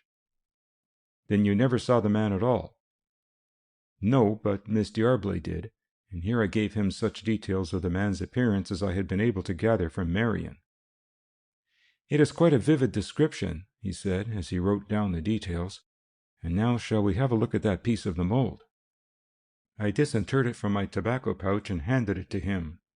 He glanced at it and then went to a cabinet, from a drawer in which he produced a little case containing Polton's casts of the guinea and a box, which he placed on the table and opened. From it he took a lump of moulding wax and a bottle of powdered French chalk. Pinching off a piece of the wax, he rolled it into a ball, dusted it lightly with the chalk powder, and pressed it with his thumb into the mold. It came away on his thumb, bearing a perfect impression of the inside of the mold. "That settles it," said he, taking the obverse cast from the case and laying it on the table beside the wax squeeze. "The squeeze and the cast are identical. There is now no possible doubt that the electrotype guinea that was found in the pond was made by Julius D'Arblay. Probably it had been delivered by him to the murderer on the very evening of his death. So we are undoubtedly dealing with that same man. It is a most alarming situation." "It would be alarming if it were any other man," I remarked. "No doubt," he agreed, "but there is something very special about this man. He is a criminal of a type that is almost unknown here, but is not uncommon in South European and Slav countries. You find him, too, in the United States, principally among the foreign-born or alien population. He is not a normal human being. He is an inveterate murderer, to whom a human life does not count at all. And this type of man continually grows more and more dangerous for two reasons. First, the murder habit becomes more confirmed with each crime. Second, there is virtually no penalty for the succeeding murders, for the first one entails the death sentence, and 50 murders can involve no more. This man killed Van Zelen as a mere incident of a robbery. Then he appears to have killed D'Arblay to secure his own safety, and he is now attempting to kill Miss D'Arblay, apparently for the same reason. And he will kill you and he will kill me if our existence is inconvenient or dangerous to him. We must bear that in mind and take the necessary measures." "I can't imagine," said I, "what motive he can have for wanting to kill Miss D'Arblay." "Probably he believes that she knows something that would be dangerous to him, something connected with those molds, or perhaps something else. We are rather in the dark. We don't know for certain what it was he came to look for when he entered the studio, or whether or not he found what he wanted. But to return to the danger, it is obvious that he knows the Abbey Road district well, for he found his way to the studio in the fog. He may be living close by. There is no reason why he should not be. His identity is quite unknown." "That is a horrid thought," I exclaimed. "It is," he agreed, "but it is the assumption that we have to act upon. We must not leave a loophole unwatched. He mustn't get another chance." No, I concurred warmly. He certainly must not, if we can help it. But it is an awful position. We carry that poor girl's life in our hands, and there is always the possibility that we may be caught off our guard, just for a moment. He nodded gravely. You are quite right, Gray. An awful responsibility rests on us. I am very unhappy about this poor young lady. Of course there is the other side, but at present we are concerned with Miss D'Arblay's safety. What other side is there? I demanded. I mean, he replied, that if we can hold out, this man is going to deliver himself into our hands. What makes you think that? I asked eagerly. I recognize a familiar phenomenon, he replied. My large experience and extensive study of crimes against the person has shown me that in the overwhelming majority of cases of obscure crimes, the discovery has been brought about by the criminal's own efforts to make himself safe. He is constantly trying to hide his tracks and making fresh ones. Now this man is one of those criminals who won't let well alone. He kills Van Zelen and disappears, leaving no trace. He seems to be quite safe. But he is not satisfied. He can't keep quiet. He kills D'Arblay, he enters the studio, he tries to kill Miss D'Arblay, all to make himself more safe. And every time he moves, he tells us something fresh about himself. If we can only wait and watch, we shall have him. What has he told us about himself this time? I asked. We won't go into that now, Gray. We have other business on hand. But you know all that I know as to the facts. If you will turn over those facts at your leisure, you will find that they yield some very curious and striking inferences. I was about to press the question when the door opened and Mr. Polton appeared on the threshold. Observing me, he crinkled benevolently, and then, in answer to Thorndyke's inquiring glance, said, I thought I had better remind you, sir, that you have not had any supper. Dear me, Polton, Thorndyke exclaimed. Now you mention it, I believe you are right. And I suspect that Dr. Gray is in the same case. So we place ourselves in your hands. Supper and pistols are what we want. Pistols, sir, exclaimed Polton, opening his eyes to an unusual extent and looking at us suspiciously.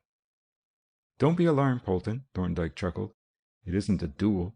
I just want to go over our stock of pistols and ammunition. At this I thought I detected a belligerent gleam in Polton's eye, but even as I looked, he was gone. Not for long, however. In a couple of minutes, he was back with a large handbag, which he placed on the table and again retired. Thorndyke opened the bag and took out quite a considerable assortment of weapons, single pistols, revolvers, and automatics, which he laid out on the table, each with its box of appropriate cartridges. I hate firearms, he exclaimed as he viewed the collection distastefully. They are dangerous things, and when it comes to business they are scurvy weapons. Any poltroon can pull a trigger, but we must put ourselves on equal terms with our opponent, who is certain to be provided. Which will you have? I recommend this baby Browning for portability. Have you had any practice? Only target practice, but I am a fair shot with a revolver. I have never used an automatic. We will go over the mechanism after supper, said he. Meanwhile, I hear the approach of Polton, and am conscious of a voracious interest in what he is bringing. When did you feed last? I had tea at the studio about 4:30. My poor Gray, he exclaimed, you must be starving. I ought to have asked you sooner. However, here comes relief. He opened a folding table by the fire just as Polton entered with the tray, on which I was gratified to observe a good-sized dish cover and a claret jug. Polton rapidly laid the little table and then, whisking off the cover, retired with a triumphant crinkle. You have a regular kitchen upstairs, I presume, said I, as we took our seats at the table, as well as a laboratory? And a pretty good cook, too, to judge by the results. Thorndyke chuckled. The kitchen and the laboratory are one, he replied, and Polton is the cook. An uncommonly good cook, as you suggest, but his methods are weird. These cutlets were probably grilled in the cupel furnace, but I have known him to do a steak with the braising jet.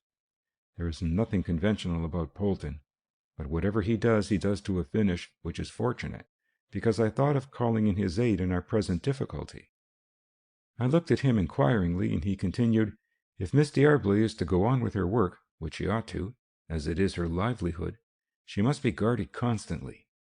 I had considered applying to Inspector Follett, and we may have to later, But for the present it will be better for us to keep our own counsel and play our own hand. We have two objects in view. First, and paramount, is the necessity of securing Miss D'Arblay's safety. But second, we want to lay our hands on this man, not to frighten him away, as we might do if we put the police on his track. When once we have him, her safety is secured forever, whereas if he were merely scared away, he would be an abiding menace. We have got to catch him, and at present he is catchable. Secure in his unknown identity, he is lurking within reach, ready to strike, but also ready to be pounced upon when we are ready to pounce. Let us keep him confident of his safety while we are gathering up the clues. Yes, I assented without much enthusiasm. What is it that you propose to do? Somebody, he replied, must keep watch over Miss D'Arblay from the moment she leaves her house until she returns to it.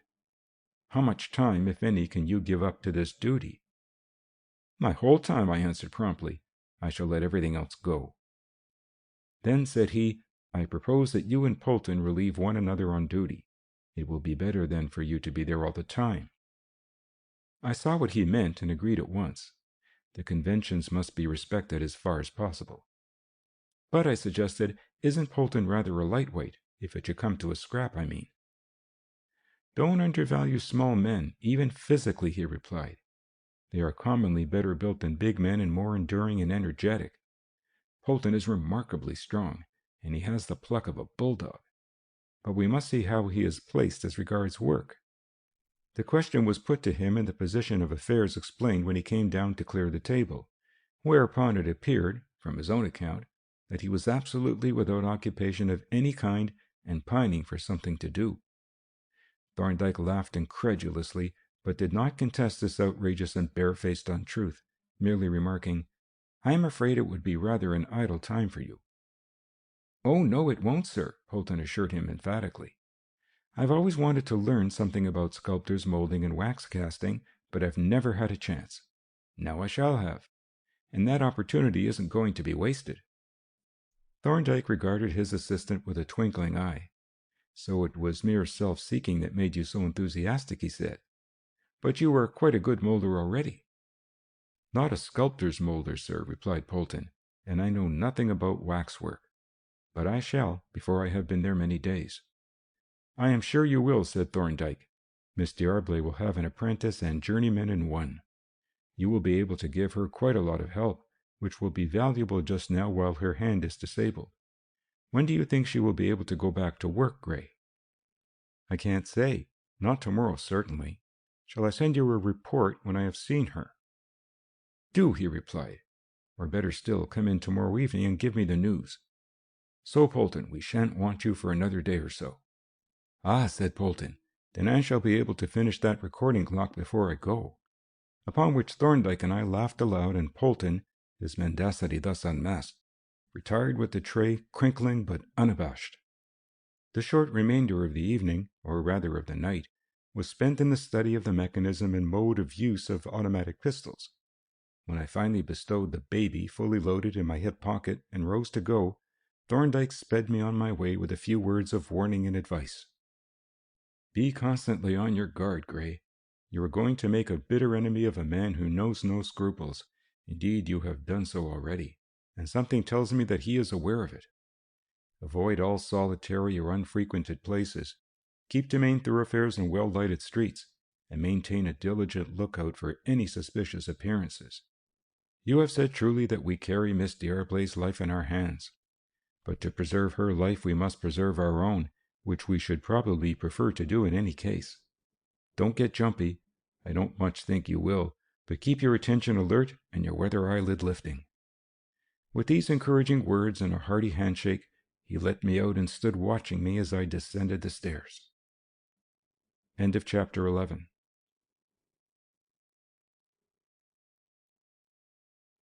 Chapter 12. A Dramatic Discovery. About 11 o'clock in the forenoon of the third day after the terrible events of that unforgettable night of the great fog, Marion and I drew up on our bicycles opposite the studio door. She was now outwardly quite recovered, excepting as to her left hand, but I noticed that, as I inserted the key into the door, She cast a quick, nervous glance up and down the road, and as we passed through the lobby, she looked down for one moment at the great blood stain on the floor and then hastily averted her face. "Now," I said, assuming a brisk, cheerful tone, "we must get to work. Mr. Polton will be here in half an hour, and we must be ready to put his nose on the grindstone at once." "Then your nose will have to go on first," she replied with a smile, "and so will mine, with 2 raw apprentices to teach and an important job waiting to be done. But dear me, what a lot of trouble I am giving." "Nothing of the kind, Marion," I exclaimed. "You are a public benefactor. Polton is delighted at the chance to come here and enlarge his experience. And as for me—" "Well, as for you?" She looked at me half shyly, half mischievously. "Go on. You've stopped at the most interesting point." "I think I had better not," said I. "We don't want the forewoman to get too uppish." She laughed softly, and when I had helped her out of her overcoat and rolled up the sleeve of her one serviceable arm, I went out to the lobby to stow away the bicycles and lock the outer door. When I returned, she had got out from the cupboard a large box of flake gelatin and a massive spouted bucket which she was filling at the sink. "Hadn't you better explain to me what we are going to do?" I asked. "Oh, explanations are of no use," she replied. "You just do as I tell you, and then you will know all about it. This isn't a school, it's a workshop. When we have got the gelatin into soak, I will show you how to make a plaster case." "It seems to me," I retorted, "that my instructress has graduated in the Academy of Squeers. Winder, Winder. Now go and clean one. Isn't that the method?" "Apprentices are not allowed to waste time in wrangling," she rejoined severely. "Go and put on one of Daddy's blouses, and I will set you to work." This practical method of instruction justified itself abundantly. The reasons for each process emerged at once as soon as the process was completed. And it was withal a pleasant method, for there is no comradeship so sympathetic as the comradeship of work, nor any which begets so wholesome and friendly an intimacy. But though there were playful and frivolous interludes, as when the forewoman's working hand became encrusted with clay and had to be cleansed with a sponge by the apprentice, we worked to such purpose that by the time Mr. Polton was due, the plaster bust, of which a wax replica was to be made, was firmly fixed on the work table on a clay foundation and surrounded by a carefully leveled platform of clay, in which it was embedded to half its thickness. I had just finished smoothing the surface when there came a knock at the outer door, on which Marion started violently and clutched my arm. But she recovered in a moment, and exclaimed in a tone of vexation, "How silly I am! Of course, it is Mr. Polton." It was. I found him on the threshold in rapt contemplation of the knocker, and looking rather like an archdeacon on tour.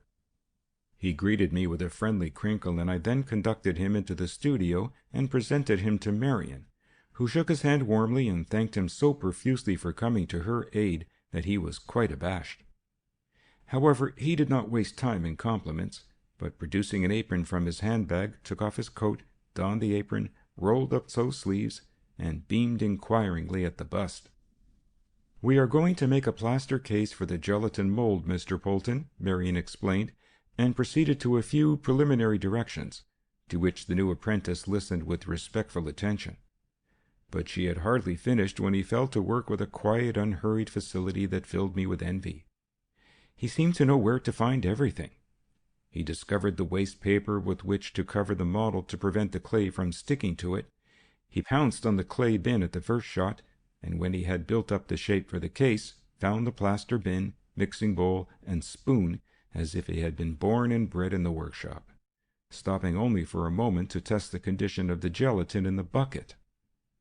"Mr. Polton," Marion said, after watching him for a while, "you are an impostor, a dreadful impostor. You pretend to come here as an improver, but you really know all about gelatin molding now, don't you?" Polton admitted apologetically that he had done a little in that way, but he added in extenuation, "I have never done any work in wax. And talking of wax, the doctor will be here presently." "Dr. Thorndyke?" Marion asked. "Yes, miss. He had some business in Holloway, so he thought he would come on here to make your acquaintance and take a look at the premises." "All the same, Mr. Polton," said I don't quite see the connection between Dr. Thorndyke and wax." He crinkled with a slightly embarrassed air and explained that he must have been thinking of something that the doctor had said to him, but his explanations were cut short by a knock at the door. "That is his knock," said Polton, and he and I together proceeded to open the door, when I inducted the distinguished visitor into the studio and presented him to the presiding goddess. I noticed that each of them inspected the other with some curiosity, and that the first impressions appeared to be mutually satisfactory, though Marion was at first a little overawed by Thorndyke's impressive personality. "You mustn't let me interrupt your work," the latter said, when the preliminary politeness had been exchanged. "I have just come to fill in Dr. Gray's outlined sketches with details of my own observing. I wanted to see you, to convert a name into an actual person, to see the studio for the same reason, and to get as precise a description as possible of the man whom we are trying to identify. Will it distress you to recall his appearance?" She had turned a little pale at the mention of her late assailant, but she answered stoutly enough, "Not at all. Besides, it is necessary." "Thank you," said he. "Then I will read out the description that I had from Dr. Gray, and we will see if you can add anything to it." He produced a notebook, from which he read out the particulars that I had given him, at the conclusion of which he looked at her inquiringly. "I think that is all that I remember," she said. "There was very little light, and I really only glanced at him." Thorndyke looked at her reflectively. "It is a fairly full description," said he. "Perhaps the nose is a little sketchy. You speak of a hooked nose with a high bridge. Was it a curved nose of the Jewish type, or a squarer Roman nose?" "It was rather square in profile, a Wellington nose, but with a rather broad base, like a vulture's beak, and very large." "Was it actually a hooked nose? I mean, had it a drooping tip?"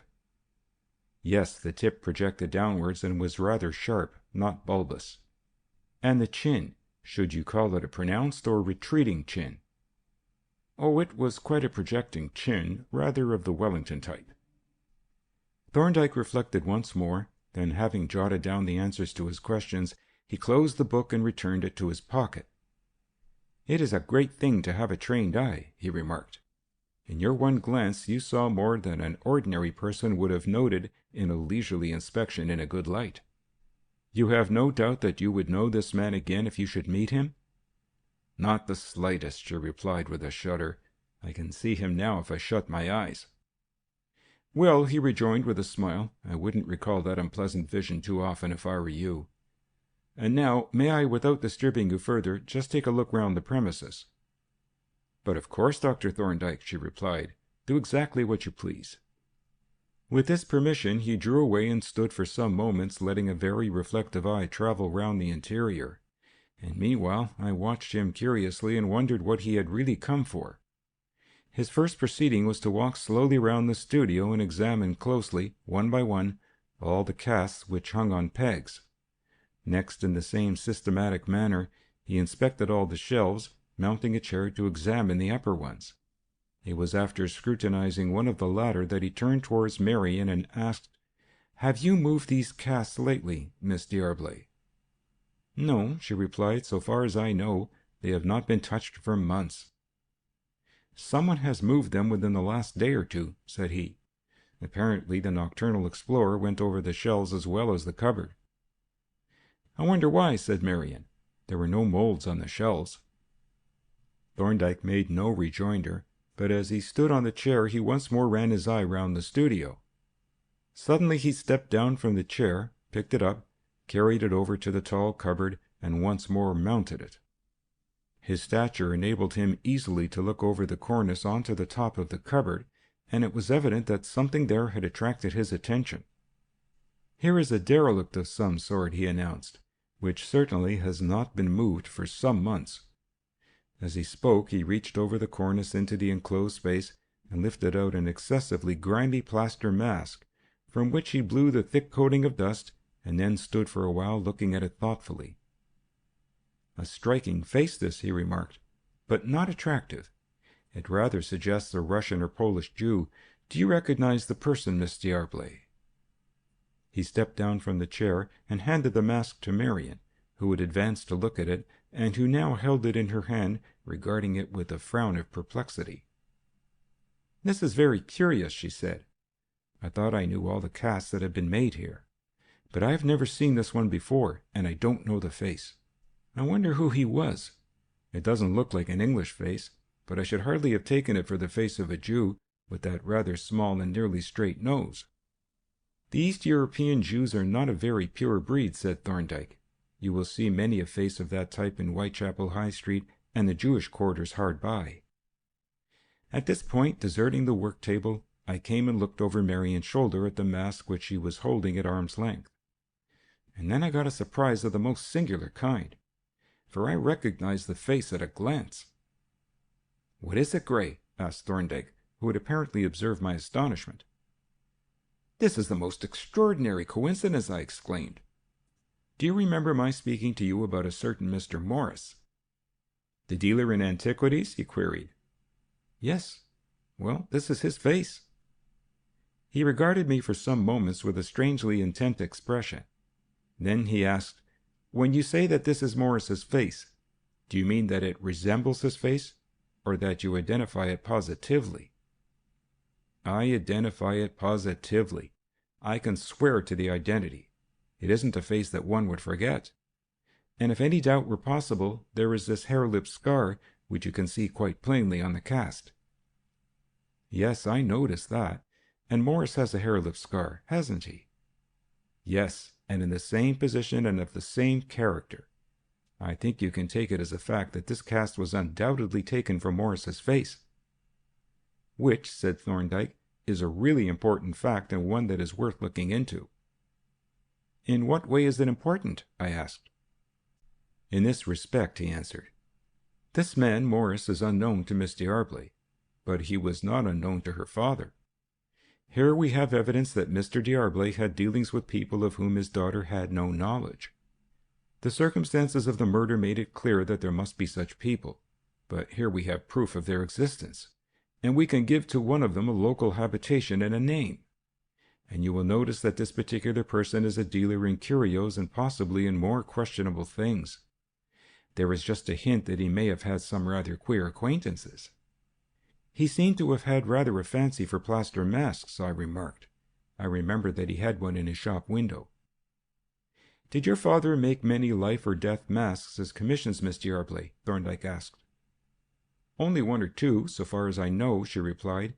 "There is very little demand for portrait masks nowadays. Photography has superseded them." "That is what I should have supposed," said he. "This would be just a chance commission.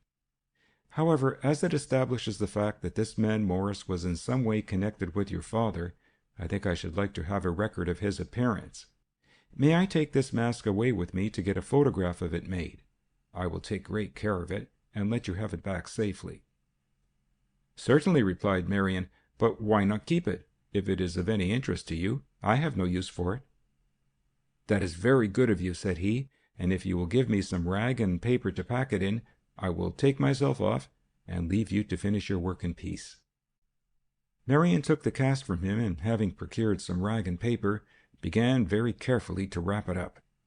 While she was thus engaged, Thorndyke stood, letting his eye travel once more round the studio. "I see," he remarked, "that you have quite a number of masks molded from life or death, though I understand that they were not commissions."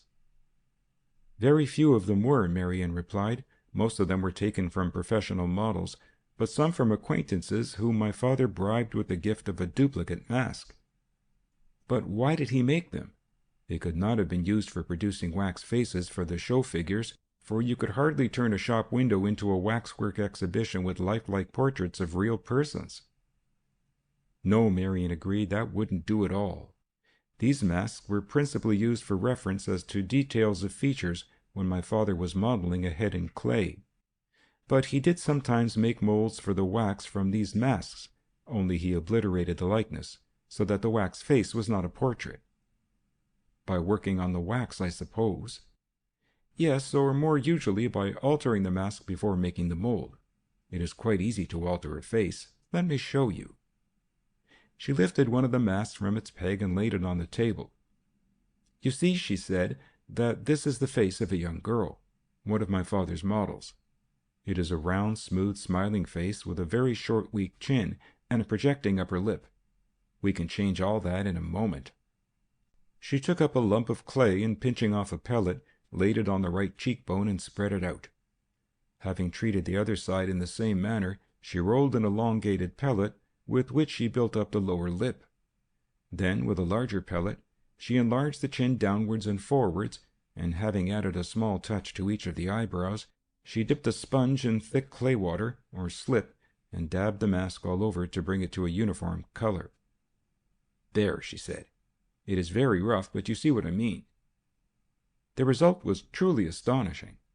The weak, chubby, girlish face had been changed by these few touches into the strong, coarse face of a middle-aged woman.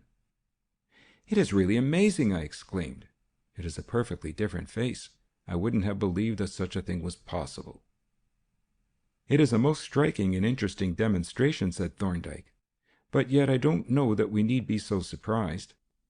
If we consider that of all the millions of persons in this island alone, each one has a face which is different from any other, and yet all those faces are made up of the same anatomical parts, we realize that the differences which distinguish one face from another must be excessively subtle and minute." "We do," agreed Marion, "especially when we are modeling a portrait bust and the likeness won't come, although every part appears to be correct and all the measurements seem to agree. A true likeness is an extraordinarily subtle and exact piece of work." "So I have always thought," said Thorndyke, "but I mustn't delay you any longer. May I have my precious parcel?" Marion handed him the not very presentable bundle with a smile and a bow. He then took his leave of her, and I escorted him to the door, where he paused for a moment as we shook hands. "You are bearing my advice in mind, I hope, Gray," he said. "As to keeping clear of unfrequented places? Yes, I have been very careful in that respect, and I never go abroad without the pistol. It is in my hip pocket now. But I have seen no sign of anything to justify so much caution. I doubt if our friend is even aware of my existence, and in any case, I don't see that he has anything against me, excepting as Miss D'Arblay's watchdog." "Don't be too sure, Gray," he rejoined earnestly. "There may be certain little matters that you have overlooked. At any rate, don't relax your caution. Give all unfrequented places a wide berth and keep a bright lookout." With this final warning, he turned away and strode off down the road, while I re-entered the studio just in time to see Polton mix the first bowl of plaster, as Marion, having washed the clay from the transformed mask, dried it and rehung it on its peg. End of chapter 12.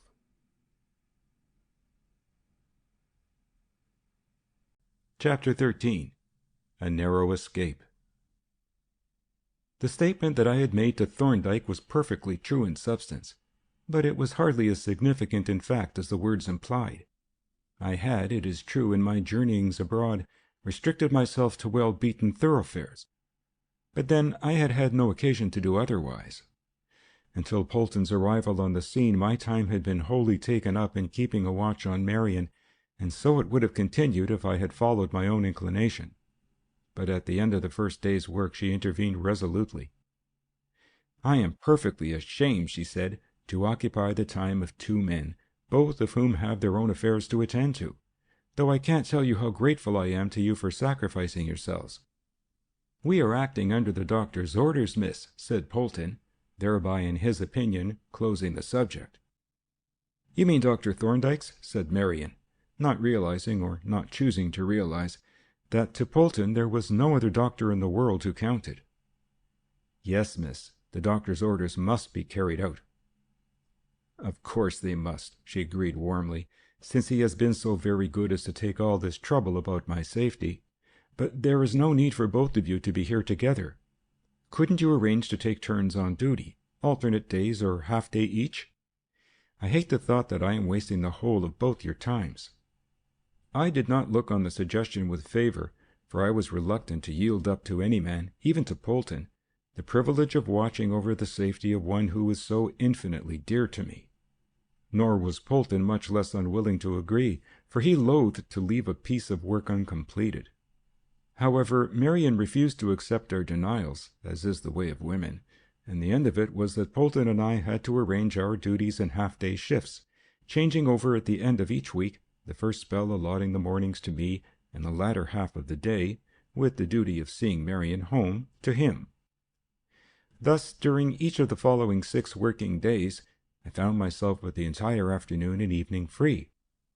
The former I usually spent at the hospital, but in the evenings, feeling too unsettled for study, I occupied myself very pleasantly with long walks through the inexhaustible streets, extending my knowledge of the town and making systematic explorations of such distant regions as Mile End, Kingsland, Dalston, Wapping, and the Borough. One evening I bethought me of my promise to look in on Usher. I did not find myself yearning for his society, but a promise is a promise.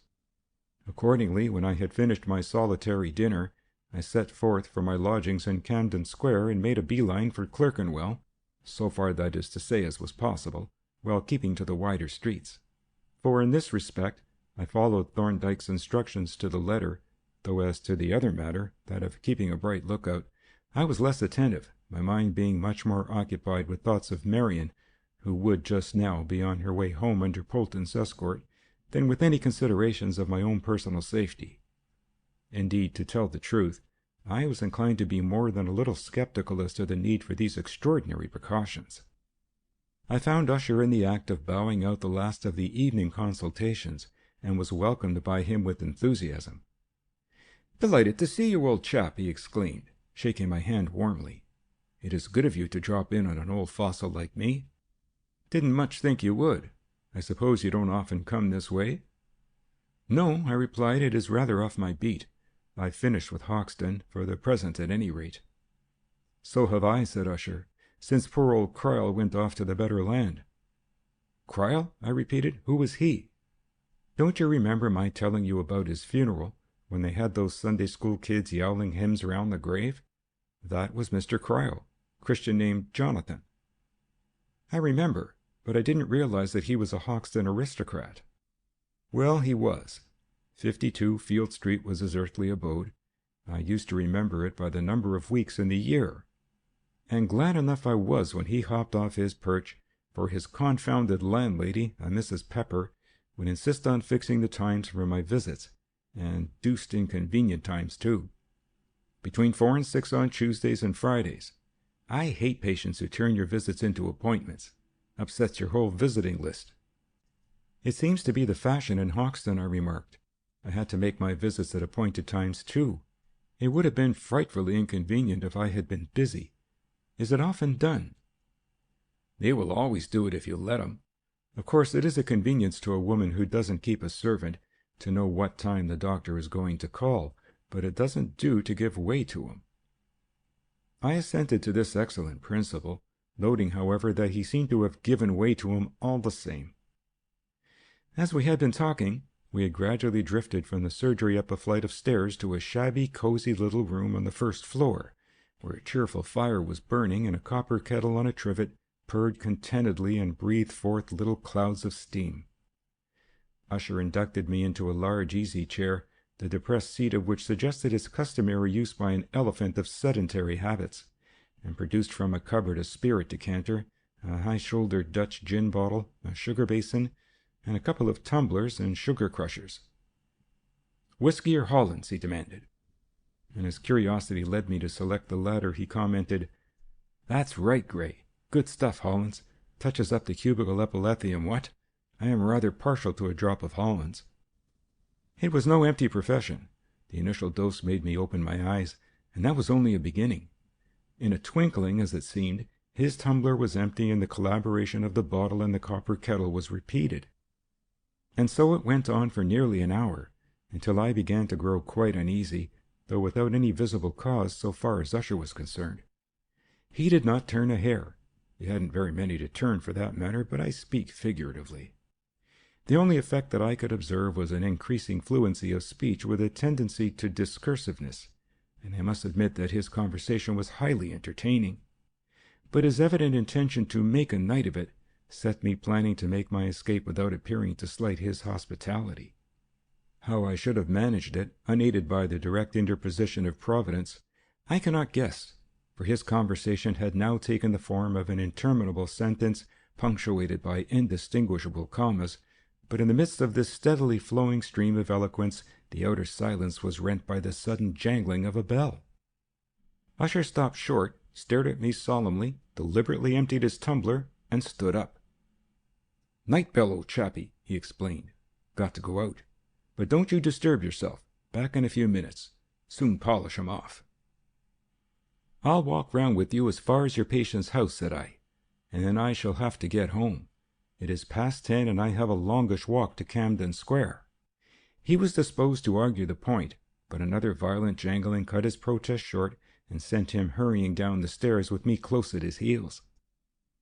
A couple of minutes later we were out in the street, following in the wake of a hurrying figure, and looking at Usher as he walked sedately at my side, with his top hat, his whiskers, and his inevitable umbrella. I had the feeling that all those jorums of Hollands had been consumed in vain. In appearance, in manner, in speech, and in gait, he was just his normal self, with never a hint of any change from the status quo ante bellum. Our course led us into the purlieus of St. John Street Road, where we presently turned into a narrow, winding, and curiously desolate little street, along which we proceeded for a few hundred yards, when our forerunner halted at a door into which he inserted a latch-key. When we arrived at the open door, inside which a shadowy figure was lurking, Usher stopped and held out his hand. "Good night, old chap," he said. "Sorry you can't come back with me. If you keep straight on and turn to the left at the crossroads, you will come out presently into King's Cross Road. Then you'll know your way. So long." He turned into the dark passage, the door was closed, and I went on my way. The little meandering street was singularly silent and deserted, and its windings cut off the light from the scanty street lamps so that stretches of it were in almost total darkness. As I strode forward, the echoes of my footfalls resounded with hollow reverberations which smote my ear, and ought to have smitten my conscience, causing me to wonder, with grim amusement, what Thorndyke would have said if he could have seen me thus setting his instructions at defiance.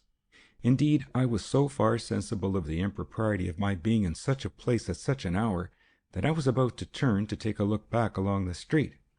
But at the very moment that I halted within a few feet of a street lamp, something struck the brim of my hat with a sharp, weighty blow like the stroke of a hammer, and I heard a dull thud from the lamp-post. In an instant I spun round, mighty fierce, whipping out my pistol, cocking it, and pointing it down the street as I raced back toward the spot from whence the missile had appeared to come. There was not a soul in sight, nor any sound of movement, and the shallow doorway seemed to offer no possible hiding place. But some 30 yards back I came suddenly on a narrow opening like an empty doorway, but actually the entrance to a covered alley not more than 3 feet wide and as dark as a pocket. This was evidently the ambush, which I had passed like a fool without observing it, and I halted beside it, with my pistol still pointed, listening intently and considering what I had better do. My first impulse had been to charge into the alley, but a moment's reflection showed the futility of such a proceeding. Probably my assailant had made off by some well-known outlet, but in any case it would be sheer insanity for me to plunge into that pitch-dark passage. For if he were still lurking there, he would be invisible to me, whereas I should be a clear silhouette against the dim light of the street. Moreover, I had seen no one, and I could not shoot at any chance stranger whom I might find there.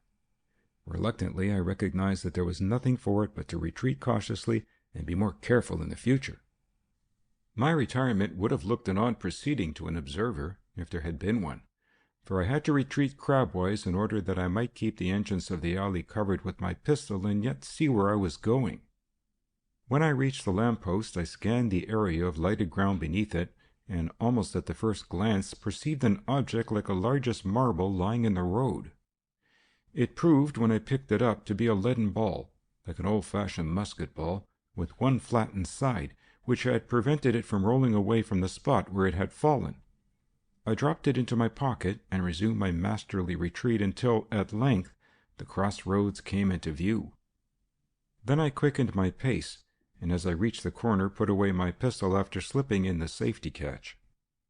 Once more out in the lighted and frequented main streets, my thoughts were free to turn over this extraordinary experience. But I did not allow them to divert me from a very careful lookout. All my skepticism was gone now.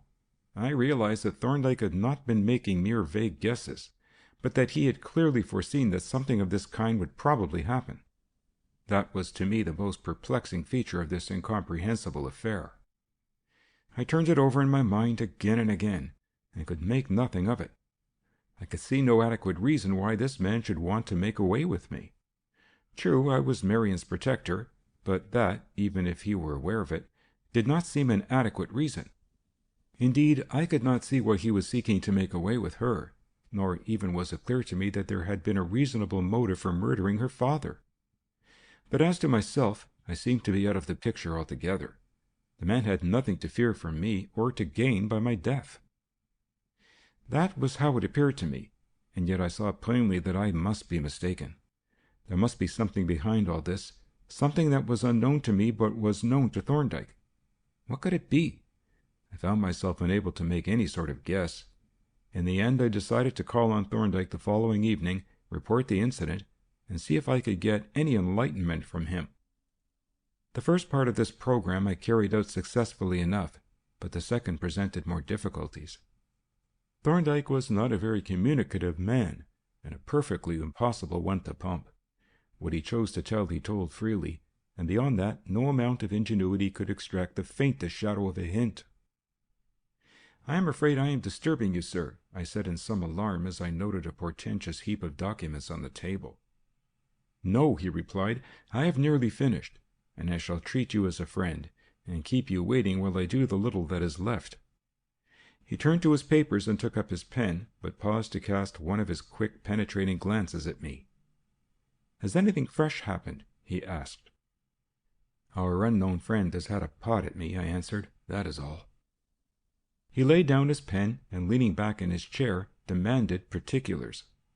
I gave him an account of what had happened on the preceding night, and taking the leaden ball from my pocket, laid it on the table. He picked it up, examined it curiously, and then placed it on the letter balance. "Just over half an ounce," he said. "It is a mercy it missed your head. With that weight and the velocity indicated by the flattening, it would have dropped you insensible with a fractured skull." And then he would have come along and put the finishing touches, I suppose, but I wonder how he shot the thing. Could he have used an air gun? Thorndyke shook his head. An air gun that would discharge a ball of that weight would make quite a loud report, and you say you heard nothing. You are quite sure of that, by the way? Perfectly. The place was as silent as the grave. Then he must have used a catapult, and an uncommonly efficient weapon it is in skillful hands, and as portable as a pistol. You mustn't give him another chance, Gray. I am not going to if I can help it, but what the deuce does the fellow want to pot at me for? It is a most mysterious thing. Do you understand what it is all about, sir? I do not, he replied. My knowledge of the facts of this case is nearly all second-hand knowledge, derived from you. You know all that I know, and probably more. That is all very well, sir, said I, but you foresaw that this was likely to happen. I didn't. Therefore you must know more about the case than I do. He chuckled softly. You are confusing knowledge and inference, said he. We had the same facts, but our inferences were not the same. It is just a matter of experience. You haven't squeezed out of the facts as much as they are capable of yielding. Come now, Gray. While I am finishing my work, you shall look over my notes of this case, and then you should take a sort of bird's-eye view of the whole case and see if anything new occurs to you. And you must add to those notes that this man has been at the enormous trouble of stalking you continuously, that he shadowed you to ushers, that he waited patiently for you to come out, that he followed you most skillfully, and took instant advantage of the first opportunity that you gave him. You might also note that he did not elect to overtake you and make a direct attack on you, as he did on Miss D'Arblay. Note those facts and consider what their significance may be. And now just go through this little dossier. It won't take you many minutes.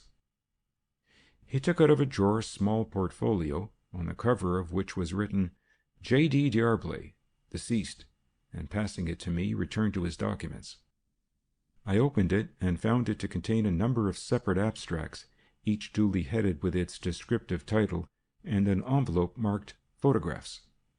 Glancing over the abstracts, I saw that they dealt respectively with J. D'Arblay, the inquest, the Van Zelen case, Miss D'Arblay, Dr. Gray, and Mr. Morris, the last containing, somewhat to my surprise, all the details that I had given Thorndyke respecting that rather mysterious person, together with an account of my dealings with him and cross-references to the abstract bearing my name.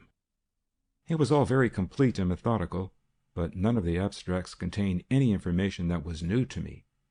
If this represented all the facts that were known to Thorndyke, then he was no better informed than I was. But he had evidently got a great deal more out of the information than I had. Returning the abstracts with some disappointment to the portfolio, I turned to the photographs, and then I got a very thorough surprise. There were only 3, and the first 2 were of no great interest, one representing the 2 casts of the guinea and the other the plaster mask of Morris. But the third fairly took away my breath. It was a very bad photograph, apparently an enlargement from a rather poor snapshot portrait, but bad as it was, it gave a very vivid presentment of one of the most evil-looking faces that I have ever looked on. A lean, bearded face, with high cheekbones, with heavy frowning brows that overhung deep-shadowed, hollow eye sockets, an almost grotesquely large nose, thin, curved, and sharp, that jutted out like a great predatory beak. I stared at the photograph in speechless amazement.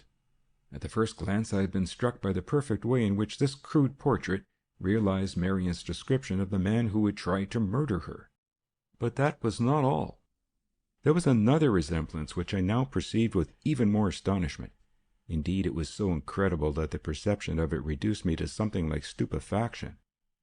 I sat for fully a minute with the portrait in my hand, and my thoughts surging confusedly in a vain effort to grasp the meaning of this extraordinary likeness. Then, happening to glance up at Thorndyke, I found him quietly regarding me with undisguised interest. "Well?" he said, as he caught my eye. "Who is he?" I demanded, holding up the photograph.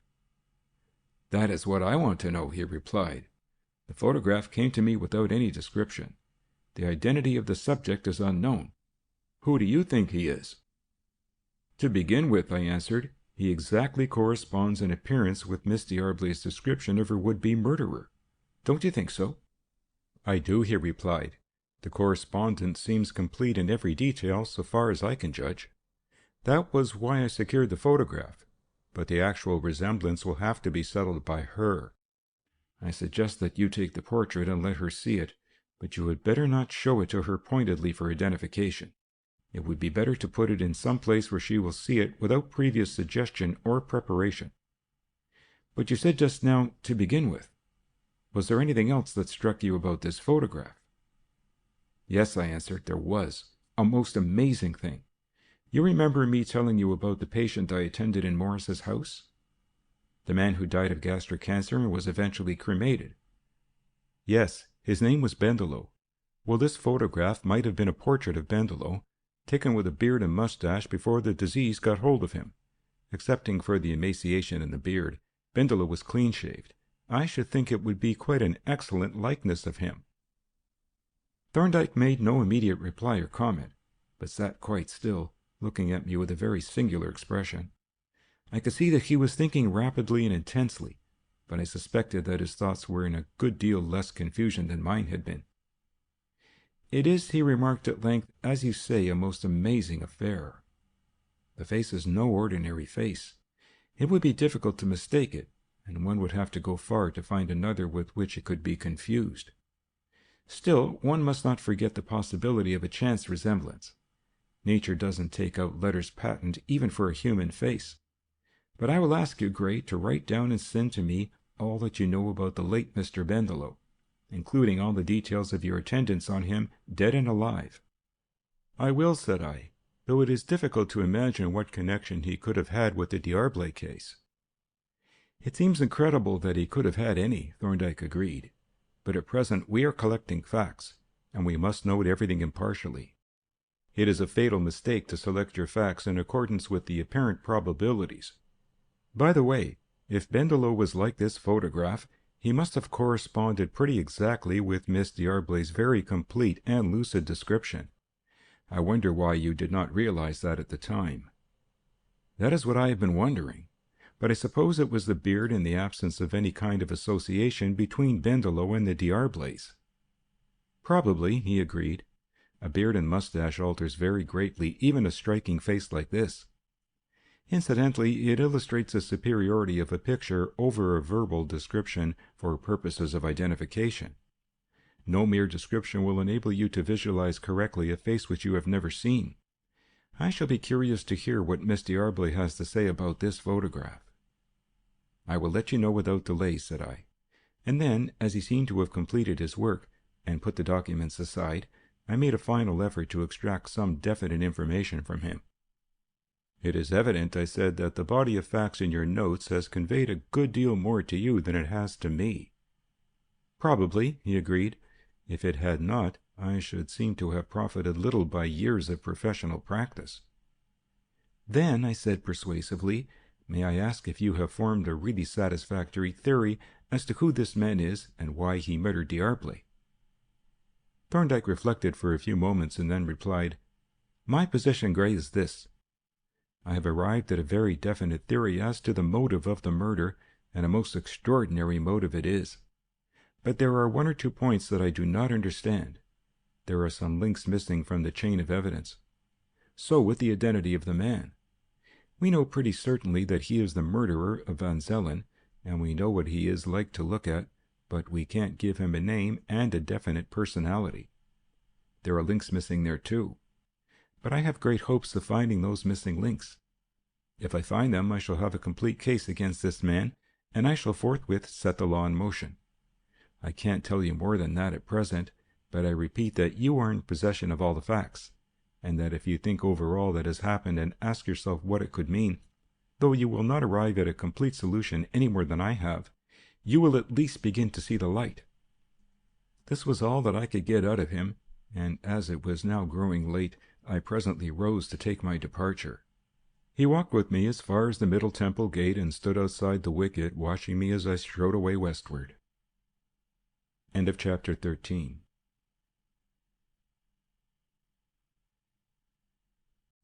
Chapter 14. The Haunted Man. When I arrived at the studio on the following afternoon, I found the door open and Polton waiting just inside with his hat and overcoat on, and his bag in his hand. "I am glad you were punctual, sir," he said, with his benevolent smile. "I wanted to get back to the chambers in good time today. It won't matter tomorrow, which is fortunate, as you may be late." "Why may I be late tomorrow?" I asked. "I have a message for you from the doctor," he replied. "It is about what you were discussing last night. He told me to tell you that he is expecting a visit from an officer of the Criminal Investigations Department, and he would like you to be present, if it would be convenient. About 10:30, sir." "I will certainly be there," said I. "Thank you, sir," said he. "And the doctor told me to warn you, in case you should arrive after the officer, not to make any comment on anything that may be said, or to seem to know anything about the subject of the interview." "This is very mysterious, Polton," I remarked. "Why, not particularly, sir," he replied. "You see, the officer is coming to give certain information, but he will try to get some for himself if he can. But he won't get anything out of the doctor, and the only way for you to prevent his pumping you is to say nothing and appear to know nothing." I laughed at his ingenious wiliness. "Why," I exclaimed, "you are as bad as the doctor, Polton. A regular Machiavelli." "I never heard of him," said Polton, "but most Scotsmen are pretty close. Oh, and there is another little matter that I wanted to speak to you about, on my own account this time. I gathered from the doctor, in confidence, that someone had been following you about. Now, sir, don't you think it would be very useful to be able to see behind you without turning your head?" "By Jove!" I exclaimed. "It would indeed. Capital! I never thought of it. I will have a supplementary eye fixed in the back of my head without delay." Polton crinkled deprecatingly. "No need for that, sir," said he. "I have invented quite a lot of different appliances for enabling you to see behind you, reflecting spectacles and walking sticks with prisms in the handle, and so on. But for use at night, I think this will answer your purpose best." He produced from his pocket an object somewhat like a watchmaker's eyeglass, and having fixed it in his eye to show me how it worked, handed it to me with the request that I would try it. I did so, and was considerably surprised at the efficiency of the appliance, for it gave me a perfectly clear view of the street almost directly behind me. "I am very much obliged to you, Polton," I said enthusiastically. "This is a most valuable gift, especially under the present circumstances." He was profoundly gratified. "I think you will find it useful, sir," he said. "The doctor uses these things sometimes, and so do I if the occasion arises. You see, sir, if you are being shadowed, it is a fatal thing to turn round and look behind you. You never get a chance of seeing what the stalker is like, and you put him on his guard." I saw this clearly enough, and once more thanked him for his timely gift. Then, having shaken his hand and sped him on his way, I entered the lobby and shut the outer door, at the same time transferring Thorndyke's photograph from my letter case to my jacket pocket. When I passed through into the studio, I found Marion putting the finishing touches to a plaster case. She greeted me with a smile as I entered, and then plunged her hand once more into the bowl of rapidly thickening plaster, whereupon I took the opportunity to lay the photograph on a side bench as I walked towards the table on which she was working. "Good afternoon, Marion," said I. "Good afternoon, Stephen," she responded, adding, "I cannot shake hands until I have washed," and held out her emplastered hands in evidence. "That will be too late," said I, and as she looked up at me inquiringly, I stooped and kissed her. "You are very resourceful," she remarked with a smile and a warm blush, as she scooped up another handful of plaster, and then, as if to cover her slight confusion, she asked, "What was all that solemn powwow about with Mr. Polton, and why did he wait for you at the door in that suspicious manner? Had he some secret message for you?" "I don't know whether it was intended to be secret," I answered, "but it isn't going to be so far as you are concerned," and I repeated to her the substance of Thorndyke's message, to which she listened with an eagerness that rather surprised me, until her further inquiries explained it. "This sounds rather encouraging," she said, as if Dr. Thorndyke had been making some progress in his investigations. "I wonder if he has. Do you think he really knows much more than we do?" "I am sure he does," I replied, "but how much more I cannot guess. He is extraordinarily close, but I have a feeling that the end is not so very far off. He seems to be quite hopeful of laying his hand on this villain." "Oh, I hope you are right, Stephen," she exclaimed. "I have been getting so anxious. There seemed to be no end to this deadlock, and yet it can't go on indefinitely." "What do you mean, Marion?" I asked. "I mean," she answered, "that you can't go on wasting your time here and letting your career go. Of course it is delightful to have you here. I don't dare think what the place would be like without you. But it makes me wretched to think how much you are sacrificing for me." "I am not really sacrificing anything," said I. "On the contrary, I am spending my time most profitably in the pursuit of knowledge and most happily in a sweet companionship which I wouldn't exchange for anything in the world." "It is very nice of you to say that," she said, "but still I shall be very relieved when the danger is over and you are free." "Free!" I exclaimed. "I don't want to be free. When my apprenticeship is run out, I am coming on as a journeyman. And now I had better get my blouse on and start work." I went to the further end of the studio, and taking the blouse down from its peg, proceeded to exchange it for my coat. Suddenly I was startled by a sharp cry, and turning round, beheld Marion stooping over the photograph with an expression of utmost horror. "Where did this come from?" she demanded, turning a white, terror-stricken face on me. "I put it there, Marion," I answered somewhat sheepishly, hurrying to her side. "But what is the matter? Do you know the man?" "Do I know him?" she repeated. "Of course I do. It is he, the man who came here that night." "Are you quite sure?" I asked. "Are you certain that it is not just a chance resemblance?" She shook her head emphatically. "It is he, Stephen. I can swear to him. It is no mere resemblance. It is a likeness, and a perfect one, though it is such a bad photograph. But where did you get it? And why didn't you show it to me when you came in?"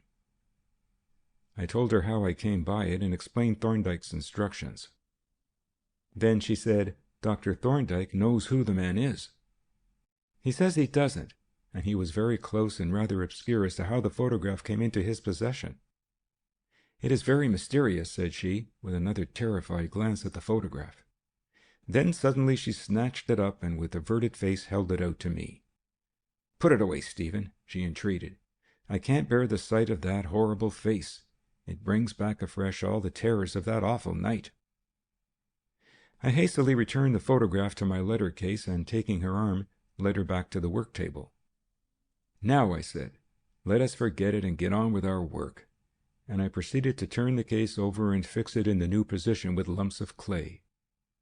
For a little while she watched me in silence, and I could see by her pallor that she was still suffering from shock of that unexpected encounter. But presently she picked up a scraper and joined me in trimming up the edges of the case, cutting out the keyways and making ready for the second half, and by degrees her color came back and the interest of the work banished her terrors.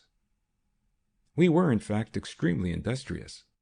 We not only finished the case, it was an arm from the shoulder which was to be made, cutting the pouring holes and varnishing the inside with knotting, but we filled one half with the melted gelatin which was to form the actual mold in which the wax would be cast. This brought the day's work to an end, for nothing more could be done until the gelatin had set, a matter of at least 12 hours. "It is too late to begin anything afresh," said Marion. "You had better come and have supper with me and Arabella." I agreed readily enough to this proposal, and when we had tidied up in readiness for the morning's work, we set forth at a brisk pace, for it was a cold evening, towards Highgate, gossiping cheerfully as we went. By the time we reached Ivy Cottage, 8 o'clock was striking, and the village was beginning to settle down for the night. The premature quiet reminded me that the adjacent town would presently be settling down too, and that I should do well to start for home before the streets had become too deserted. Nevertheless, so pleasantly did the time slip away in the cozy sitting-room with my two companions that it was close upon 10:30 when I rose to take my departure. Marion escorted me to the door, and as I stood in the hall buttoning up my overcoat, she said, "You needn't worry if you are detained tomorrow. We shall be making the wax cast of the bust, and I am certain Mr. Polton won't leave the studio until it is finished, whether you are there or not. He is perfectly mad on waxwork. He wormed all the secrets of the trade out of me the very first time we were alone, and he is extraordinarily quick at learning. But I can't imagine what use the knowledge will be to him." "Perhaps he thinks of starting an opposition establishment," I suggested. "Or he may have an eye to a partnership. But if he has, he will have a competitor, and one with a prior claim. Good night, dear child.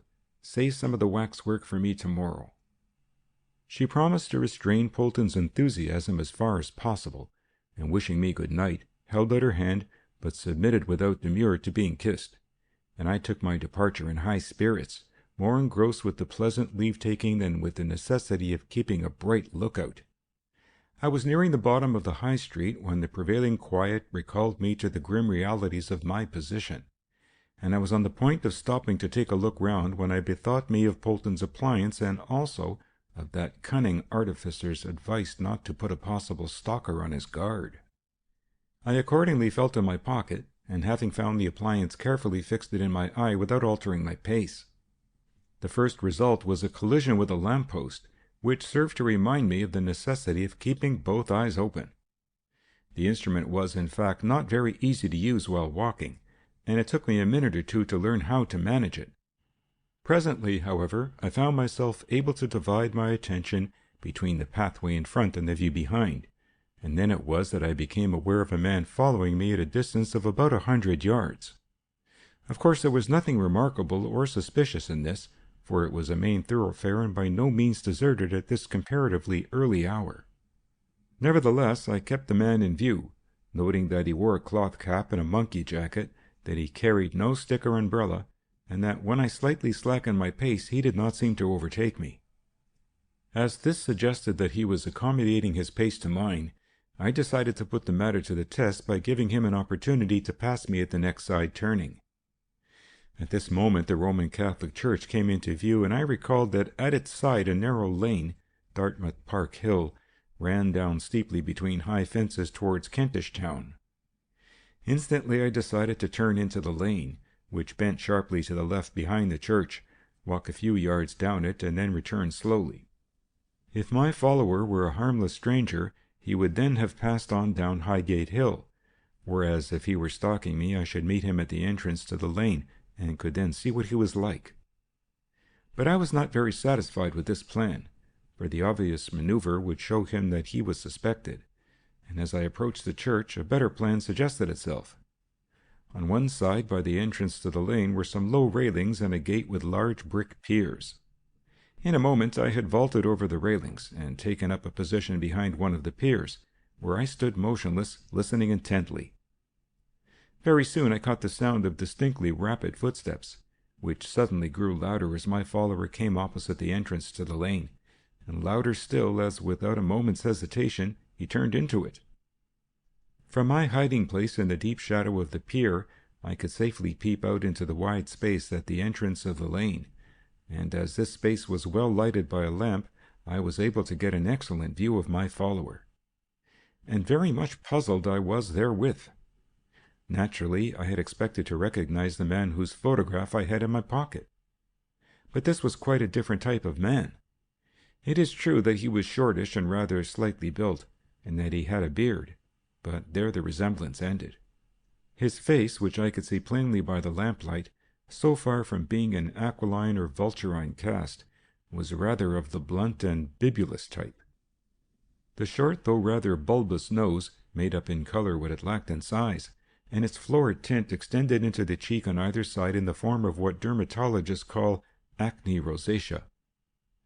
I say that his appearance puzzled me, but it was not his appearance alone, for the latter showed that he was a stranger to me and suggested that he was going down the lane on his lawful occasions, but his movements did not support that suggestion. He had turned into the lane and passed my hiding place at a very quick walk, but just as he reached the sharp turn he slackened his pace, stepping lightly, and then stopped for a moment, listening intently and peering forward into the darkness of the lane. At length he started again and disappeared round the corner, and by the sound of his retreating footsteps I could tell that he was once more putting on the pace. I listened until these sounds had nearly died away, and was just about to emerge from my shelter when I became aware of footsteps approaching from the opposite direction, and as I did not choose to be seen in the act of climbing the railings, I decided to remain perdu until this person had passed.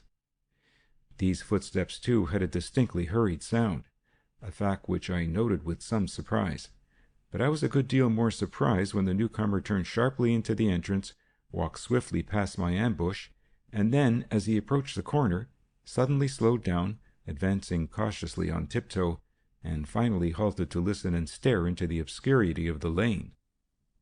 I peered out at this new arrival with an amazement that I cannot describe. Like the first man, he was a complete stranger to me, a tallish, athletic-looking man of about 35, not ill-looking, and having something of a military air, fair-complexioned, with a sandy mustache, but otherwise clean-shaved and dressed in a suit of thick tweed, with no overcoat. I could see these details clearly by the light of the lamp, and even as I was noting them, he disappeared round the corner, and I could hear him walking quickly but lightly down the lane. As soon as he was gone, I looked out from my hiding place and listened attentively. There was no one in sight, nor could I hear anyone approaching. I accordingly came forth, and quickly climbing over the railings, stood for a few moments irresolute.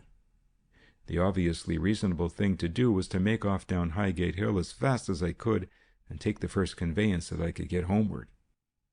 But that appearance of that second man had inflamed me with curiosity. What was he here for? Was he shadowing me, or was he in pursuit of the other man? Either supposition was incredible, but one of them must be true.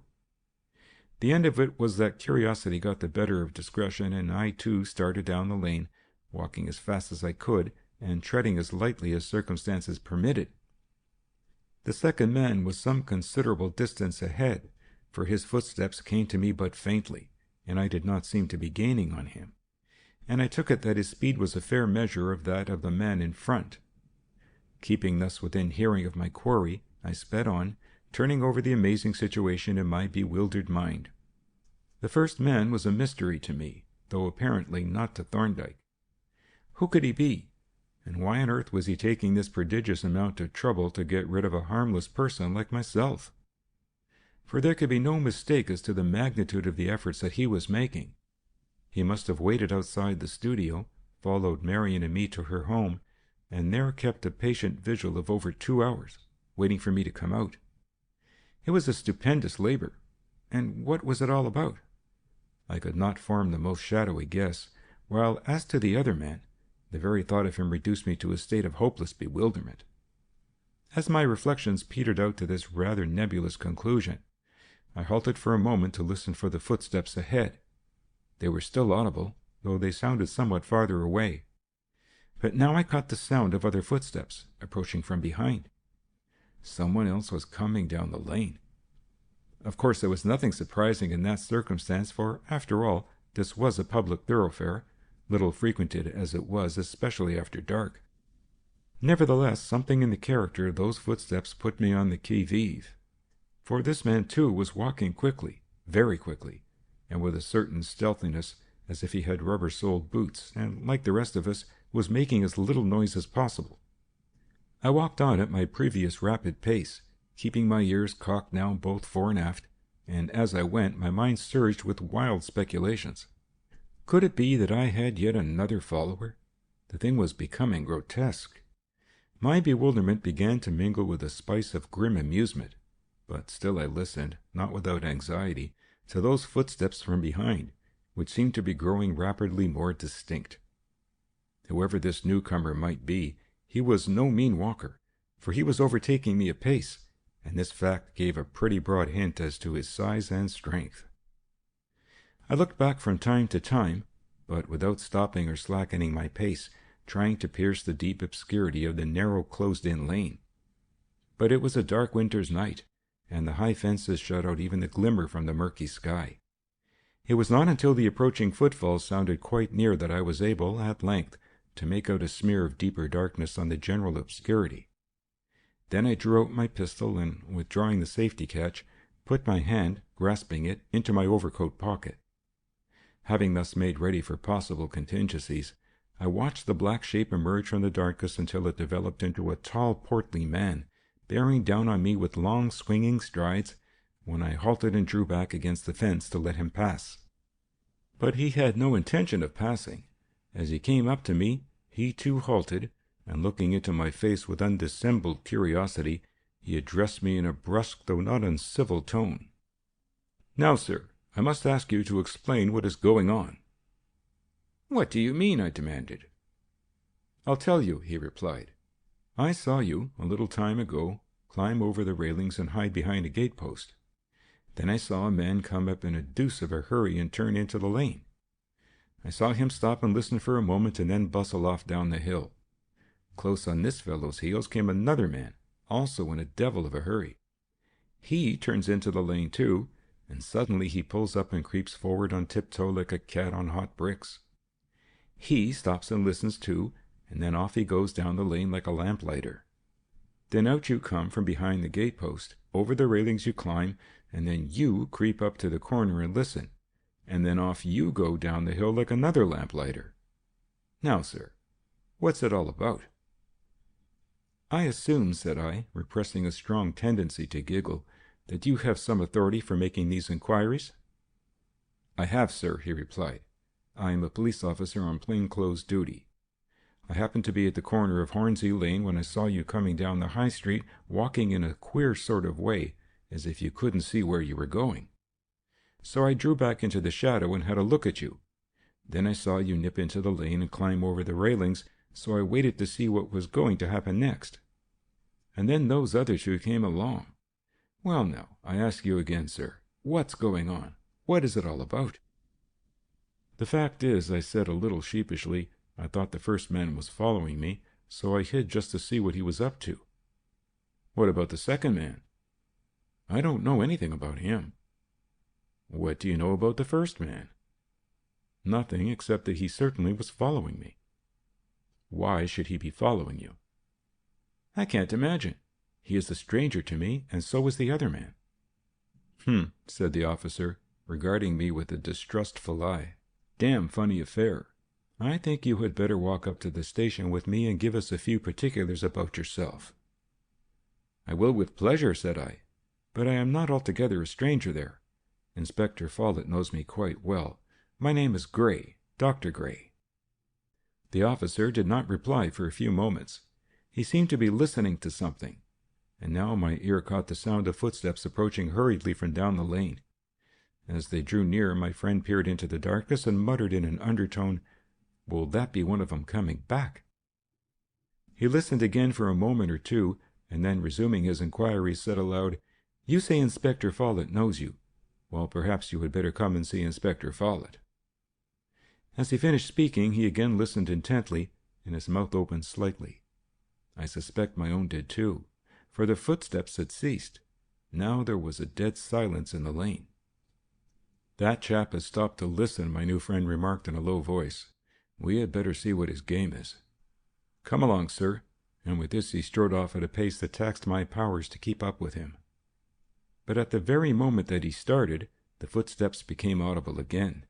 Only now they were obviously retreating, and straining my ears I caught the faint sound of other and more distant footfalls, also retreating, so far as I could judge, and in the same hurried fashion. For a couple of minutes the officer swung along like a professional pedestrian, and I struggled on just behind him, perspiring freely, and wishing that I could shed my overcoat. Still, despite our efforts, there was no sign of our gaining on the men ahead. My friend evidently realized this, for he presently growled over his shoulder, "This won't do," and forthwith broke into a run. Instantly this acceleration communicated itself to the men in front.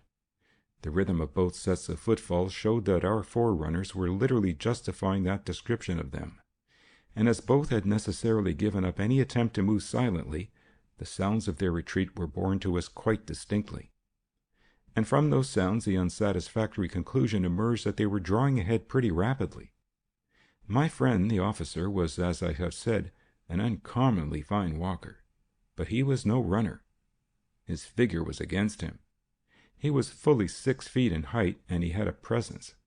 He could have walked me off my legs, but when it came to running I found myself ambling behind him with such ease that I was able to get out my pistol and, after replacing the safety catch, stow the weapon in my hip pocket out of harm's way.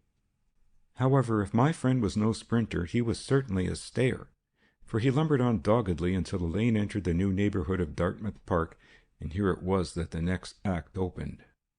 We had just passed the end of the first of the streets when I saw a surprisingly agile policeman dart out from a shady corner and follow on in our wake in proper Lilliebridge style. I immediately put on a spurt and shot past my companion, and a few moments later sounds of objurgation arose from behind. I stopped at once and turned back, just in time to hear an apologetic voice exclaim, "I'm sure I beg your pardon, Mr. Plonk. I didn't recognize you in the dark." "No, of course you wouldn't," replied the plainclothes officer. "Did you see 2 men run past here just now?" "I did," answered the constable, one after the other, and both running as if the devil was after them. "I was halfway up the street, but I popped down to have a look at them, and when I got to the corner I heard you coming, so I just kept out of sight and waited for you." "Quite right, too," said Mr. Plonk. "Well, I don't see or hear anything of those chaps now." "No," agreed the constable, "and you are not likely to. There's a regular maze of new streets about here. You can take it that they've got clear away." "Yes, I'm afraid they have," said Plonk. "Well, it can't be helped, and there's nothing much in it. Good night, constable." He moved off briskly, not wishing apparently to discuss the affair, and in a few minutes we came to the wide crossroads. Here he halted and looked me over by the light of a street lamp. Apparently the result was satisfactory, for he said, "It's hardly worth while to take you all the way back to the station at this time of night. Where do you live?" I told him Camden Square and offered a card in corroboration. "Then you are pretty close to home," said he, inspecting my card. "Very well, Doctor. I'll speak to Inspector Follett about this affair, and if you have any further trouble of this sort you had better let us know. And you had better let us have a description of the men in any case." I promised to send him the particulars on the following day, and we then parted with mutual good wishes, he making his way towards Holloway Road, and I setting my face homeward by way of the Brecknock Road, and keeping an uncommonly sharp lookout as I went. End of chapter 14.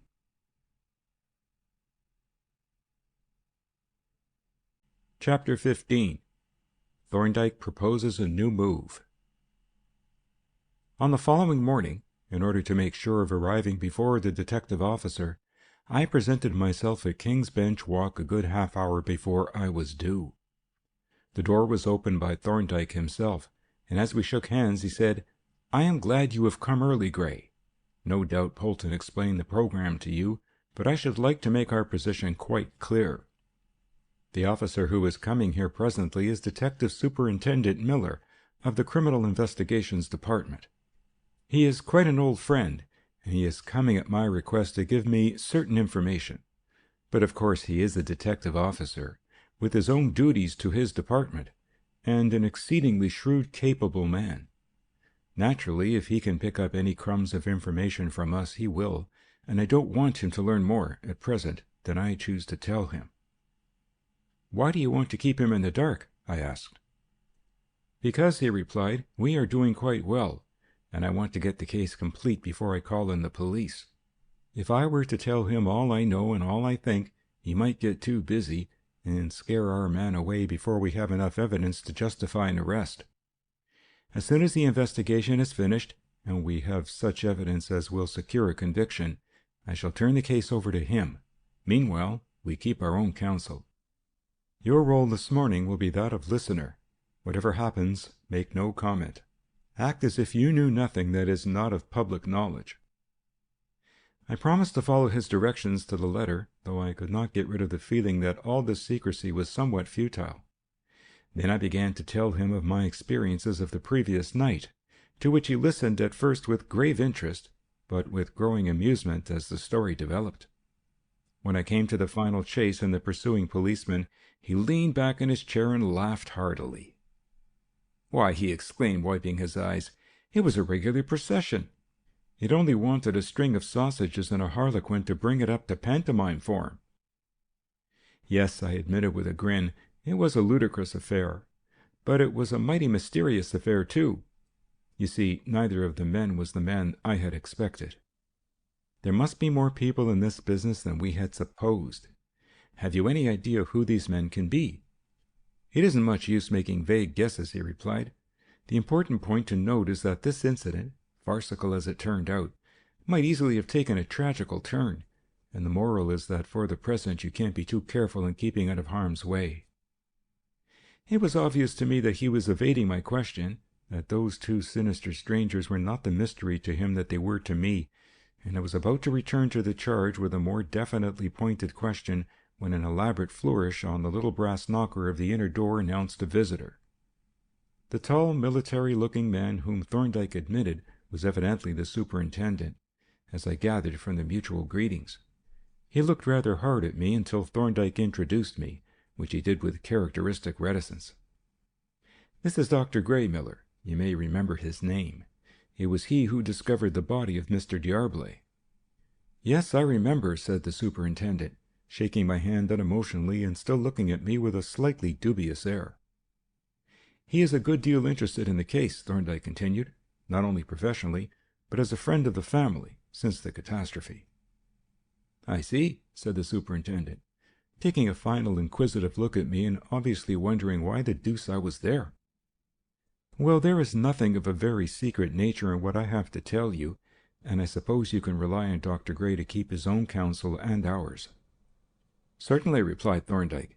"He quite understands that our talk is confidential, even if it is not secret." The officer nodded, and having been inducted into an easy-chair, by the side of which a decanter, a siphon, and a box of cigars had been placed, settled himself comfortably, lit a cigar, mixed himself a modest refresher, and drew from his pocket a bundle of papers secured with red tape. "You asked me, Doctor," he began, "to get you all particulars up to date of the Van Zelen case. Well, I can do that without difficulty, as the case, or at least what is left of it, is in my hands. The circumstances of the actual crime I think you know already, so I will take up the story from that point. Van Zelen, as you know, was found dead in his room, poisoned with prussic acid, and a quantity of very valuable portable property was missing. It was not clear whether the murderer had let himself in with false keys or whether Van Zelen had let him in, but the place hadn't been broken into. The job had been done with remarkable skill, so that not a trace of the murderer was left. Consequently, All that was left for the police to do was to consider whether they knew anyone whose methods agreed with those of this murderer. Well, they did know of such a person, but they had nothing against him but suspicion. He had never been convicted of any serious crime, though he had been in chokey once or twice for receiving. But there had been a number of cases of robbery with murder, or rather murder with robbery, for this man seemed to have committed the murder as a preliminary precaution, and they were all of this kind, a solitary crime, very skillfully carried out by means of poison. There was never any trace of the criminal, but gradually the suspicions of the police settled down on a rather mysterious individual of the name of Bendelow, Simon Bendelow. Consequently, when the Van Zelen crime came to light, they were inclined to put it on this man Bendelow, and they began making fresh inquiries about him. But presently it transpired that someone had seen a man, on the morning of the crime, coming away from the neighborhood of Van Zelen's house just about the time when the murder must have been committed. Was there anything to connect him with the crime? Thorndyke asked. Well, there was the time, the small hours of the morning, and the man was carrying a good-sized handbag, which seemed to be pretty heavy and which would have held the stuff that was missing. But the most important point was the man's appearance. He was described as a smallish man, clean-shaved, with a big hooked nose and very heavy eyebrows set close down over his eyes. Now this put Bendelow out of it as the principal suspect, because the description didn't fit him at all. Here I caught Thorndyke's eye for an instant, and was warned afresh, and not unnecessarily, to make no comment. But, continued the superintendent, it didn't put him out altogether. For the man whom the description did fit, and it fitted him to a T, was a fellow named Cryle, Jonathan Cryle, who was a pal of Bendelow's and was known to have worked with him as a confederate in the receiving business and had been in prison once or twice. So the police started to make inquiries about Cryle, and before long they were able to run him to earth. But that didn't do them much good, for it turned out that Cryle wasn't in New York at all. He was in Philadelphia, and it was clearly proved that he had been there on the day of the murder, on the day before and the day after. So they seemed to have drawn a blank, but they were still a bit suspicious of Mr. Cryle, who seems to have been as downy a bird as his friend Bendelow, and of the other chappie too. But they hadn't a crumb of evidence against either. So there the matter stuck, a complete deadlock. There was nothing to be done, for you can't arrest a man on mere suspicion with not a single fact to support it. But the police kept their eye on both gents as far as they could, and presently they got a chance. Bendelow made a slip, or at any rate they said he did. It was a little trumpery affair, something in the receiving line, and of no importance at all. Probably a fake charge, too. But they thought that if they could get him arrested, they might be able to squeeze something out of him. The police in America can do things that we aren't allowed to. So they tried to pounce on him. But Mr. Bendelow was a slippery customer, and he got wind of their intentions just in time. When they got into his rooms, they found that he had left, in a deuce of a hurry too, and only a few minutes before they arrived. They searched the place but found nothing incriminating, and they tried to get on Bendelow's track, but they didn't succeed. He had managed to get clear away, and Cryle seemed to have disappeared too. Well, that seemed to be the end of the affair. Both of these crooks had made off without leaving a trace, and the police, having no evidence, didn't worry any more about them. And so things went on for about a year, until the Van Zelen case had been given up and nearly forgotten. Then something happened quite recently that gave the police a fresh start. It appears that there was a fire in the house in which Bendelow's rooms were, and a good deal of damage was done, so that they had to do some rebuilding, and in the course of the repairs the builders' men found, hidden under the floorboards, a small parcel containing part of the Van Zelen swag. There was nothing of real value, just coins and medals and seal rings and truck of that kind, but the things were all identified by means of Van Zelen's catalogue, and of course the finding of them in what had been Bendelow's rooms put the murder pretty clearly onto him. On this, as you can guess, the police and the detective agencies got busy. They searched high and low for the missing man, but for a long time they could pick up no traces of him. At last they discovered that he and Cryle had taken a passage nearly a year ago on a tramp steamer bound for England. Thereupon they sent a very smart, experienced detective over to work at the case in conjunction with their own detective department. But we didn't have much to do with it. The American, Wilson was his name, had all the particulars, with the prison photographs and fingerprints of both the men, and he made most of the inquiries himself. However, there were two things that we did for him. We handed over to him the Van Zelen guinea and the particulars of the D'Arblay murder, and we were able to inform him that his friend Bendelow was dead. "How did you find that out?" Thorndyke asked. "Oh, quite by chance. One of our men happened to be at Somerset House looking up some details of a will, when in the list of wills he came across the name of Simon Bendelow, which he had heard from Wilson himself. He at once got out the will, copied out the address of the executrix and the names and addresses of the witnesses, and handed them over to Wilson, who was mightily taken aback, as you may suppose. However, he wasn't taking anything for granted. He set off instantly to look up the executrix, then Mrs. Morris. But there he got another disappointment, for the Morrises had gone away and no one knew where they had gone." "I take it," said Thorndyke, "that probate of the will had been granted." "Yes, everything in that way had been finished up. Well, on this, Wilson went off in search of the witnesses, and he had better luck this time. They were two elderly spinsters who lived together in a house in Turnpike Lane, Hornsey. They didn't know much about Bendelow, for they had only made his acquaintance after he had taken to his bed. They were introduced to him by his friend and landlady, Mrs. Morris, who used to take them up to his room to talk to him and cheer him up a bit. However, they knew all about his death, for they had seen him in his coffin, and they followed him to the Ilford crematorium." "Huh," said Thorndyke, "so he was cremated." "Yes," chuckled the superintendent, with a sly look at Thorndyke. "I thought that would make you prick up your ears, Doctor. Yes, there were no half measures for Mr. Bendelow. He had gone literally to ashes. But it was all right, you know. There couldn't have been any hanky-panky.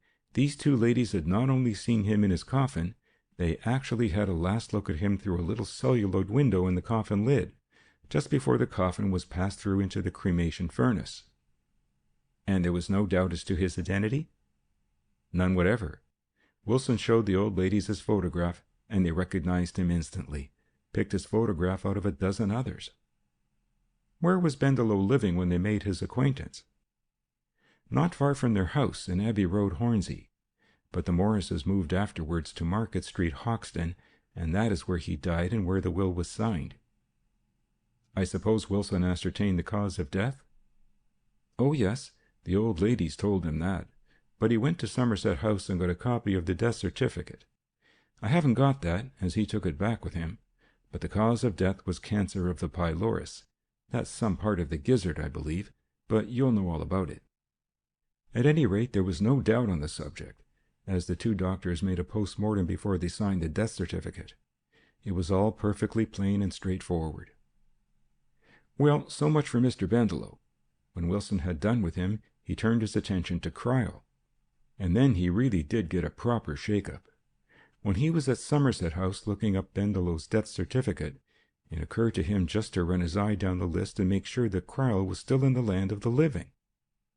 And there, to his astonishment, he found Cryle's name. He was dead, too. And not only was he dead, he also had died of cancer. It was the pancreas this time, another part of the gizzard. And he had died at Hoxton, too, and he had died just 4 days before Bendelow. The thing was ridiculous. It looked like a conspiracy. But here again, everything was plain and above board. Wilson got a copy of the certificate and called on the doctor who had signed it, a man named Usher. Of course, Dr. Usher remembered all about the case as it occurred quite recently. There was not a shadow of doubt that Cryle was dead.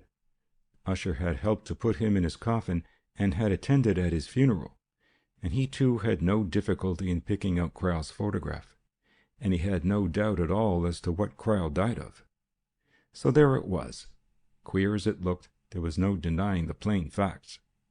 Those two crooks had slipped through the fingers of the law, so far as it was possible to see. But I must admit that I was not quite satisfied. The circumstances were so remarkably odd. I told Wilson so, and I advised him to look further into the matter.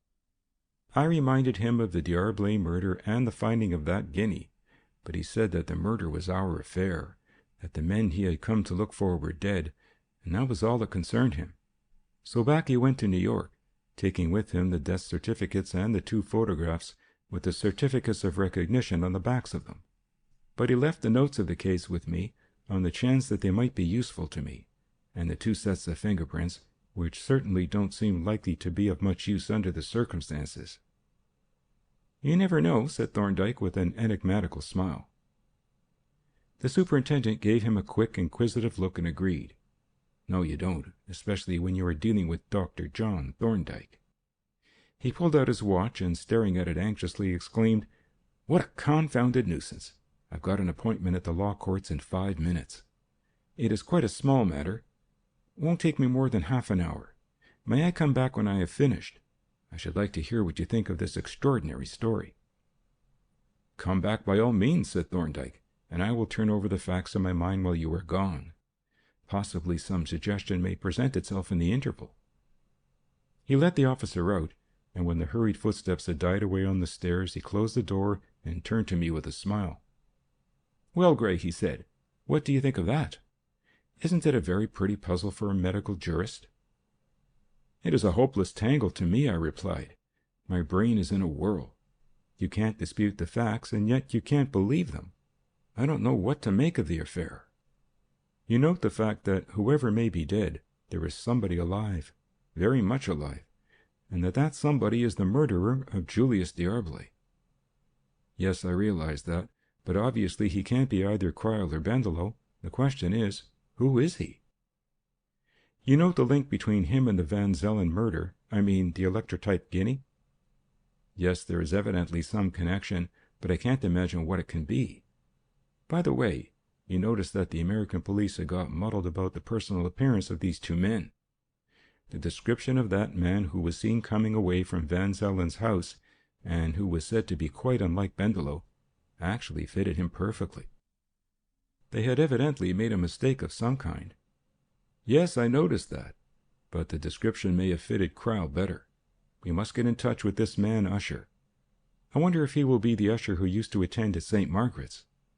"He is, and I am in touch with him already. In fact, he was telling me about this very patient, Jonathan Cryle." "Indeed! Can you remember the substance of what he told you?" "I think so. It wasn't very thrilling." And here I gave him, as well as I could remember them, the details with which Usher had entertained me of his attendance on the late Jonathan Cryle, his dealings with the landlady, Mrs. Pepper, and the incidents of the funeral, including Usher's triumphant return in the mourning coach. It seemed a dull and trivial story, but Thorndyke listened to it with the keenest interest, and when I had finished he asked, "He didn't happen to mention where Cryle lived, I suppose?" "Yes, curiously enough he did. The address, I remember, was 52 Field Street, Hoxton." "Ha!" said Thorndyke. "You were a mine of information, Gray." He rose, and taking down from the bookshelves Phillips' Atlas of London, opened it and pored over one of the maps. Then, replacing the atlas, he got out his notes of the D'Arblay case and searched for a particular entry. It was evidently quite a short one, for when he had found it, he gave it but a single glance and closed the portfolio. Then, returning to the bookshelves, he took out the post office directory and opened it at the streets section. Here also his search was but a short one, though it appeared to be concerned with 2 separate items, for having examined one, he turned to a different part of the section to find the other. Finally he closed the unwieldy volume, and, having replaced it on the shelf, turned and once more looked at me inquiringly. "Reflecting on what Miller has told us," he said, "does anything suggest itself to you? Any sort of hypothesis as to what the real facts may be?" "Nothing whatever," I replied. "The confusion that was already in my mind is only the worse confounded. But that is not your case, I take it."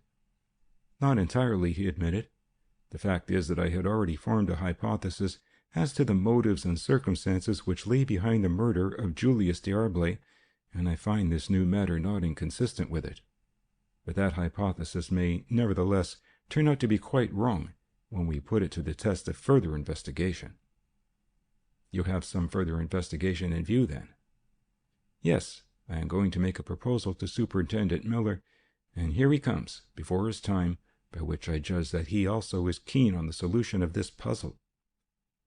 Thorndyke's opinion seemed to be justified, for the superintendent entered all agog and opened the subject at once. "Well, Doctor, I suppose you have been thinking over Wilson's story? How does it strike you? Have you come to any conclusion?" "Yes," replied Thorndyke. "I have come to the conclusion that I can't accept that story at its face value as representing the actual facts." Miller laughed with an air of mingled amusement and vexation. "That is just my position," said he. "The story seems incredible, but yet you can't raise any objection. The evidence in support of it is absolutely conclusive at every point. There isn't a single weak spot in it. At least I haven't found one. Perhaps you have?" And here he looked at Thorndyke with eager inquiry in his eyes.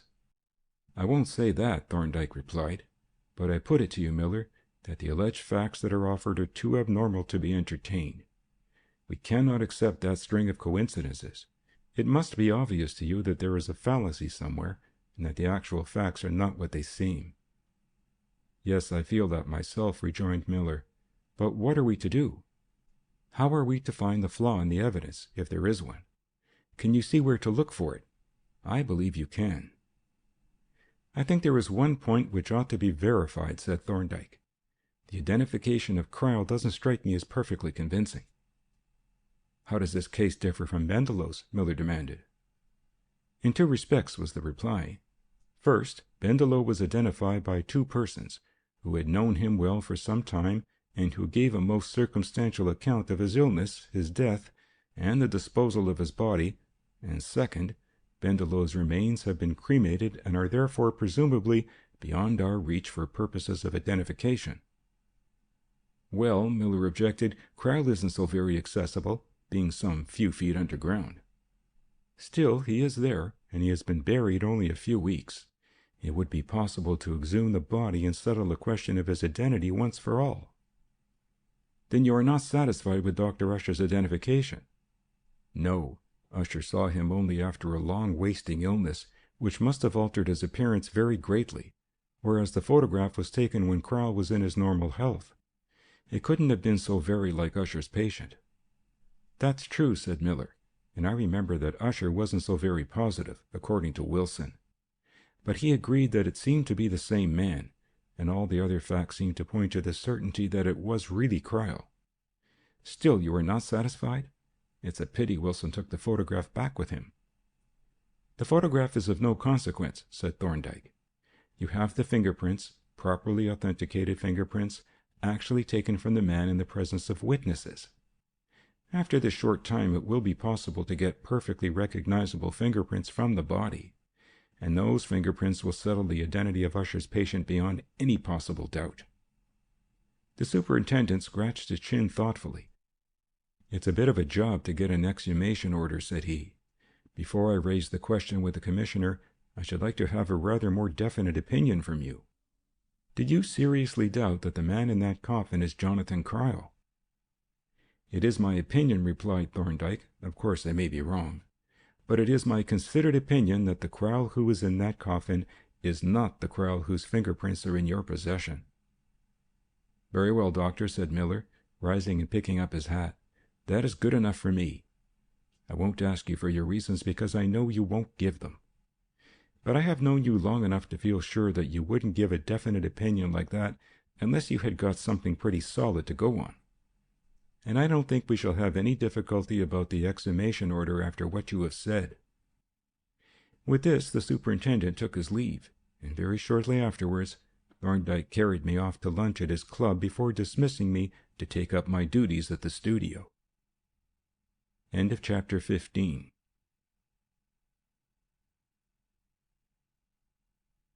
Chapter 16. A Surprise for the Superintendent. It appeared that Thorndyke was correct in his estimate of the superintendent's state of mind, for that officer managed to dispose in a very short space of time of the formalities necessary for the obtaining of an exhumation license from the Home Office. It was less than a week after the interview that I have recorded when I received a note from Thorndyke asking me to join him and Miller at King's Bench Walk on the following morning at the unholy hour of 6:30. He offered to put me up for the night at his chambers, but I declined his hospitality, not wishing to trouble him unnecessarily, and after a perfunctory breakfast by gaslight, a ride on an early tram, and a walk through the dim, lamp-lit streets, I entered the temple just as the subdued notes of an invisible clock bell announced 6:15. On my arrival at Thorndyke's chambers, I observed a roomy hired carriage drawn up at the entry, and ascending the stairs found the doctor and Miller ready to start, each provided with a good-sized handbag. "This is a queer sort of function," I remarked as we took our way down the stairs. "A sort of funeral the wrong way about." "Yes," Thorndyke agreed. "It is what Lewis Carroll would have called an unfuneral, and very appropriately, too. I didn't give you any particulars in my note, but you understand the object of this expedition?" "I assume that we are going to resurrect the late Jonathan Cryle," I replied. "It isn't very clear to me what I have to do with the business, as I never knew Mr. Cryle, though I am delighted to have this rather uncommon experience. But I should have thought that Usher would be the proper person to accompany you." "So the superintendent thought," said Thorndyke, "and quite rightly. So I have arranged to pick up Usher and take him with us. He will be able to identify the body as that of his late patient, and you and I will help the superintendent to take the fingerprints." "I am taking your word for it, Doctor," said Miller, "that the fingerprints will be recognizable and that they will be the wrong ones." "I don't guarantee that," Thorndyke replied, "but still I shall be surprised if you get the right ones." Miller nodded with an air of satisfaction, and nothing more was said on the subject until we drew up before Dr. Usher's surgery. That discreet practitioner was already waiting at the open door, and at once took his place in the carriage, watched curiously by observers from adjacent windows. "This is a rum go," he remarked, diffusing a vinous aroma into the atmosphere of the carriage. "I really did think I had paid my last visit to Mr. Cryle. But there's no such thing as certainty in this world." He chuckled softly and continued, "A bit different this journey from the last. No hatbands this time, and no Sunday school children. Lord! When I think of those kids piping round the open grave, and that our dear departed brother was wanted by the police so badly that they were actually going to dig him up, it makes me smile. It does indeed." In effect, it made him cackle, and as Miller had not heard the account of the funeral, it was repeated for his benefit in great detail.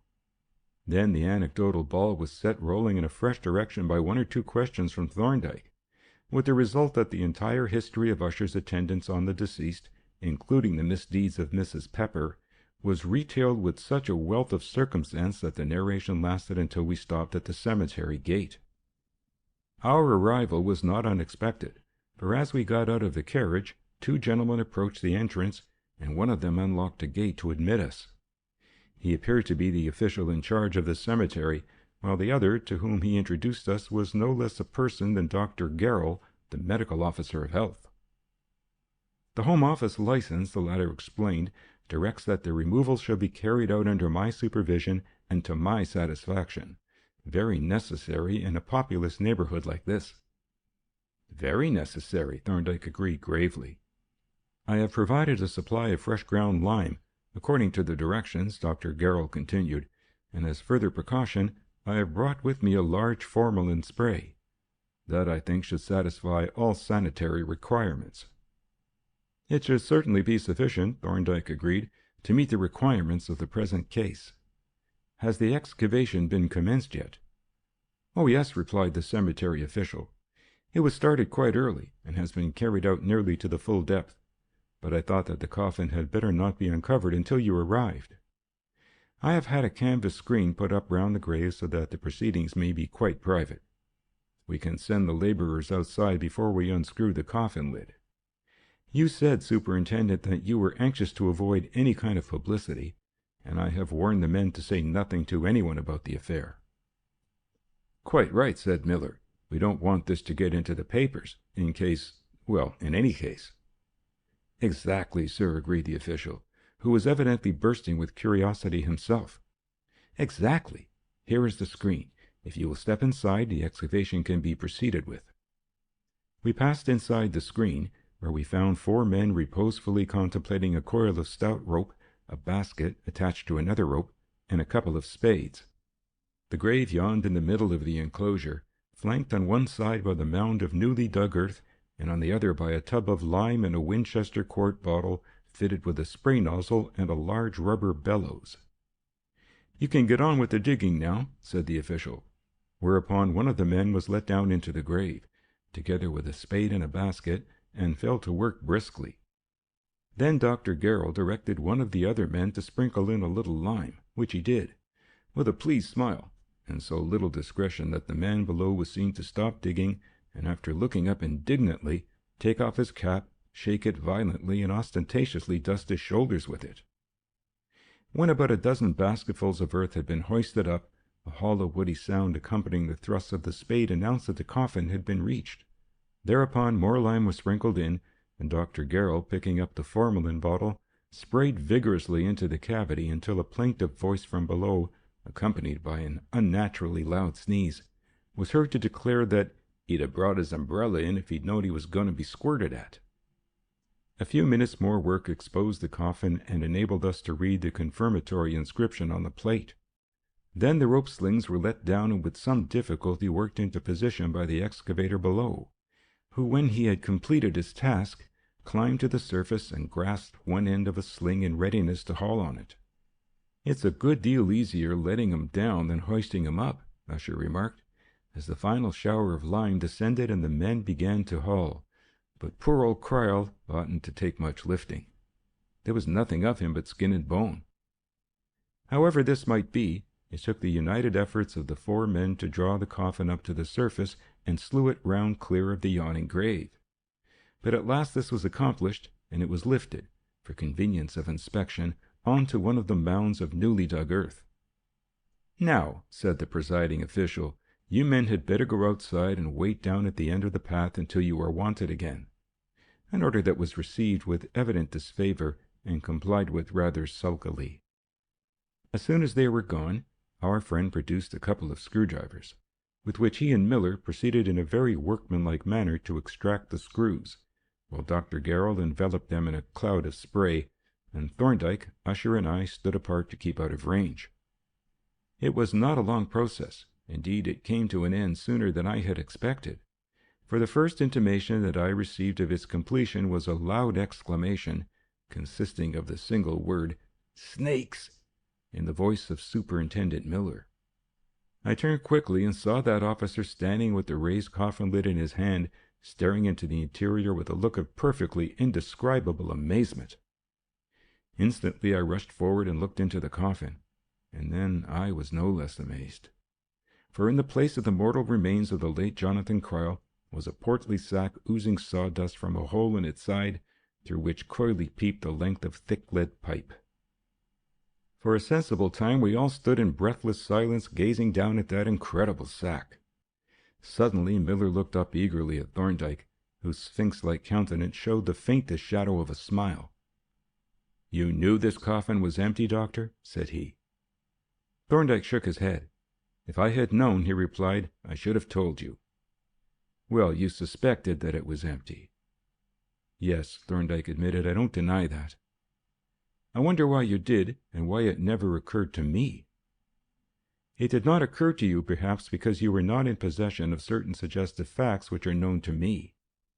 Still, if you consider that the circumstances surrounding the alleged deaths of these 2 men were so incredible as to make us both feel certain that there was some fallacy or deception in regard to the apparent facts, you will see that this was a very obvious possibility. 2 men were alleged to have died, and one of them was certainly cremated. It followed that either the other man had died, as alleged, or that his funeral was a mock funeral. There was no other alternative. You must admit that, Miller." I do," the superintendent replied ruefully. "It is always like this. Your explanations are so obvious when you have given them, and yet no one thinks of them but yourself. All the same, this isn't so very obvious, even now. There are some extraordinary discrepancies that have yet to be explained, but we can discuss them on the way back. The question now is, what is to be done with this coffin?" "The first thing to be done," replied Thorndyke, "is to screw on the lid. Then we can leave the cemetery authorities to deal with it. But those men must be sworn to absolute secrecy. That is vitally important, for if this exhumation should get reported in the press, we should probably lose the whole advantage of this discovery." "Yes, by Jove," the superintendent agreed emphatically. "It would be a disaster. At present, the late Mr. Quirrell is at large, perfectly happy and secure and entirely off his guard. We can just follow him up at our leisure and take him unawares. But if he got wind of this, he would be out of reach in a twinkling. That is, if he is alive, which I suppose—" And here the superintendent suddenly paused, with knitted brows. "Exactly," said Thorndyke. "The advantage of surprise is with us, and we must keep it at all costs. You realize the position," he added, addressing the cemetery official and the medical officer. "Perfectly," the latter replied, a little glumly, I thought, "and you may rely on us both to do everything we can to keep the affair secret." With this we all emerged from the screen and walked back slowly towards the gate, and as we went, I strove vainly to get my ideas into some kind of order. But the more I considered the astonishing event which had just happened, the more incomprehensible did it appear. And yet I saw plainly that it could not really be incomprehensible, since Thorndyke had actually arrived at its probability in advance. The glaring discrepancies and inconsistencies which chased one another through my mind could not be real. They must be susceptible of reconciliation with the observed facts. But by no effort was I able to reconcile them. Nor evidently was I alone the subject of these difficulties and bewilderments. The superintendent walked with corrugated brows and an air of profound cogitation, and even Usher, when he could detach his thoughts from the juvenile choir at the funeral, was obviously puzzled. In fact, it was he who opened the discussion as the carriage moved off. "This job," he observed with conviction, "is what the sporting men would call a fair knockout. I can't make head nor tail of it. You talk of the late Mr. Quirrell being at large and perfectly happy. But the late Mr. Quirrell died of cancer of the pancreas. I attended him in his illness. There was no doubt about the cancer, though I wouldn't swear to the pancreas. But he died of cancer all right. I saw him dead, and what is more, I helped to put him into that coffin. What do you say to that, Dr. Thorndyke?" "What is there to say?" was the elusive reply.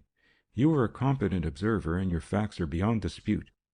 But inasmuch as Mr. Quirrell was not in that coffin when we opened it, the unavoidable inference is that after you had put him in, somebody else must have taken him out." "Yes, that is clear enough," rejoined Usher. "But what has become of him? The man was dead. That I am ready to swear to. But where is he?" "Yes," said Miller, "that is what is bothering me. There has evidently been some hanky-panky, but I can't follow it. It isn't as though we were dealing with a supposititious body. There was a real dead man. That isn't disputed. At least, I take it that it isn't." "It certainly is not disputed by me," said Thorndyke. "Then what the deuce became of him? And why in the name of blazes was he taken out of the coffin?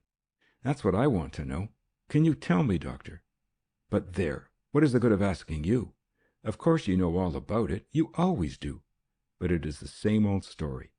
You have got the ace of trumps up your sleeve, but you won't bring it out until it is time to take the trick. Now isn't that the position, Doctor?" Thorndyke's impassive face softened with a faint, inscrutable smile. "We hold a promising hand, Miller," he replied quietly, "but if the ace is there, it is you who will have the satisfaction of playing it. And I hope to see you put it down quite soon." Miller grunted.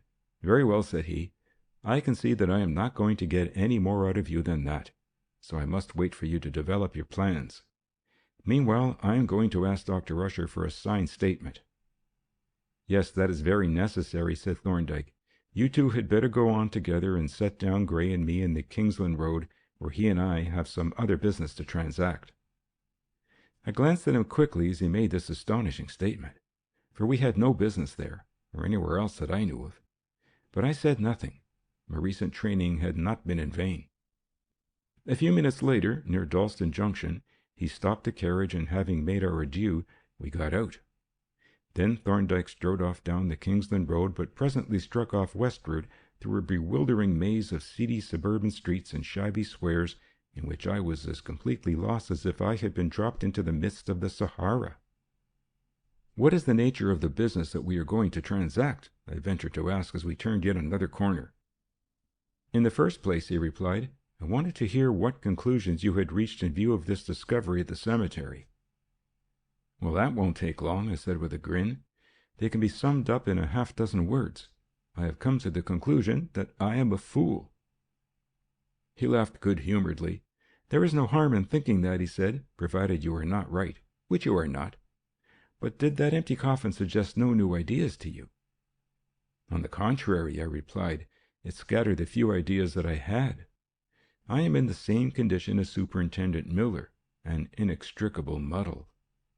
"But," he objected, "you are not in the same position as the superintendent. If he knew all that you and I know, he wouldn't be in a muddle at all. What is your difficulty?" "Primarily the discrepancies about this man Kryl. There seems to be no possible doubt that he died, but apparently he was never buried, and you and Miller seem to believe that he is still alive. Further, I don't see what business Kryl is of ours at all." "You will see that presently," said he, "and meanwhile you must not confuse Miller's beliefs with mine. However," he added as we crossed a bridge over a canal, presumably the Regent's Canal, "we will adjourn the discussion for the moment. Do you know what street that is ahead of us?" "No," I answered. "I have never been here before, so far as I know." "That is Field Street," said he. "The street that the late Mr. Kryl lived in?" "Yes," he answered, and as we passed on into the street from the foot of the bridge, he added, pointing to a house on our left hand, "And that is the residence of the late Mr. Kryl. Empty and to let, as you observe." As we walked past, I looked curiously at the house, with its shabby front and its blank sightless windows, its desolate condition, emphasized by the bills which announced it, but I made no remark until we came to the bottom of the street, when I recognized the crossroad as the one along which I used to pass on my way to the Morrises' house. I mentioned the fact to Thorndyke, and he replied, "Yes, that is where we are going now. We are going to take a look over the premises. That house is also empty, and I have got a permit from the agent to view it and have been entrusted with the keys." In a few minutes we turned into the familiar little thoroughfare, and as we took our way past its multitudinous stalls and barrows, I speculated on the object of this exploration. But it was futile to ask questions, seeing that I had but to wait a matter of minutes for the answer to declare itself. Soon we reached the house and halted for a moment to look through the glazed door into the empty shop.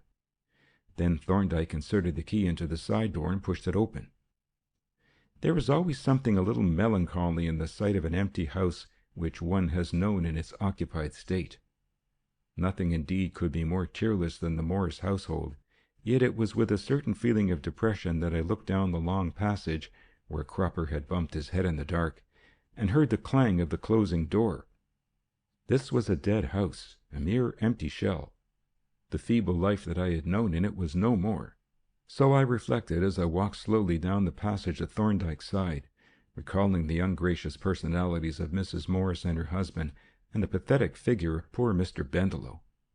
When from the passage we came out into the hall, the sense of desolation was intensified, for here not only the bare floor and vacant walls proclaimed the untenanted state of the house.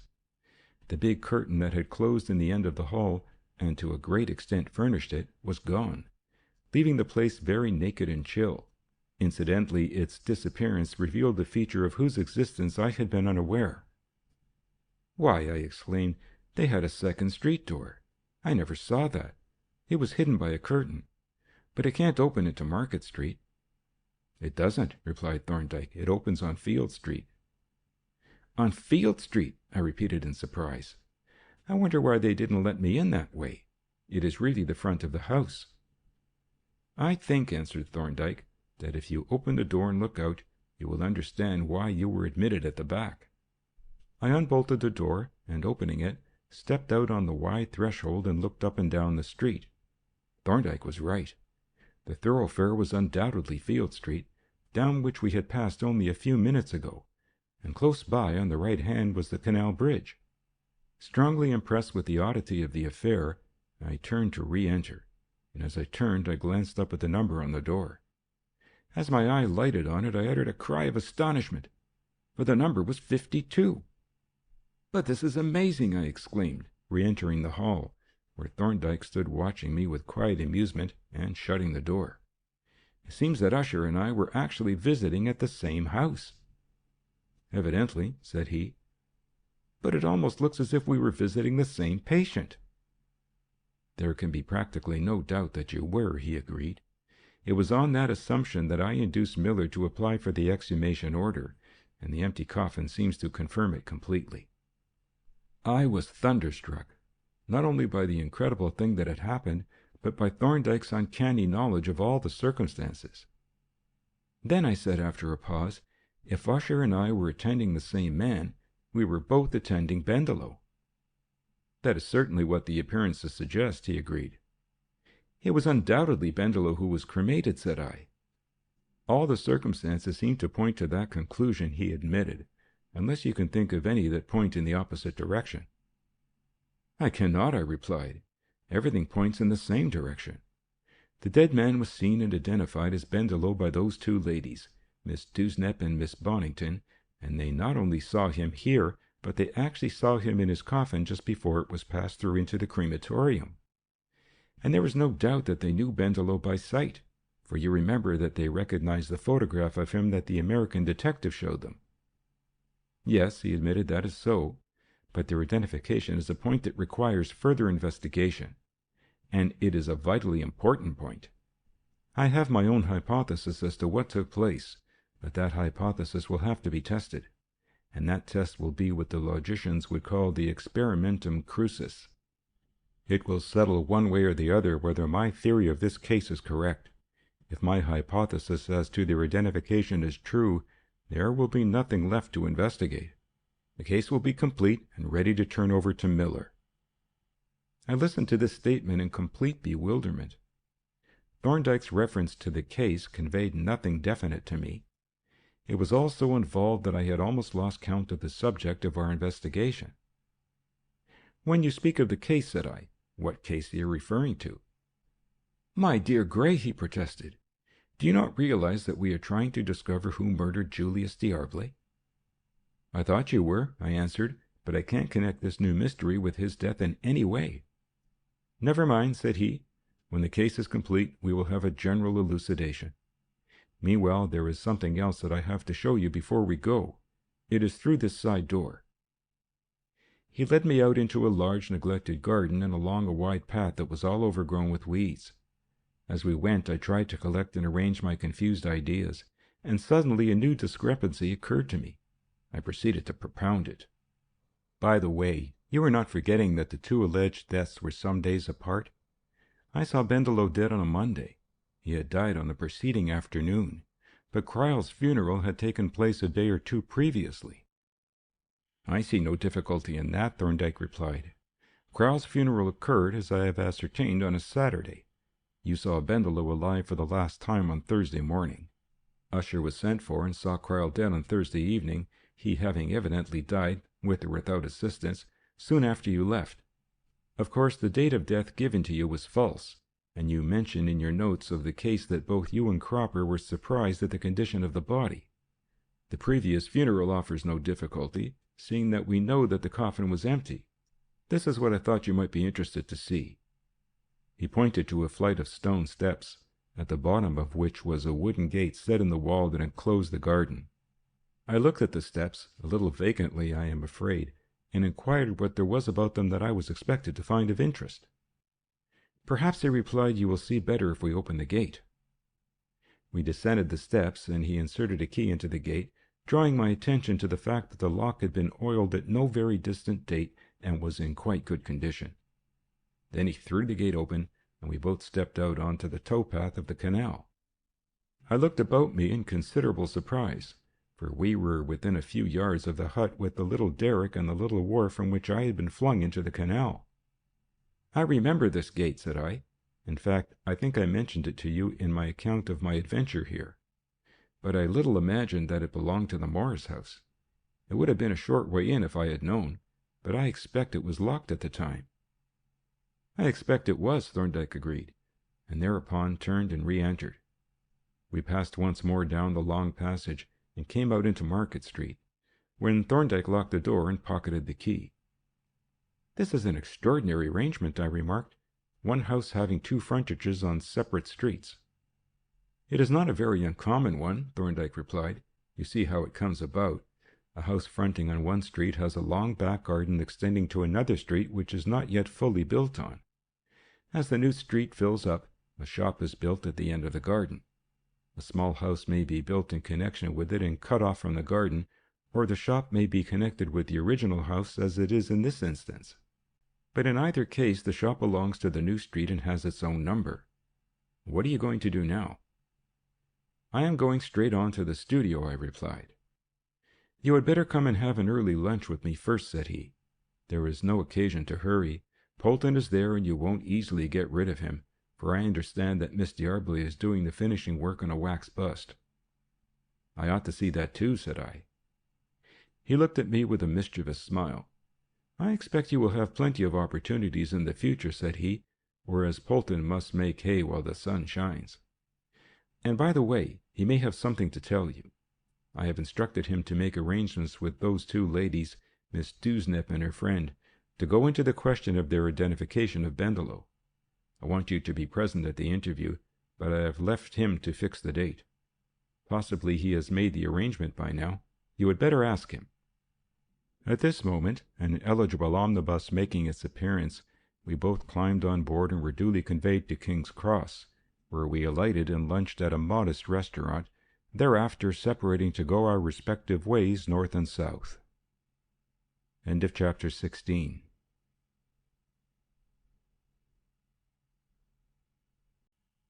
Chapter 17. A chapter of surprises. In answer to my knock, the studio door was opened by Polton, and as I met his eyes for a moment, I was conscious of something unusual in his appearance. I had scanty opportunity to examine him, for he seemed to be in a hurry, bustling away after a few hasty words of apology and returning whence he had come. Following close on his heels, I saw what was the occasion of his hurry.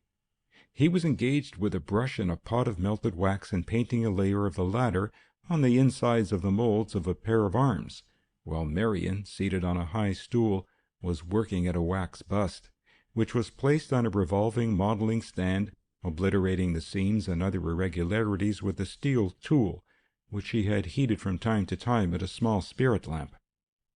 When I had made my salutations, I offered my help to Polton, which he declined, without looking up from his work, saying that he wanted to carry the job through by himself. I sympathized with this natural desire, but it left me without occupation, for the work which Marion was doing was essentially a one-person job, and in any case was far beyond the capabilities of either of the apprentices.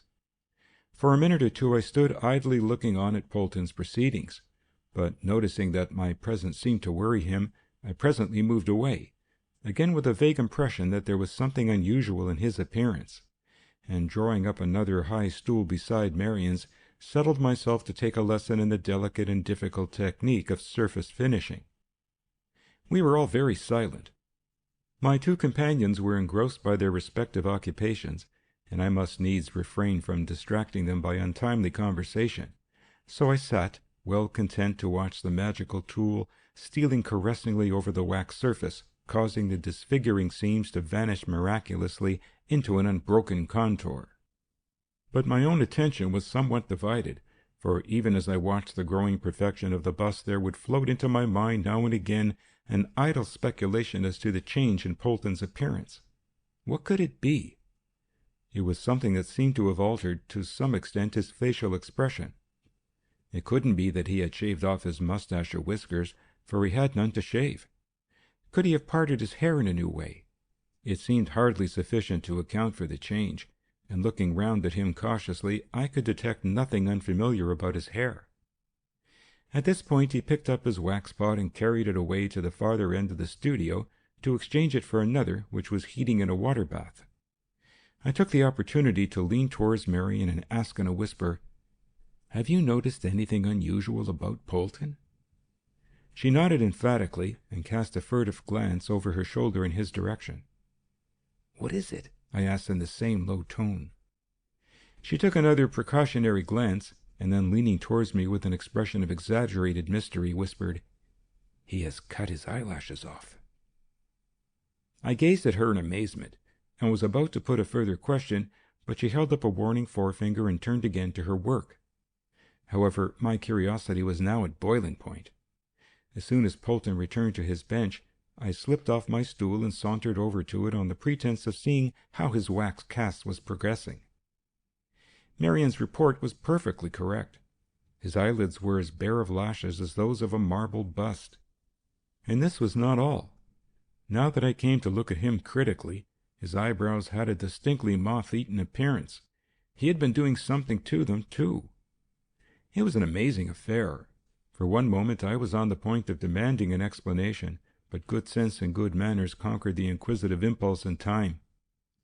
Returning to my stool, I cast an inquiring glance at Marion, from whom, however, I got no enlightenment but such as I could gather from a most alluring dimple that hovered about the corner of her mouth, and that speedily diverted my thoughts into other channels. My two companions continued for some time to work silently, leaving me to my meditations, which concerned themselves alternately with Polton's eyelashes and the dimple aforesaid.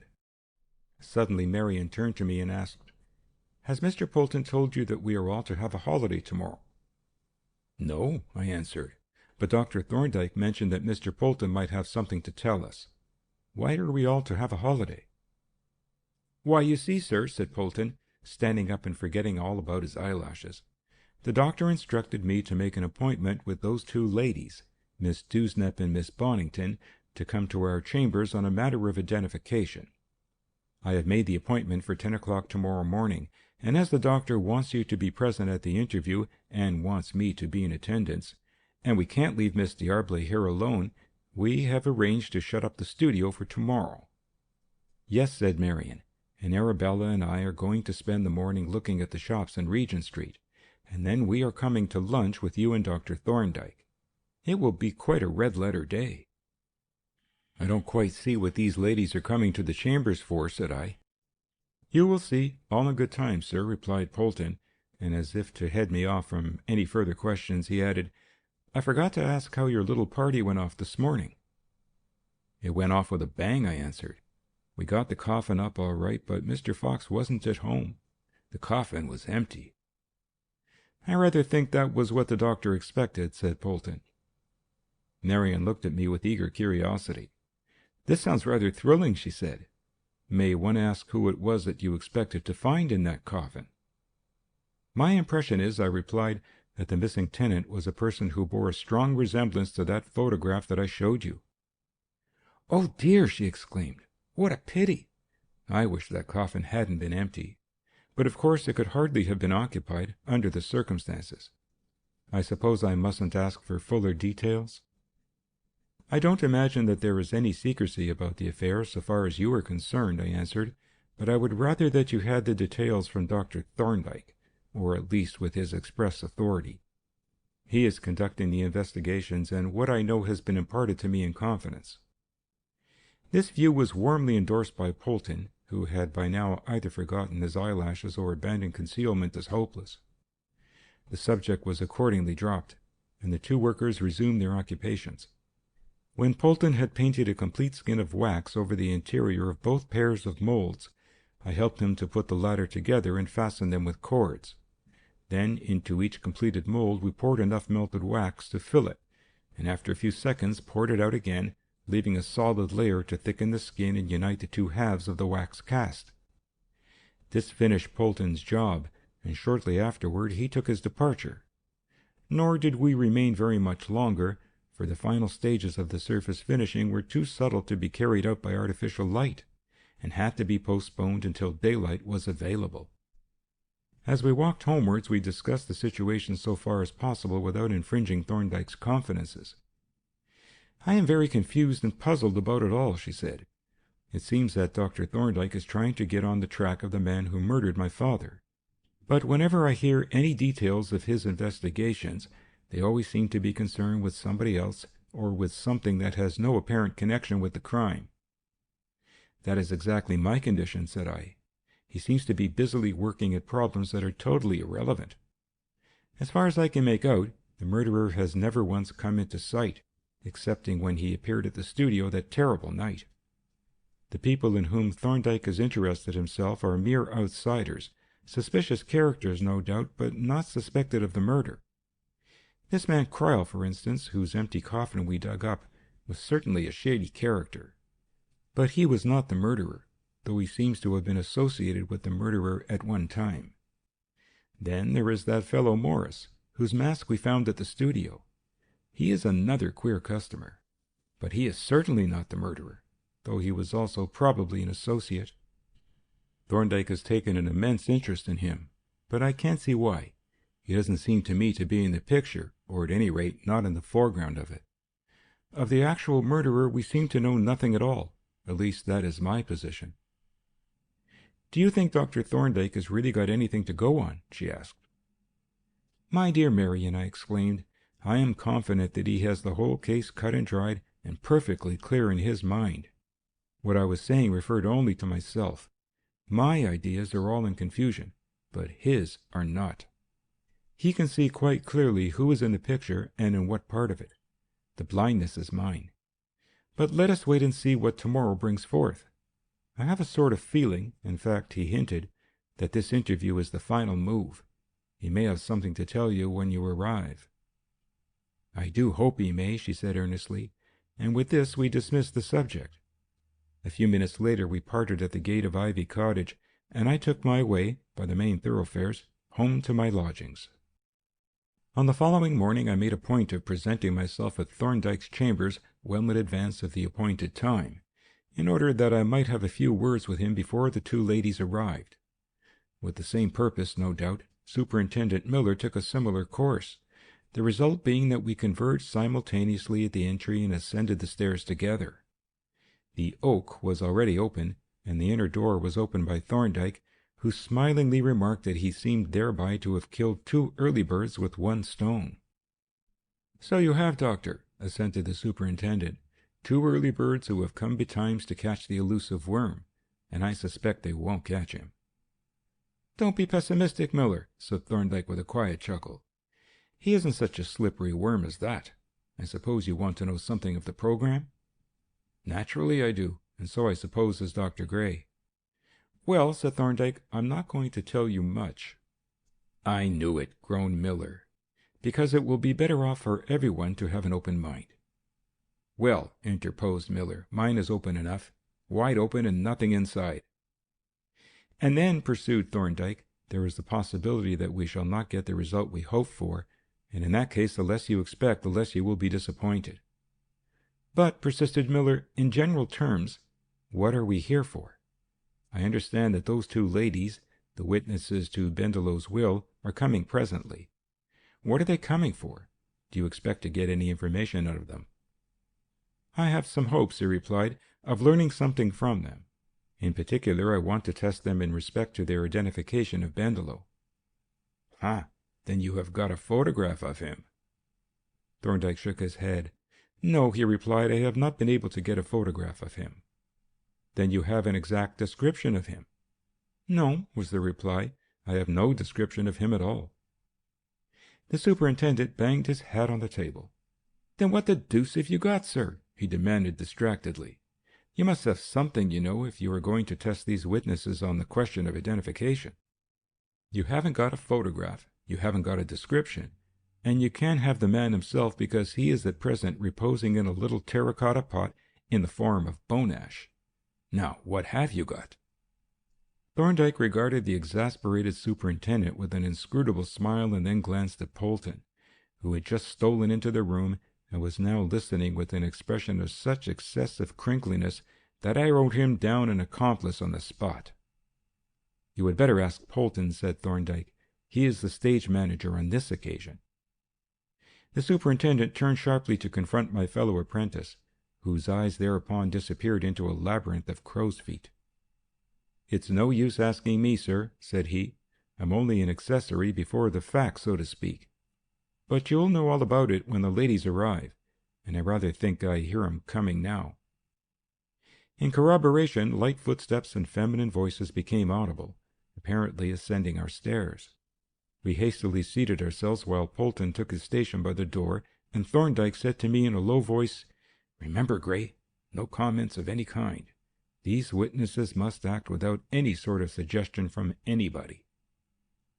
I gave a quick assent, and at that moment Polton threw open the door with a flourish and announced majestically, "Miss Dewsnap, Miss Bonington." We all rose, and Thorndyke advanced to receive his visitors, while Polton placed chairs for them. "It is exceedingly good of you to take all this trouble to help us," said Thorndyke. "I hope it was not in any way inconvenient to you to come here this morning." "Oh, not at all," replied Miss Dewsnap. "Only we are not quite clear as to what it is that you want us to do." "We will go into that question presently," said Thorndyke. "Meanwhile, may I introduce to you these two gentlemen who are interested in our little business, Mr. Miller and Dr. Gray?" The two ladies bowed, and Miss Dewsnap remarked, "We are already acquainted with Dr. Gray. We had the melancholy pleasure of meeting him at Mrs. Morris's house on the sad occasion when he came to examine the mortal remains of poor Mr. Bendelow, who is now with the angels." "And no doubt," added Miss Bonington, "in extremely congenial society." At this statement of Miss Dewsnap's, the superintendent turned and looked at me sharply with an expression of enlightenment, but he made no remark, and the latter lady returned to her original inquiry. "You were going to tell us what it is that you want us to do." "Yes," replied Thorndyke. "It is quite a simple matter. We want you to look at the face of a certain person who will be shown to you, and to tell us if you recognize and can give a name to that person." "Not an insane person, I hope?" exclaimed Miss Dewsnap. "No," Thorndyke assured her, "not an insane person." "Nor a criminal person in custody, I trust?" added Miss Bonington. "Certainly not," replied Thorndyke. "In short, let me assure you that the inspection of this person need not cause you the slightest embarrassment. It will be a perfectly simple affair, as you will see. But perhaps we had better proceed at once.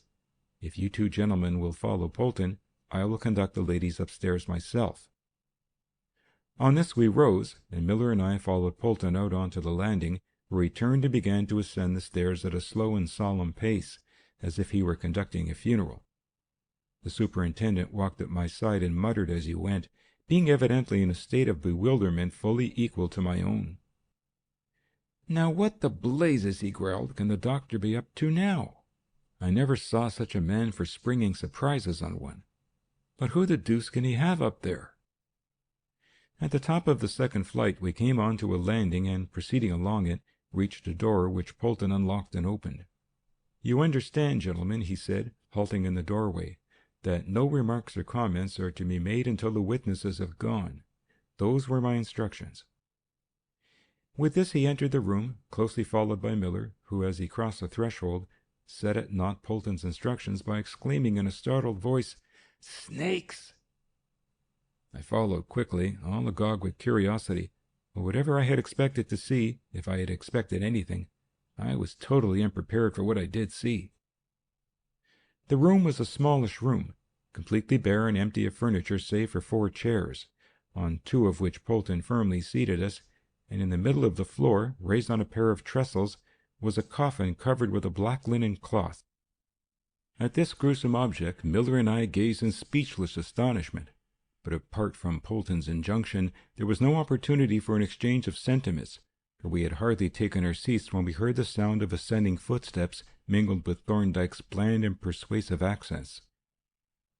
A few moments later the party reached the door, and as the 2 ladies came in sight of the coffin, both started back with a cry of alarm. "Oh dear!" exclaimed Miss Dewsnap. "It's a dead person! Who is it, sir? Is it anyone we know?" "That is what we want you to tell us," Thorndyke replied. "How mysterious!" exclaimed Miss Bonington, in a hushed voice. "How dreadful! Some poor creature who has been found dead, I suppose? I hope it won't be very, you know what I mean, sir, when the coffin is opened." "There will be no need to open the coffin," Thorndyke reassured her.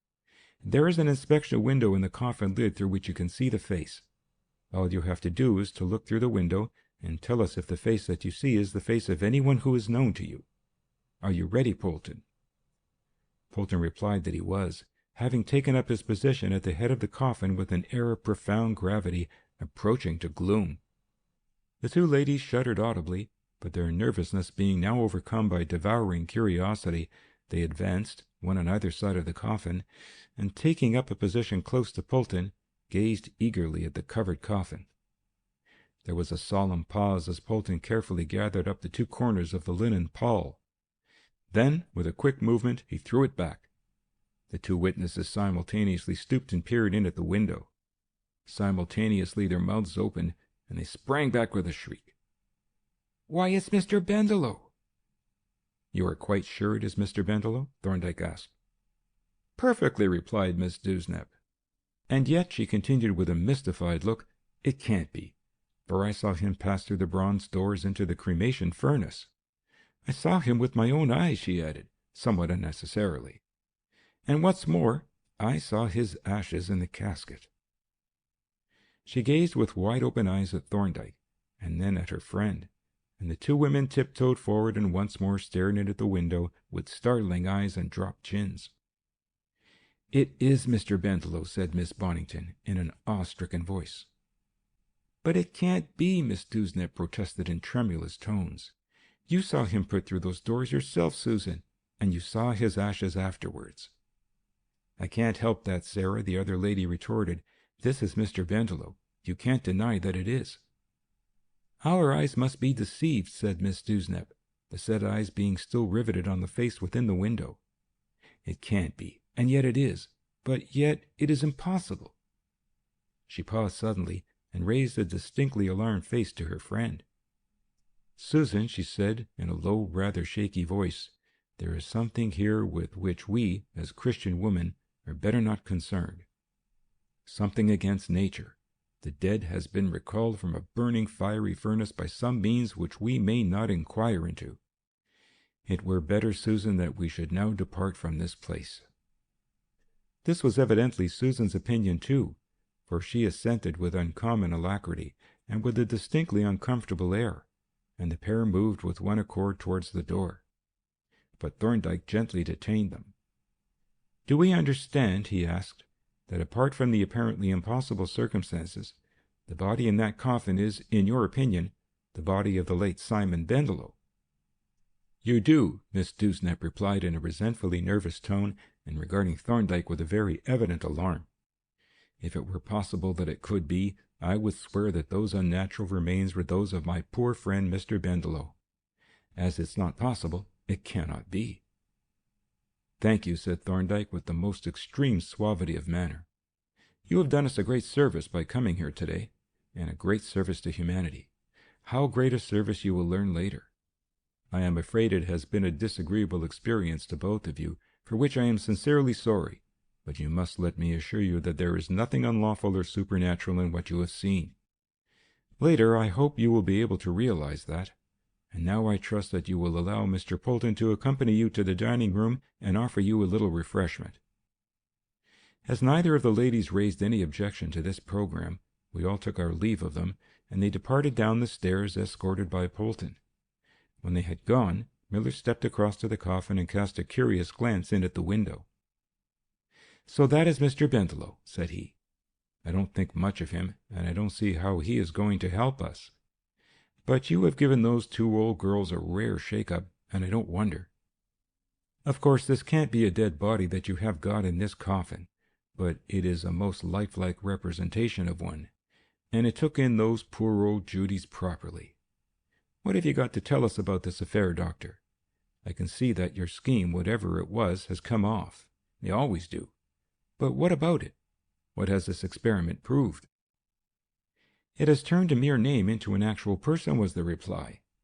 "Yes, I know," rejoined Miller. "Very interesting, too. Now we know exactly what he looks like. But what about it? And what is the next move?" "The next move on my part is to lay a sworn information against him as the murderer of Julius D'Arblay, which I will do now, if you will administer the oath and witness my signature." As he spoke, Thorndyke produced a paper from his pocket and laid it on the coffin. The superintendent looked at the paper with a surprised grin. "A little late, isn't it," he said, "to be swearing an information? Of course you can if you like, but when you've done it, what then?" "Then," replied Thorndyke, "it will be for you to arrest him and bring him to trial." At this reply, the superintendent's eyes opened until his face might have been a symbolic mask of astonishment. Grasping his hair with both hands, he rose slowly from his chair, staring at Thorndyke as if at some alarming apparition. "You'll be the death of me, doctor," he exclaimed. "You really will. I am not fit for these shocks at my time of life. What is it you ask me to do?" "I am to arrest this man." "What man?" "Here is a waxwork gentleman in a coffin. At least I suppose that is what he is. That might have come straight from Madame Tussaud's." "Am I to arrest him?" "And there is a casket full of ashes somewhere. Am I to arrest those? Or am I off my head or dreaming?" Thorndyke smiled at him indulgently. "Now, Miller," said he, "don't pretend to be foolish because you are not. The man whom you are to arrest is a live man, and what is more, he is easily accessible whenever you choose to lay your hands on him." "Do you know where to find him?" "Yes," Thorndyke replied. "I myself will conduct you to his house, which is in Abbey Road, Hornsey, nearly opposite Miss D'Arblay's studio." I gave a gasp of amazement on hearing this, which directed the superintendent's attention to me. "Very well, doctor," he said. "I will take your information, but you needn't swear to it. Just sign your name. I must be off now, but I will look in tonight about 9, if that will do, to get the necessary particulars and settle the arrangements with you. Probably tomorrow afternoon will be a good time to make the arrest. What do you think?" "I should think it would be an excellent time," Thorndyke replied, "but we can settle definitely tonight." With this, the superintendent, having taken the signed paper from Thorndyke, shook both our hands and bustled away with the traces of his late surprise still visible on his countenance. The recognition of the tenant of the coffin as Simon Bendelow had come on me with almost as great a shock as it had on the two witnesses, but for a different reason. My late experiences enabled me to guess at once that the mysterious tenant was a waxwork figure, presumably of Polton's creation. But what I found utterly inexplicable was that such a waxwork should have been produced in the likeness of a man whom neither Polton nor Thorndyke had ever seen. The astonishing conversation between the latter and Miller had for the moment driven this mystery out of my mind, but as soon as the superintendent had gone, I stepped over to the coffin and looked in at the window. And then I was more amazed than ever, for the face that I saw was not the face that I had expected to see. There, it is true, was the old familiar skull cap, which Bendelow had worn, pulled down over the temples above the jaw bandage. But it was the wrong face. Incidentally, I now understood what had become of Polton's eyelashes. That conscientious realist had evidently taken no risks. "But," I protested, "this is not Bendelow. This is Morris." Thorndyke nodded.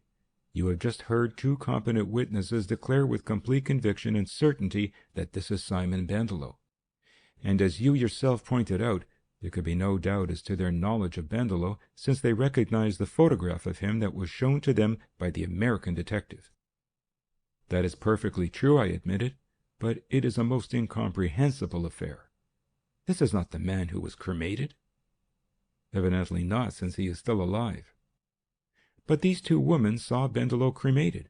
At least they saw him pass through into the crematorium, which is near enough. And they had seen him in the coffin a few minutes before I saw him in the coffin. And they saw him again a few minutes after Cropper and Morris and I had put him back in the coffin. And the man whom we put into the coffin was certainly not this man." "Obviously not, since he helped you to put the corpse in." "And again," I urged, "if the body that we put into the coffin was not the body that was cremated, what has become of it? It wasn't buried, for the other coffin was empty. Those women must have made some mistake." He shook his head. "The solution of the mystery is staring you in the face," said he. "It is perfectly obvious, and I am not going to give you any further hints now. When we have made the arrest, you shall have a full exposition of the case. But tell me now, did those two women ever meet Morris?" I considered for a few moments and then replied, "I have no evidence that they ever met him. They certainly never did in my presence. But even if they had, they would hardly have recognized him as the person whom they have identified today. He had grown a beard and mustache, you will remember, and his appearance was very much altered from what it was when I first saw him." Thorndyke nodded. "It would be," he agreed. Then, turning to another subject, he said, "I am afraid it will be necessary for you to be present at the arrest. I would much rather that you were not, for he is a dangerous brute and will probably fight like a wildcat. But you are the only one of us who really knows him by sight in his present state." I should like to be in at the death, I said eagerly. That is well enough, said he, so long as it is his death. You must bring your pistol, and don't be afraid to use it. And how shall I know when I am wanted? I asked. You had better go to the studio tomorrow morning, he replied. I will send a note by Polton giving you particulars of the time when we shall call for you. And now we may as well help Polton to prepare for our other visitors, and I think, Gray, we will say as little as possible about this morning's proceedings or those of tomorrow. Explanations will come better after the event. With this we went down to the dining room, where we found Polton sedately laying the table, having just got rid of the two ladies. We made a show of assisting him, and I ventured to inquire, Who is doing the cooking today, Polton? Or is it to be a cold lunch?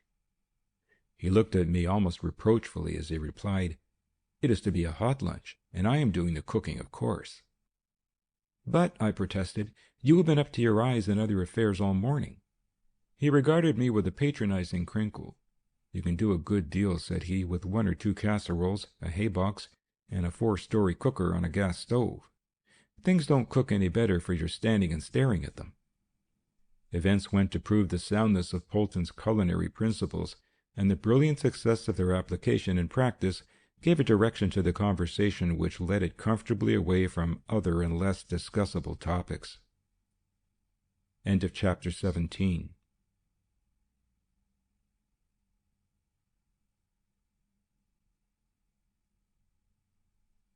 Chapter 18. The Last Act.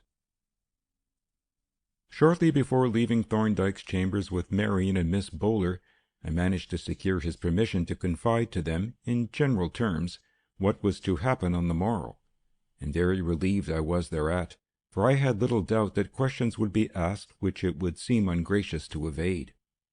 Events proved that I was not mistaken. Indeed, we were hardly clear of the precincts of the temple when Marion opened the inquisition. You said yesterday, she began, that Dr. Thorndyke might have something to tell us today, and I hoped that he might. I even tried to pluck up courage to ask him, but then I was afraid that it might seem intrusive. He isn't the sort of man that you can take liberties with. So I suppose that whatever it was that happened this morning is a dead secret?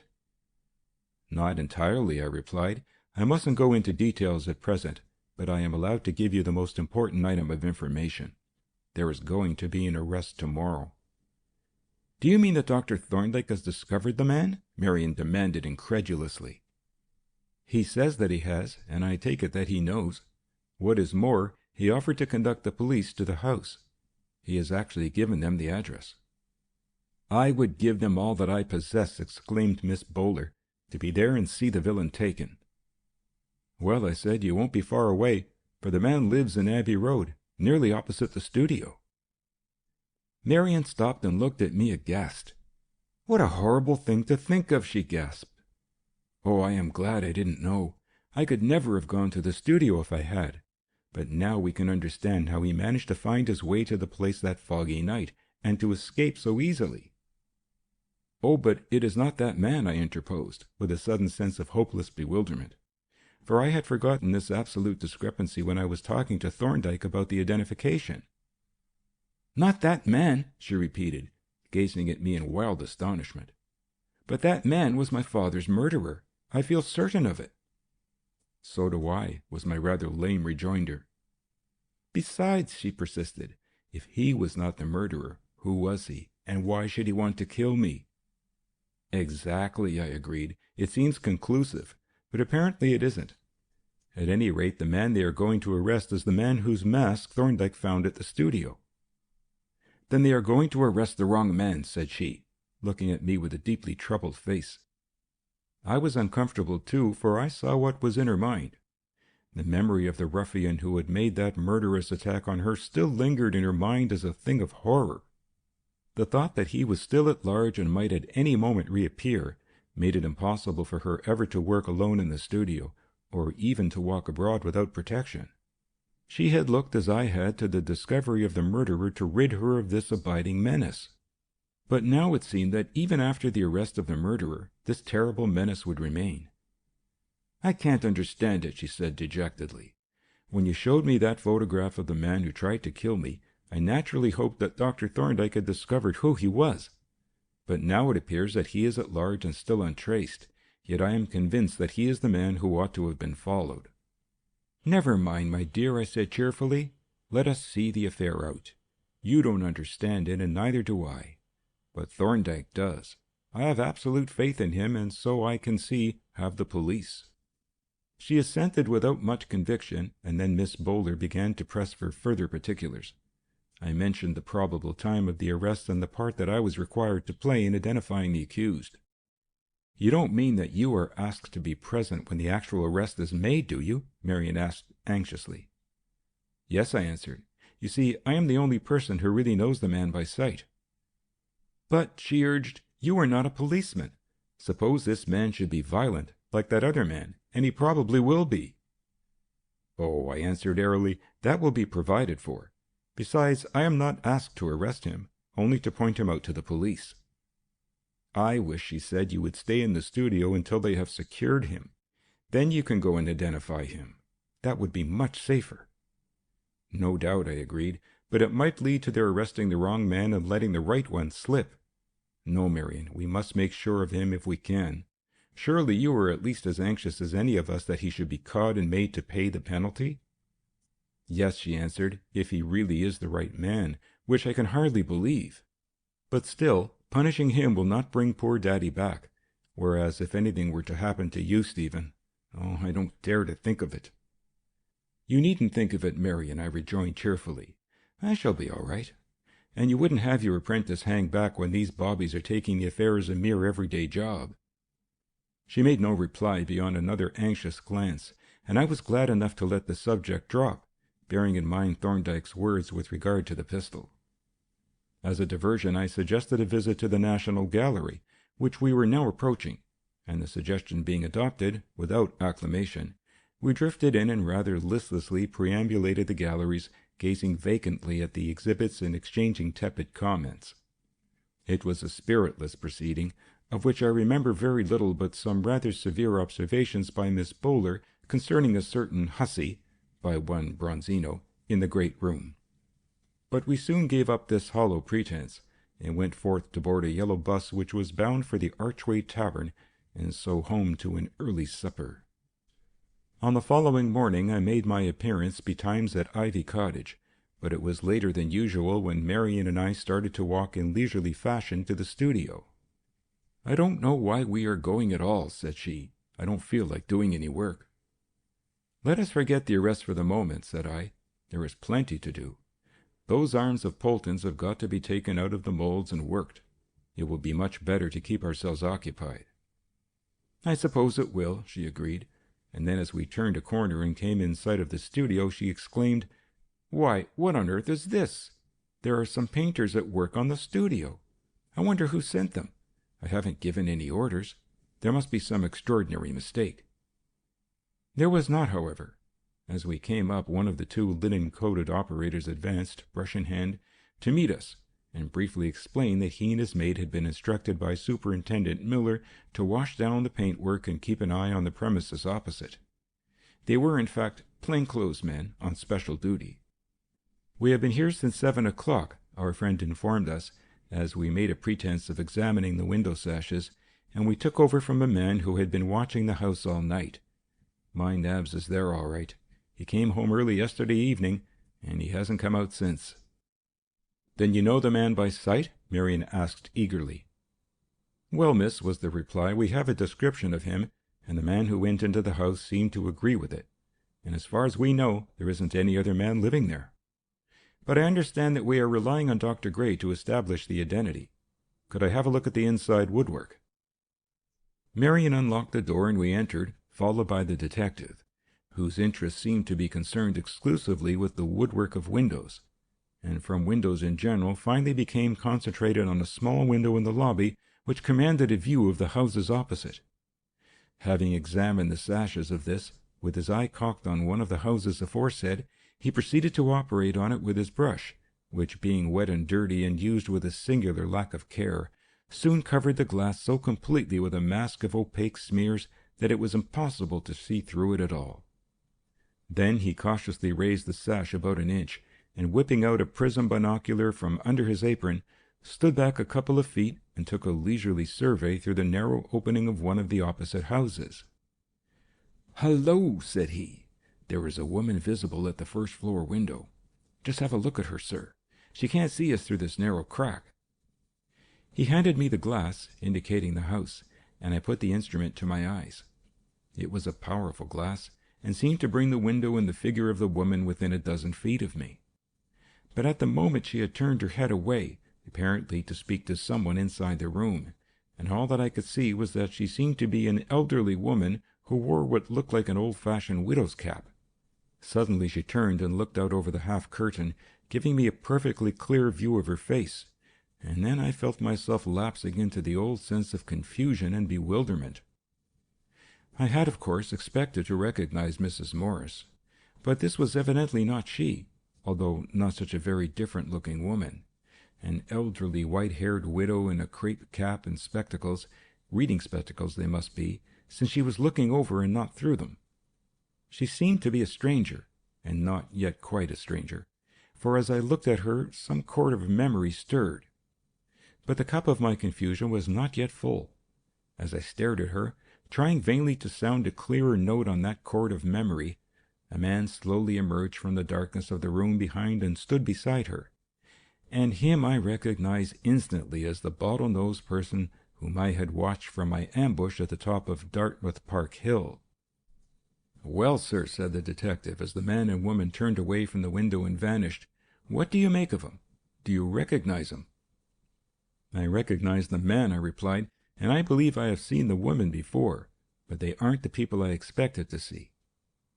"Oh dear," said he, "that's a bad lookout, because I don't think there is anybody else there." Then I said, "We have made a false shot, and yet, well, I don't know. I had better think this over and see if I can make anything of it." I turned into the studio, where I found Marion, who had been listening attentively to this dialogue, in markedly better spirits. "It seems a regular muddle," she remarked cheerfully. "They have come to arrest the wrong man, and now it appears that he isn't there." "Don't talk to me for a few minutes, Marion dear," said I. "There is something behind this, and I want to think what it can be. I have seen that woman somewhere, I feel certain. Now, where was it?" I cudgelled my brains for some time without succeeding in recovering the recollections connected with her. I revisualized the face that I had seen through the glass, with its deep-set, hollow eyes and strong, sharply sloping eyebrows, and tried to connect it with some person whom I had seen, but in vain. And then in a flash it came to me. She was the widow whom I had noticed at the inquest. The identification indeed was not very complete, for the veil that she had worn on that occasion had considerably obscured her features. But I had no doubt that I was right, for her present appearance agreed in all that I could see with that of the woman at the inquest. The next question was, who could she be? Her association with the bottle-nosed man connected her in some way with what Thorndyke would have called the case, for that man, whoever he was, had certainly been shadowing me. Then her presence at the inquest had now a sinister suggestiveness. She would seem to have been there to watch developments on behalf of others. Could she be a relative of Mrs. Morris? A certain faint resemblance seemed to support this idea. As to the man, I gave him up. Evidently there were several persons concerned in this crime, but I knew too little about the circumstances to be able to make even a profitable guess. Having reached this unsatisfactory conclusion, I turned, a little irritably, to Marion, exclaiming, "I can make nothing of it. Let us get on with some work to pass the time." Accordingly, we began, in a half-hearted way, upon Polton's 2 molds. But the presence of the 2 detectives was disturbing, especially when, having finished the exterior, they brought their pails and ladders inside and took up their station at the lobby window. We struggled on for a time, but when about noon Miss Boulder made her appearance with a basket of provisions and a couple of bottles of wine, we abandoned the attempt and occupied ourselves in tidying up and laying a table. "Don't you think, Marion," I said as we sat down to lunch, having provided for the needs of the 2 painters whom lunched in the lobby, "that it will be best for you and Arabella to go home before any fuss begins?" "Whatever Miss Marion thinks," Arabella interposed firmly, "I am not going home. I came down expressly to see this villain captured, and here I shall stay until he is safely in custody. "And I," said Marion, "am going to stay with Arabella. You know why, Stephen. I couldn't bear to go away and leave you here after what you have told me. We shall be quite safe in here." "Well," I temporized, seeing plainly that they had made up their minds, "you must keep the door bolted until the business is over." "As to that," said Miss Bowler, "we shall be guided by circumstances." And from this ambiguous position neither she nor Marion would budge. Shortly after lunch I received a further shock of surprise. In answer to a loud single knock, I hurried out to open the door. A tradesman's van had drawn up at the curb, and 2 men stood on the threshold, one of them holding a good-sized parcel. I stared at the latter in astonishment, for I recognized him instantly as the second shadower of the Dartmouth Park Hill adventure. But before I could make any comment, both men entered, with the curt explanation, "Police business," and the last comer shut the door when I heard the van drive off. "I am Detective Sergeant Porter," the stranger explained. "You know what I am here for, of course."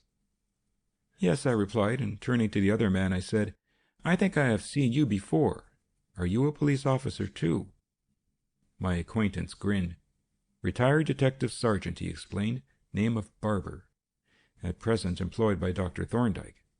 "I think I have seen you before, sir," and he grinned again, somewhat more broadly. "I should like to know how you were employed when I saw you last," said I.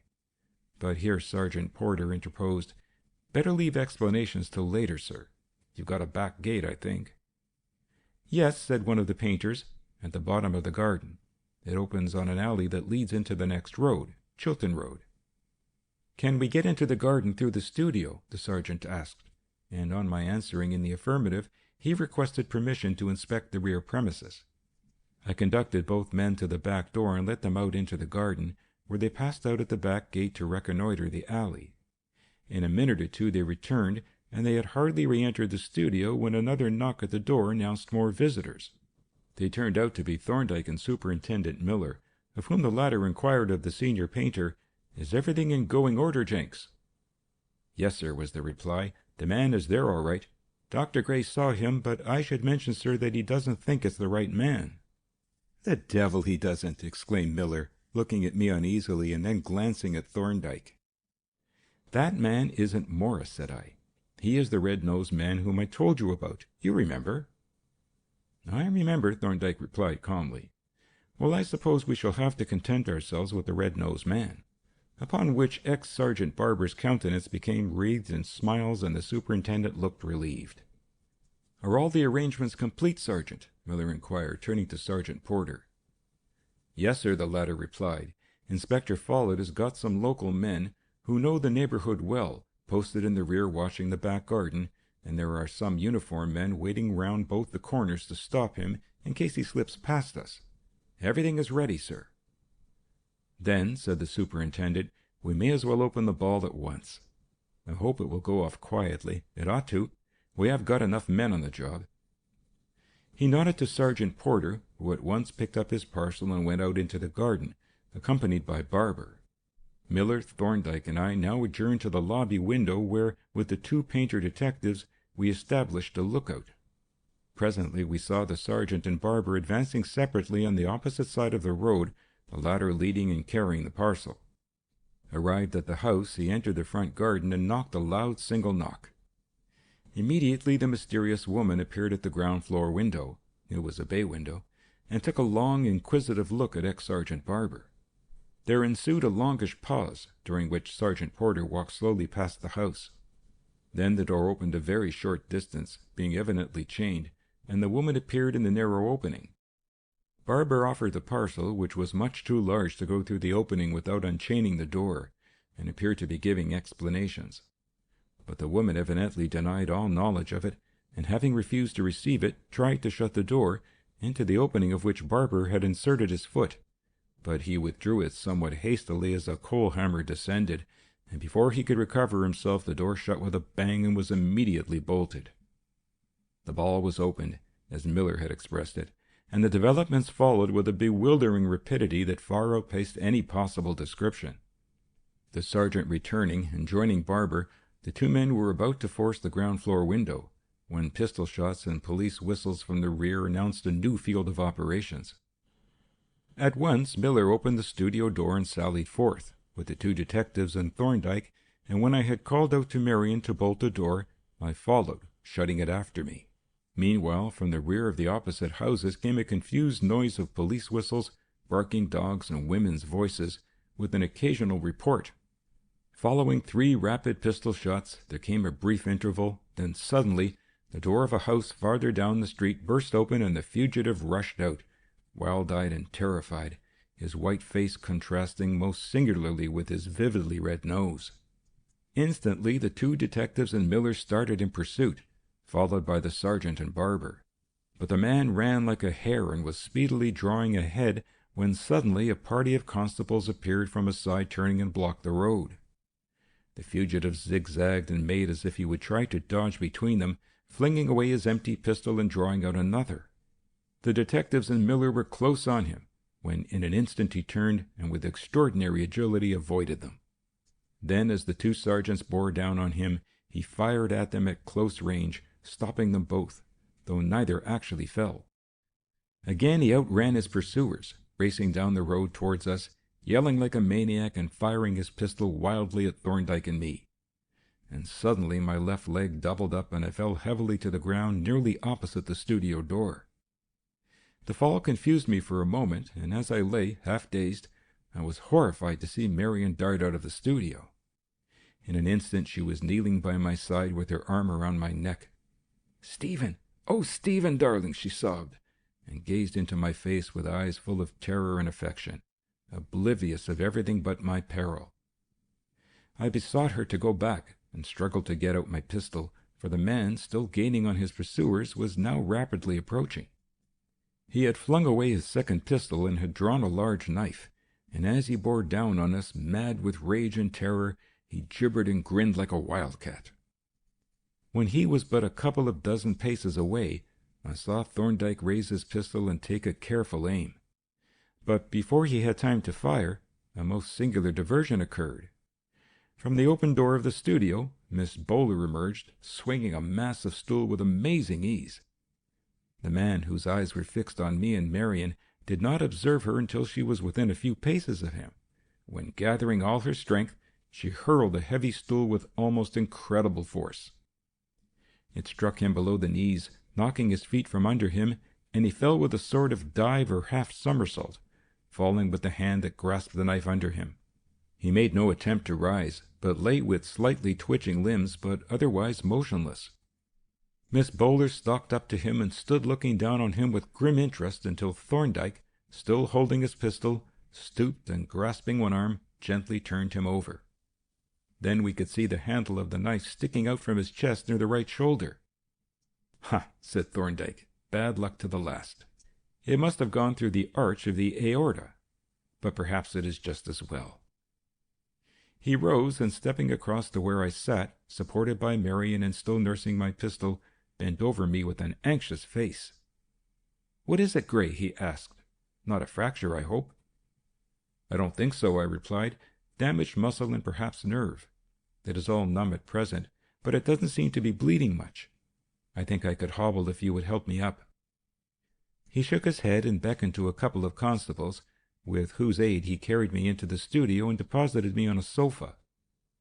Immediately afterwards the 2 wounded officers were brought in, and I was relieved to hear that neither of them was dangerously hurt, though the sergeant had a fractured arm and Barber a flesh wound of the chest and a cracked rib. The ladies having been politely ejected into the garden, Thorndyke examined the various injuries and applied temporary dressings, producing the materials from a very business-like looking bag which he had providently brought with him. While he was thus engaged, 3 constables entered carrying the corpse, which, with a few words of apology, they deposited on the floor by the side of the sofa. I looked down at the ill-omened figure with lively curiosity, and especially was I impressed and puzzled by the very singular appearance of the face. Its general color was of that waxen pallor characteristic of the faces of the dead, particularly of those who have died from hemorrhage. But the nose and the acne patches remained unchanged. Indeed, their color seemed intensified, for their vivid red stared from the surrounding white like the painted patches on a clown's face. The mystery was solved when, the surgical business being concluded, Barber came and seated himself on the edge of the sofa. "Masterly make-up, that," said he, nodding at the corpse. "Looks queer enough now, but when he was alive you couldn't spot it, even in daylight." "Make-up!" I exclaimed. "I didn't know you could make up off the stage." "You can't wear a celluloid nose off the stage or a tie-on beard," he replied. "But when it is done as well as this, a touch or two of nose paste or toupee paste, tinted carefully with grease paint and finished up with powder, is hard to spot. These experts in make-up are a holy terror to the police." "Did you know that he was made up?" I asked, looking at Thorndyke. "I inferred that he was," the latter replied, "and so did Sergeant Barber. But now we had better see what his natural appearance is." He stooped over the corpse, and with a small ivory paper knife, scraped from the end of the nose and the parts adjacent a layer of colored plastic material about the consistency of modeling wax. Then, with Vaseline and cotton wool, he cleaned away the red pigment until the pallid skin showed unsullied. "Why, it is Morris after all!" I exclaimed. "It is perfectly incredible. And you seem to remove such a very small quantity of paste, too. I wouldn't have believed that it would make such a change." "Not after that very instructive demonstration that Miss D'Arblay gave us with the clay and the plaster mask?" he asked with a smile. I smiled sheepishly in return. "I told you I was a fool, sir." And then, as a new idea burst upon me, I asked, "And that other man, the hook-nosed man?" "Morris, that is to say Bendelow," he replied, with a different, more exaggerated make-up. I was pondering with profound relief on this answer when one of the painter detectives entered in search of the superintendent. "We got into the house from the back, sir," he reported. "The woman is dead. We found her lying on the bed in the first-floor front, and we found a tumbler half full of water and this by the bedside." He exhibited a small, wide-mouthed bottle labeled potassium cyanide, which the superintendent took from him. "I will come and look over the house presently," the latter said. "Don't let anybody in, and let me know when the cabs are here." "There are 2 here now, sir," the detective announced, "and they have sent down 3 wheeled stretchers. 1 cab will carry our 2 casualties, and I expect the doctor will want the other. The bodies can be put on 2 of the stretchers, but you had better send the woman here for Dr. Gray to see." The detective saluted and retired, and in a few minutes a stretcher dismounted from his carriage was borne in by 2 constables and placed on the floor beside Morris's corpse. But even now, prepared as I was, and knowing who the new arrival must be, I looked doubtfully at the pitiful effigy that lay before me, so limp and passive that but an hour since had been a strong, courageous, resourceful woman. Not until the white wig, the cap, and the spectacles had been removed, the heavy eyebrows detached with spirit, and the dark pigment cleaned away from the eyelids, could I say with certainty that this was the corpse of Mrs. Morris. "Well, doctor," said the superintendent, when the wounded and the dead had been borne away and we were alone in the studio, "you have done your part to a finish, as usual, but ours is a bit of a failure. I should have liked to bring that fellow to trial." "I sympathize with you," replied Thorndyke. "The gallows ought to have had him. But yet I am not sure that what has happened is not all for the best. The evidence in both cases, the D'Arblay and the Van Zelen murders, is entirely circumstantial and extremely intricate. That is not good evidence for a jury. A conviction would not have been a certainty either here or in America, and an acquittal would have been a disaster that I don't dare to think of. No, Miller, I think that on the whole I am satisfied, and I think that you ought to be too." "I suppose I ought," Miller conceded, "but it would have been a triumph to put him in the dock, after he had been written off as dead and cremated. However, we must take things as we find them, and now I had better go and look over that house." With a friendly nod to me, he took himself off, and Thorndyke went off to notify the ladies that the intruders had departed. As he returned with them, I heard Marion cross-examining him with regard to my injuries and listened anxiously for his report. "So far as I can see, Miss D'Arblay," he answered, "the damage is confined to 1 or 2 muscles. If so, there will be no permanent disablement, and he should soon be quite well again. But he will want proper surgical treatment without delay. I propose to take him straight to our hospital if he agrees." "Miss Bowler and I were hoping," said Marion, "that we might have the privilege of nursing him at our house." "That is very good of you," said Thorndyke, "and perhaps you might look after him during his convalescence. But for the present he needs skilled surgical treatment. If it should not be necessary for him to stay in the hospital after the wound has been attended to, it would be best for him to occupy one of the spare bedrooms at my chambers, where he can be seen daily by the surgeon, and I can keep an eye on him. Come," he added coaxingly, "let us make a compromise. You or Miss Bowler shall come to the temple every day for as long as you please, and do what nursing is necessary. There is a spare room, of which you can take possession, and as to your work here, Polton will give you any help that he can. How will that do?" Marion accepted the offer gratefully, with my concurrence, but begged to be allowed to accompany me to the hospital. "That was what I was going to suggest," said Thorndyke. "The cab will hold the four of us, and the sooner we start the better." Our preparations were very soon made. Then the door was opened. I was assisted out through a lane of hungry-eyed spectators, held at bay by 2 constables, and deposited in the cab. And when the studio had been locked up, we drove off, leaving the neighborhood to settle down to its normal condition. End of chapter 18.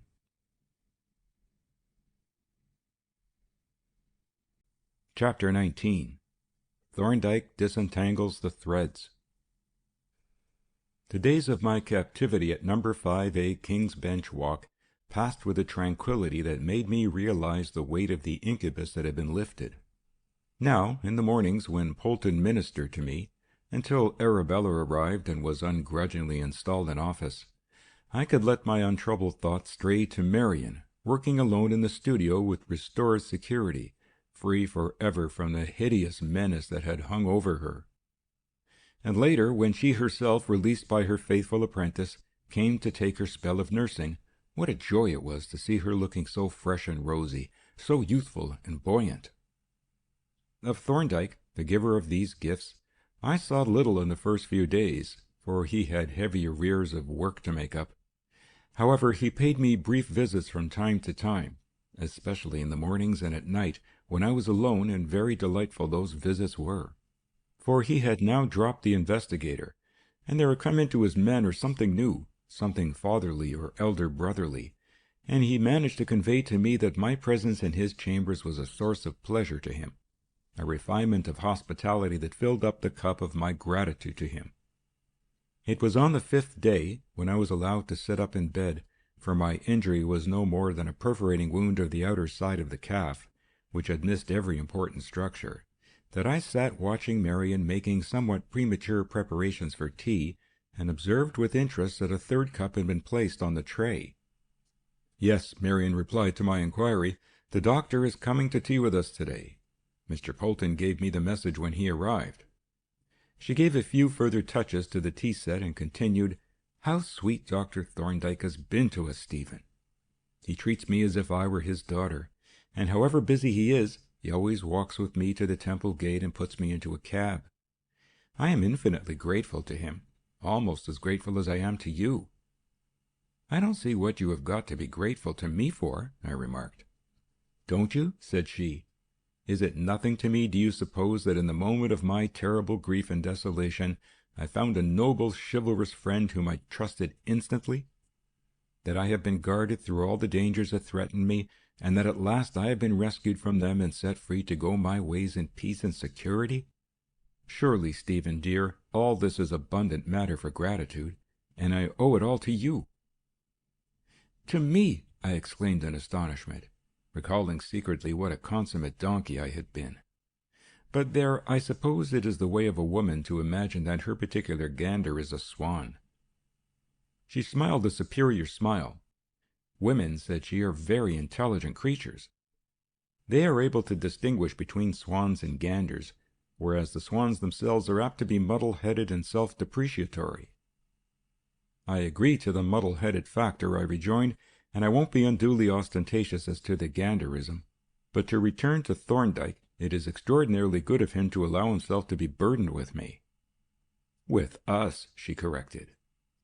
"It is the same thing, sweetheart. Do you know if he is going to give us a long visit?" "I hope so," she replied. "Mr. Polton said that he had got through his arrears of work and had this afternoon free." Then, said I, perhaps he will give us the elucidation that he promised me some time ago. I am devoured by curiosity as to how he unraveled the web of mystification that the villain, Bendelow, spun round himself.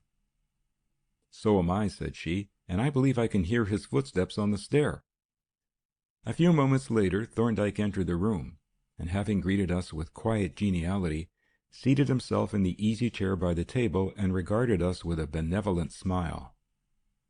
We were just saying, sir, said I, how very kind it is of you to allow your chambers to be invaded by a stray cripple and his belongings. I believe you were going to say baggage, Marion murmured. Well, said Thorndyke, smiling at the interpolation, I may tell you both in confidence that you were talking nonsense. It is I who am the beneficiary. It is a part of your goodness to say so, sir, I said. But, he rejoined, it is the simple truth. You enable me to combine the undoubted economic advantages of bachelordom with the satisfaction of having a family under my roof, and you even allow me to participate in a way as a sort of supercargo in a certain voyage of discovery which is to be undertaken by two young adventurers in the near future, in the very near future, as I hope. As I hope too, said I, glancing at Marion, who had become a little more rosy than usual and who now adroitly diverted the current of the conversation. We were also wondering, said she, if we might hope for some enlightenment on things which have puzzled us so much lately. That, he replied, was in my mind when I arranged to keep this afternoon and evening free. I wanted to give Stephen, who was my professional offspring, so to speak, a full exposition of this very intricate and remarkable case. If you, my dear, will keep my cup charged as occasion arises, I will begin forthwith. I will address myself to Stephen, who has all the facts first-hand, and if, in my exposition, I should seem somewhat callously to ignore the human aspects of this tragic story, aspects which have meant so much in irreparable loss and bereavement to you, poor child, remember that it is an exposition of evidence, and necessarily passionless and impersonal. I quite realize that, said Marion, and you may trust me to understand. He bowed gravely, and after a brief pause began, I propose to treat the subject historically, so to speak, to take you over the ground that I traversed myself, recounting my observations and inferences in the order in which they occurred.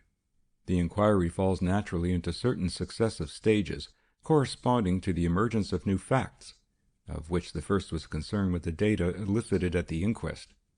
Let us begin with them. First, as to the crime itself. It was a murder of a very distinctive type. There was evidence not only of premeditation in the bare legal sense, but of careful preparation and planning. It was a considered act, and not a crime of impulse or passion. What could be the motive for such a crime? There appeared to be only two alternate possibilities. Either it was a crime of revenge or a crime of expediency. The hypothesis of revenge could not be explored, because there were no data excepting the evidence of the victim's daughter, which was to the effect that deceased had no enemies, actual or potential, and this evidence was supported by the very deliberate character of the crime. We were therefore thrown back on the hypothesis of expediency, which was in fact the more probable one, and which became still more probable as the circumstances were further examined. But having assumed as a working hypothesis that this crime had been committed in pursuit of a definite purpose which was not revenge, the next question was, what could that purpose have been? And that question could be answered only by a careful consideration of all that was known of the parties to the crime, the criminal and the victim, and their possible relations to one another. As to the former, the circumstances indicated that he was a person of some education, that he had an unusual acquaintance with poisons, and such social position and personal qualities as would enable him to get possession of them, that he was subtle, ingenious, and resourceful, but not far-sighted, since he took risks that could have been avoided. His mentality appeared to be that of the gambler, whose attention tends to be riveted on the winning chances, and who makes insufficient provision for possible failure. He staked everything on the chance of the needle puncture being overlooked and the presence of the poison being undiscovered. But the outstanding and most significant quality was his profound criminality. Premeditated murder is the most atrocious of crimes, and murder for expediency is the most atrocious form of murder. This man, then, was of a profoundly criminal type, and was most probably a practicing criminal. Turning now to the victim, the evidence showed that he was a man of high moral qualities, honest, industrious, thrifty, kindly, and amiable, and of good reputation, the exact reverse of the other. Any illicit association between these two men was, therefore, excluded, and yet there must have been an association of some kind. Of what kind could it have been? Now, in the case of this man, as in that of the other, there was one outstanding fact. He was a sculptor, and not only a sculptor, but an artist in the highest class of waxwork. And not only this, he was probably the only artist of this kind practicing in this country, for waxwork is almost exclusively a French art. So far as I know, all the wax figures and high-class lay figures that are made are produced in France. This man therefore appeared to be the unique English practitioner of this very curious art. The fact impressed me profoundly. To realize its significance, we must realize the unique character of the art. Waxwork is a fine art, but it differs from all other fine arts in that its main purpose is one that is expressly rejected by all the other arts. An ordinary work of sculpture, no matter how realistic, is frankly an object of metal, stone, or pottery. Its realism is restricted to truth of form. No deception is aimed at, but, on the contrary, is expressly avoided. But the aim of waxwork is complete deception, and its perfection is measured by the completeness of the deception achieved. How complete that may be can be judged by incidents that have occurred at Madame Tussaud's. When that exhibition was at the old Baker Street Bazaar, the snuff-taker, whose arms, head, and eyes were moved by clockwork, used to be seated on an open bench, and it is recorded that quite frequently visitors would sit down by him on the bench and try to open conversation with him. So, too, the waxwork policeman near the outer door was occasionally accosted with questions by arriving visitors. Bearing this fact in mind, it is obvious that this art is peculiarly adapted to employment in certain kinds of fraud, such as personation, false alibi, and the like, and it is probable that the only reason why it is not so employed is the great difficulty of obtaining first-class waxworks. Naturally, then, when I observed this connection of a criminal with a waxwork artist, I asked myself whether the motive of the murder was not to be sought in that artist's unique powers. Could it be that an attempt had been made to employ the deceased on some work designed for a fraudulent purpose? If such an attempt had been made, whether it had or had not been successful, the deceased would be in possession of knowledge which would be highly dangerous to the criminal, but especially if a work had actually been executed and used as an instrument of fraud. But there were other possibilities in the case of a sculptor who was also a medalist. He might have been employed to produce, quite innocently, copies of valuable works which were intended for fraudulent use, and the second stage of the investigation was concerned with these possibilities. That stage was ushered in by Follett's discovery of the guinea, the additional facts that we obtained at the museum, and later when we learned that the guinea that had been found was an electrotype copy, and that deceased was an expert electrotyper. All seemed to point to the production of the forgeries as the crime in which Julius D'Arblay had been implicated. That was the view to which we seemed to be committed, but it did not seem to me satisfactory for several reasons. First, the motive was insufficient. There was really nothing to conceal. When the forgeries were offered for sale, it would be obvious that someone had made them, and that someone could be traced by the purchaser through the vendor.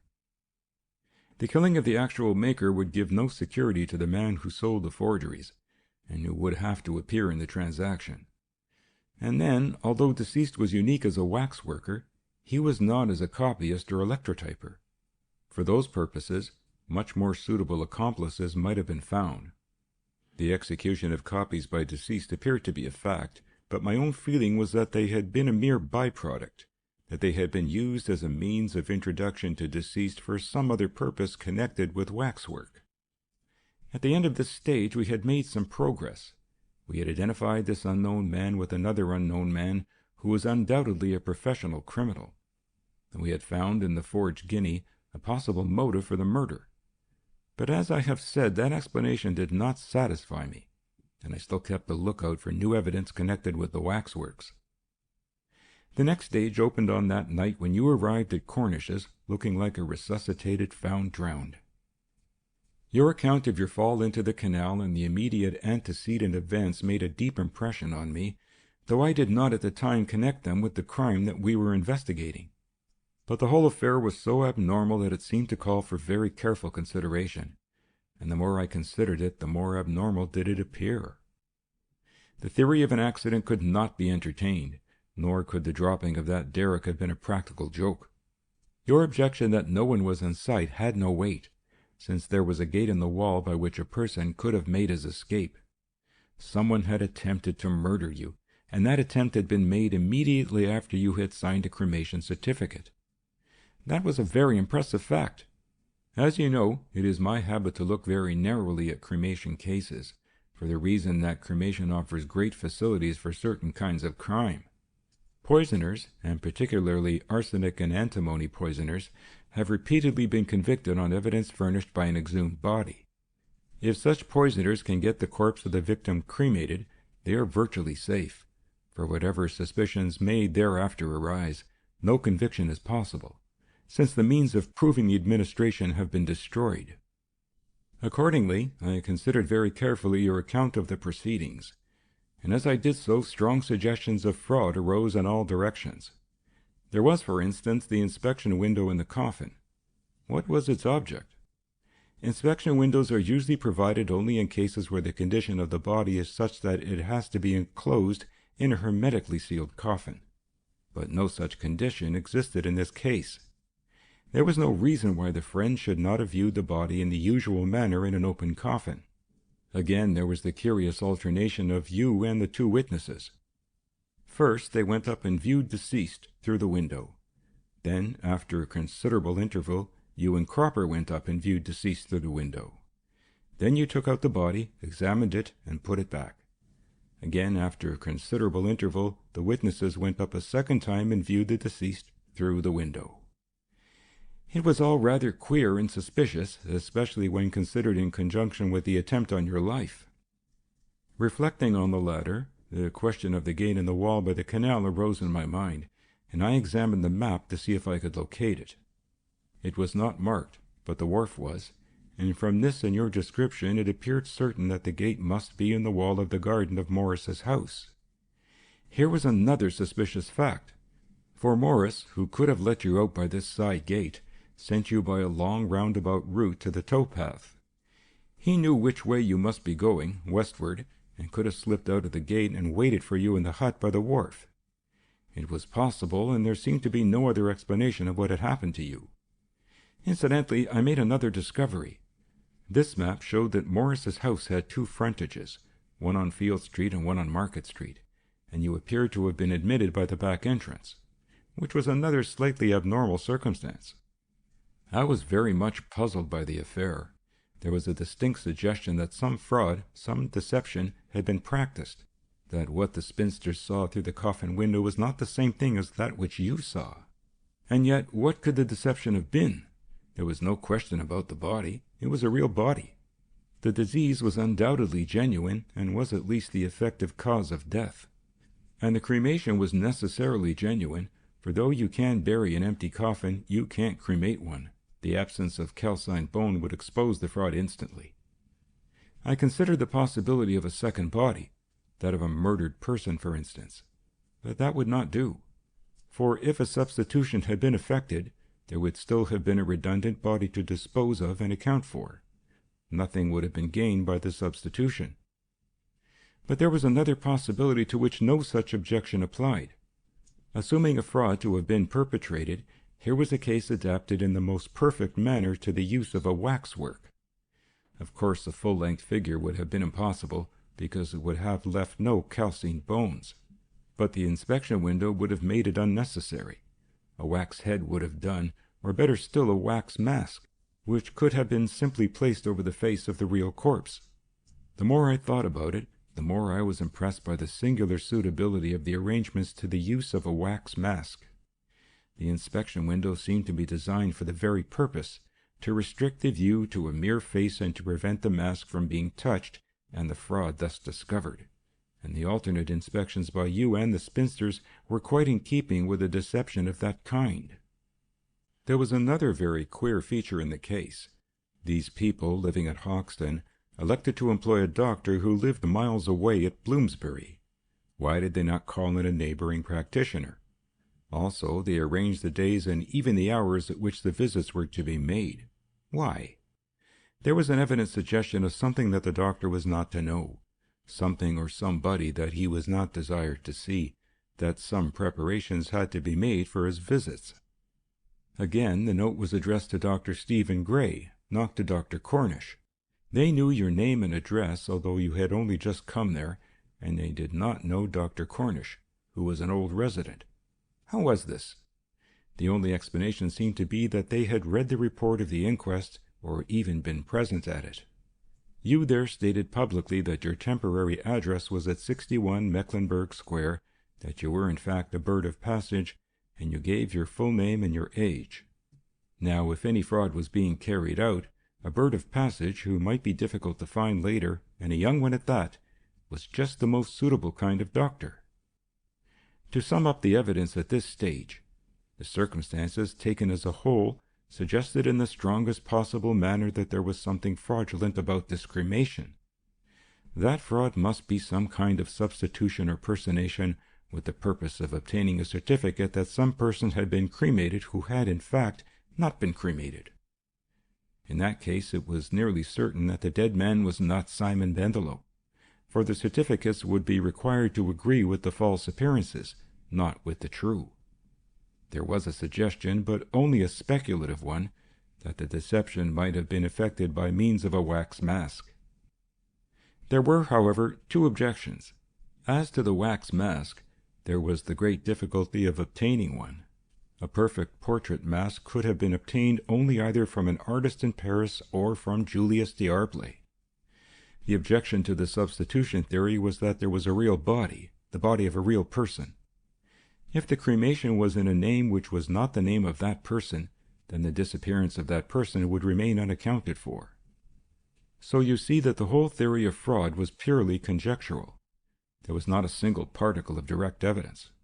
You also see that at 2 points there was a faint hint of a connection between this case and the murder of Mr. D'Arblay.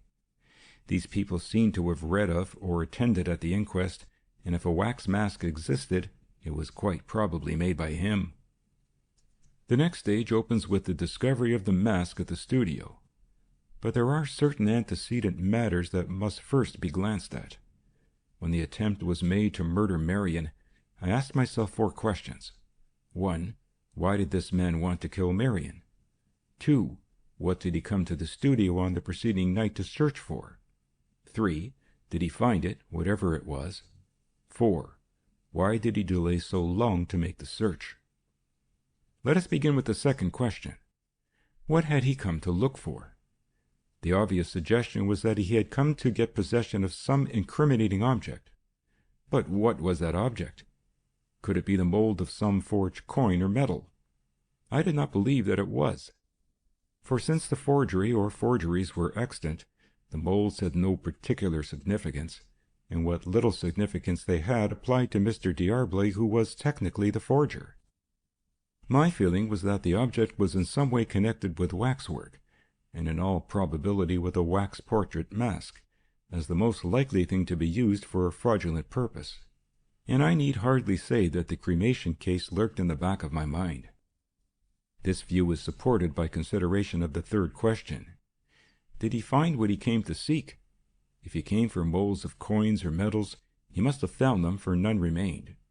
But the fact that he came the next night and attempted to murder Marion, believing her to be alone, suggested that his search had failed.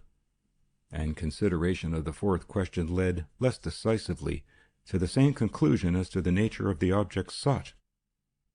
Why had he waited all this time to make the search? Why had he not entered the studio immediately after the murder, when the place was mostly unoccupied? The most probable explanation appeared to me to be that he had only recently become aware that there was any incriminating object in existence. Proceeding on the hypothesis that he had commissioned Mr. D'Arblay to make a wax portrait mask, I further assumed that he knew little of the process, and perhaps misunderstanding Mr. D'Arblay, confused his technique of wax with that of plaster. In making a plaster mask from life, as you probably know by this time, you have to destroy the mold to get the mask out. So when the mask has been delivered to the client, there is nothing left. But to make a wax mask, you must first make one of plaster to serve as a matrix from which to make the gelatin mold for the wax. Then, when the wax mask has been delivered to the client, the plaster matrix remains in the possession of the artist. The suggestion then was that this man had supposed that the mold had been destroyed in making the mask, and that only some time after the murder had he, in some way, discovered his mistake. When he did discover it, he would see what an appalling blunder he had made, for the plaster matrix was the likeness of his own face. You see that all this was highly speculative. It was all hypothetical, and it might all have been totally fallacious. We still had not a single solid fact, but all the hypothetical matter was consistent, and each inference seemed to support the others. And what, I asked, did you suppose was his motive for trying to make away with Marion? In the first place, he replied, I inferred that he looked on her as a dangerous person who might have some knowledge of his transactions with her father. This was probably the explanation of his attempt when he cut the brake wire of her bicycle. But the second, more desperate attack was made, I assume, when he had realized the existence of the plaster mask, and supposed that she knew of it too. If he had killed her, he would probably have made another search with the studio fully lighted up. To return to our inquiry, you see that I had a mass of hypotheses, but not a single real fact. But I still had a firm belief that a wax mask had been made, and that, if it had not been destroyed, there must be a plaster mask somewhere in the studio. That was what I came to look for that morning, and as it happens that I am some 6 inches taller than Bendelow was, I was able to see what had been invisible to him. When I discovered that mask, and when Marion had disclaimed all knowledge of it, my hopes began to rise. But when you identified the face as that of Morris, I felt that our problem was solved. In an instant, my card house of speculative hypothesis was changed into a solid edifice. What had been but bare possibilities had now become so highly probable that they were almost certainties. Let us consider what the finding of this mask proved, subject, of course, to verification. It proved that a wax mask of Morris had been made, for here was the matrix, varnished, as you will remember, in readiness for the gelatin mold, and that mask was obviously obtained for the purpose of a fraudulent cremation. And that mask was made by Julius D'Arblay.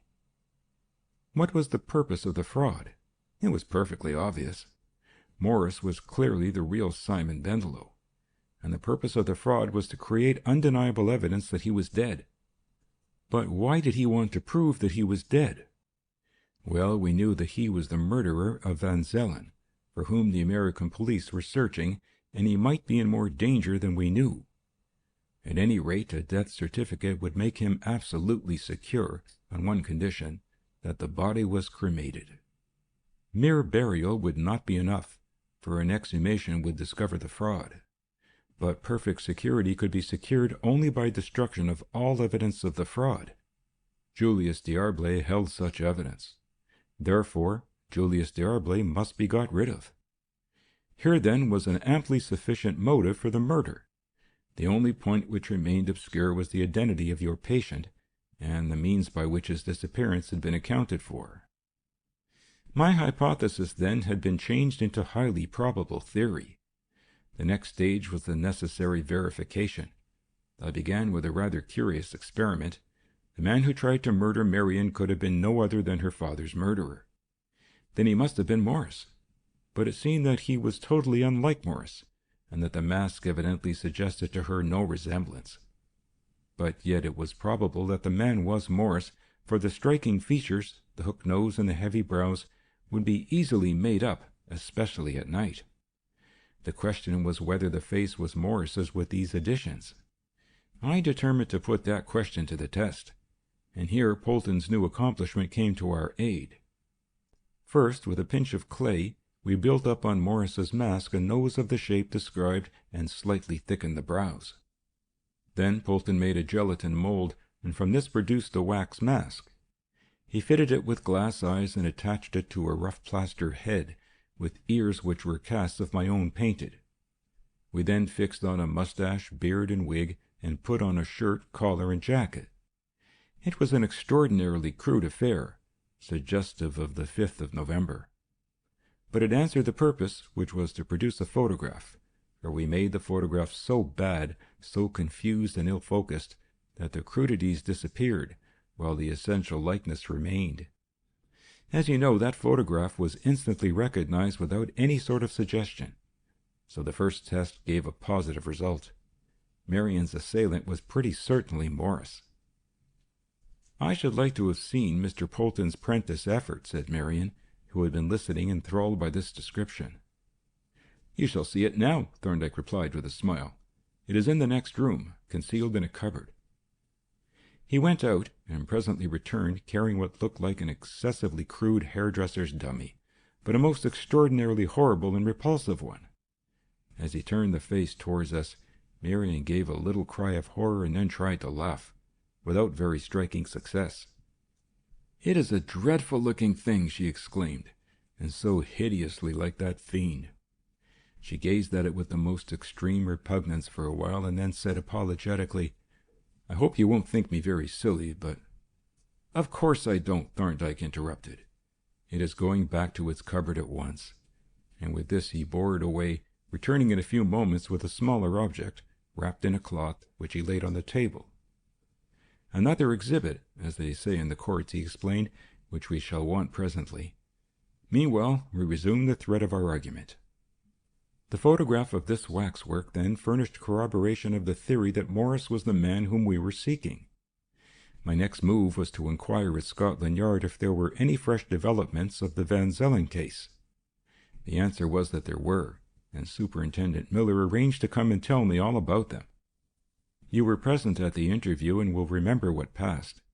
His information was highly important, not only by confirming my inference that Bendelow was the murderer, but especially by disposing of the difficulty connected with the disappearance of your patient. For now there came into view a second man, Cryle, who had died at Hoxton of an abdominal cancer and had been duly buried, and when you were able to give me this man's address, a glance at the map and at the post office directory showed that the two men had died in the same house. This fact, with the further facts that they had died of virtually the same disease and within a day or two of the same date, left no reasonable doubt that we were really dealing with one man, who had died and for whom 2 death certificates in different names and 2 corresponding burial orders had been obtained. There was only one body, and that was cremated in the name of Bendelow. It followed that the coffin which was buried at Mr. Cryle's funeral must have been an empty coffin. I was so confident that this must be so that I induced Miller to apply for an exhumation, with the results that you know. There now remained only a single point requiring verification, the question as to what face it was that the 2 ladies saw when they looked into the coffin of Simon Bendelow. Here again Polton's new accomplishments came to our aid. From the plaster mask your apprentice made a most realistic wax mask, which I offer for your critical inspection.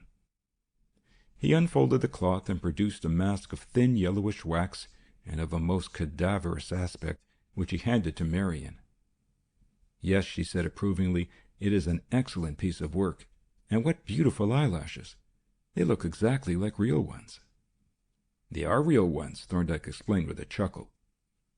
She looked up at him inquiringly, and then, breaking into a ripple of laughter, exclaimed, "Of course! They are his own! Oh, how like Mr. Polton! But he was quite right, you know. He couldn't have got the effect any other way." "So he declared," said Thorndyke. "Well, we hired a coffin and had an inspection window put in the lid, and we got a black skull cap.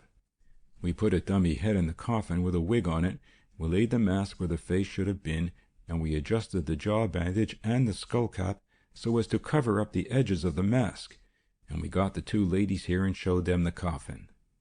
When they had identified the tenant as Mr. Bendelow, the verification was complete. The hypothesis was now converted into ascertained fact, and all that remained to be done was to lay hands on the murderer." "How did you find out where Morris was living?" I asked. "Barber did that," he replied. When I learned that you were being stalked, I employed Barber to shadow you. He, of course, observed Morris on your track and followed him home." "That was what I supposed," said I, and for a while we were all silent. Presently Marion said, "It is all very involved and confusing. Would you mind telling us exactly what happened?" "In a direct narrative, you mean?" said he. "Yes, I will try to reconstruct the events in the order of their occurrence. They began with the murder of Van Zelen by Bendelow. There was no evidence against him at the time, but he had to fly from America for other reasons, and he left behind him incriminating traces which he knew must presently be discovered, and which would fix the murder on him. His friend Kryl, who fled with him, developed gastric cancer, and had only a month or two to live. Then Bendelow decided that when Kryl should die, he would make believe to die at the same time. To this end, he commissioned your father to make a wax mask, a portrait mask of himself with the eyes closed. His wife must then have persuaded the two spinsters to visit him, he of course taking to his bed when they called, and being represented as a mortally sick man. Then he moved from Hornsey to Hoxton, taking Kryl with him. There he engaged 2 doctors, Usher and Gray, both of whom lived at a distance, to attend Kryl and to visit him on alternate days. Kryl seems to have been deaf, or at least hard of hearing, and was kept continuously under the influence of morphia.